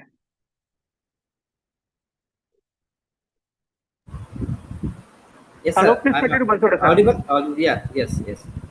Now, I would like to request the convener of the organizing committee, of this conference, and the head of the Department of Mathematics of the college, Dr. Vishal Nikam, to propose the vote of thanks of this valedictory function. Over to you, sir. Okay. Sir, is my audio is coming? आवाज येतोय ना, sir? Yes, yes. You are audible. Okay. Yes. Yes, thank you all. Respected Founder President, Honorable VC Patil Sahib, President, Honorable M. Milin Vasant Patil Sahib, Chief Guest of this valedictory function, and my Guru, Dr. Jyoti Mashale Madam, Head Department of Mathematics, School of Computational Sciences, Punyashlok Ahilyadevi Holkar, Solapur University, Solapur, Principal of our college, Dr. S.N. Godse Sir, IQAC Coordinator, Dr. B.S. Bansode Sir, Organizing Secretary of this international conference, Dr. Junaid Sayyed Sir, Coordinator, Professor V.S. Sutar Sir, all my dear organizing committee members, all the teaching staff who had directly and indirectly involved in this conference, all the participants who had joined this conference from all over the globe. As a convener of this international e-conference on new horizons in humanities and basic sciences for sustainable development, it is my immense pleasure and privilege that I propose the vote of thanks. First and foremost, on the behalf of organizing committee, my sincere thanks go to the president of our institution, Honorable Milind Patil Sahib, for their enormous and unconditional support throughout this journey. On the behalf of organizing committee, I am also thankful to the principal, Dr. S.N. Godse sir, for their endless guidance. I would like to extend my gratitude and sincere appreciation to distinguished chief guest and speaker on this valedictory function, Dr. Jyoti Mashale ma'am, for their invaluable guidance. Their presentation on soft graph theory, along with the research guidance, will definitely create a new map and thinking. As personally, your words are always inspire me as a student, as a researcher, and as a faculty. So thank you, ma'am. I would like to express our sincere appreciation to all the distinguished speakers and presenters who had shared their invaluable insight, research finding, and expertise through the conference. I am thankful to the chief guest of the inaugural session, Dr. Somaya Datta sir from Bangladesh. I am also thankful to the keynote speaker of this inaugural session, Dr. Eni Milenia ma'am from Indonesia. I am also thankful to all the resource persons for all the 3 plenary sessions, Dr. Sunil Goyal sir from Indore, India, Dr. Raed M.H. Al-Salia from Iraq, Dr. Salvin Paul sir from Delhi, India, and Jyoti Mashale ma'am from India. Your contribution have enriched our understanding and opened new avenues for international collaboration in pursuit of sustainable development. I am also thankful to the participants who had shared their experience through this conference. I am thankful to the paper presentation session coordinators and professors for your efforts to success the paper presentation session. I know that we have very limited time for this paper presentation session, so we take it as a feedback for the next conference and we will put extra efforts to make more successful. I am thankful to the participants who had shared their feedbacks regarding the conference. I am thankful to the organizing committee members for their unconditional and continuous supports to making this conference a big success. First, namely, Dr. B.V. Pandage sir, Mr. R.P. Bansode sir, Dr. Chetna Patil ma'am, Mr. Sachin Ingole, Dr. Tejendra Rajput. So thankful to all the organizing committee members. I am thankful to the IQAC coordinator, Dr. B.S. Bansode sir, for hosting of this conference and conducting smoothly from 10 a.m. to till. So lastly, I am thankful to everyone for making this successful event. With this, thank you. Over to you, Bansode sir. Thank you so much, sir. Participants, there are some announcements regarding publications and certificates.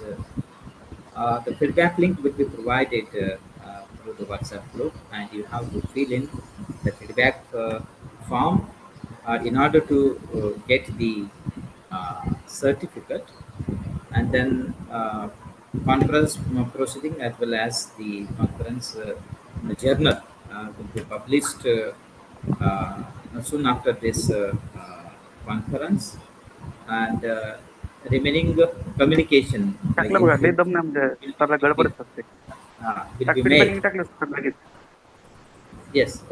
Are you sharing the feedback link, sir? Yes, sir. Yes, sir. Yes, sir. Thank you so much once again for being joined with us on this virtual club. Thank you so much. Yes. Thank you all. We will end up this meeting. Yes, sir. Yes, sir. Yeah, yeah.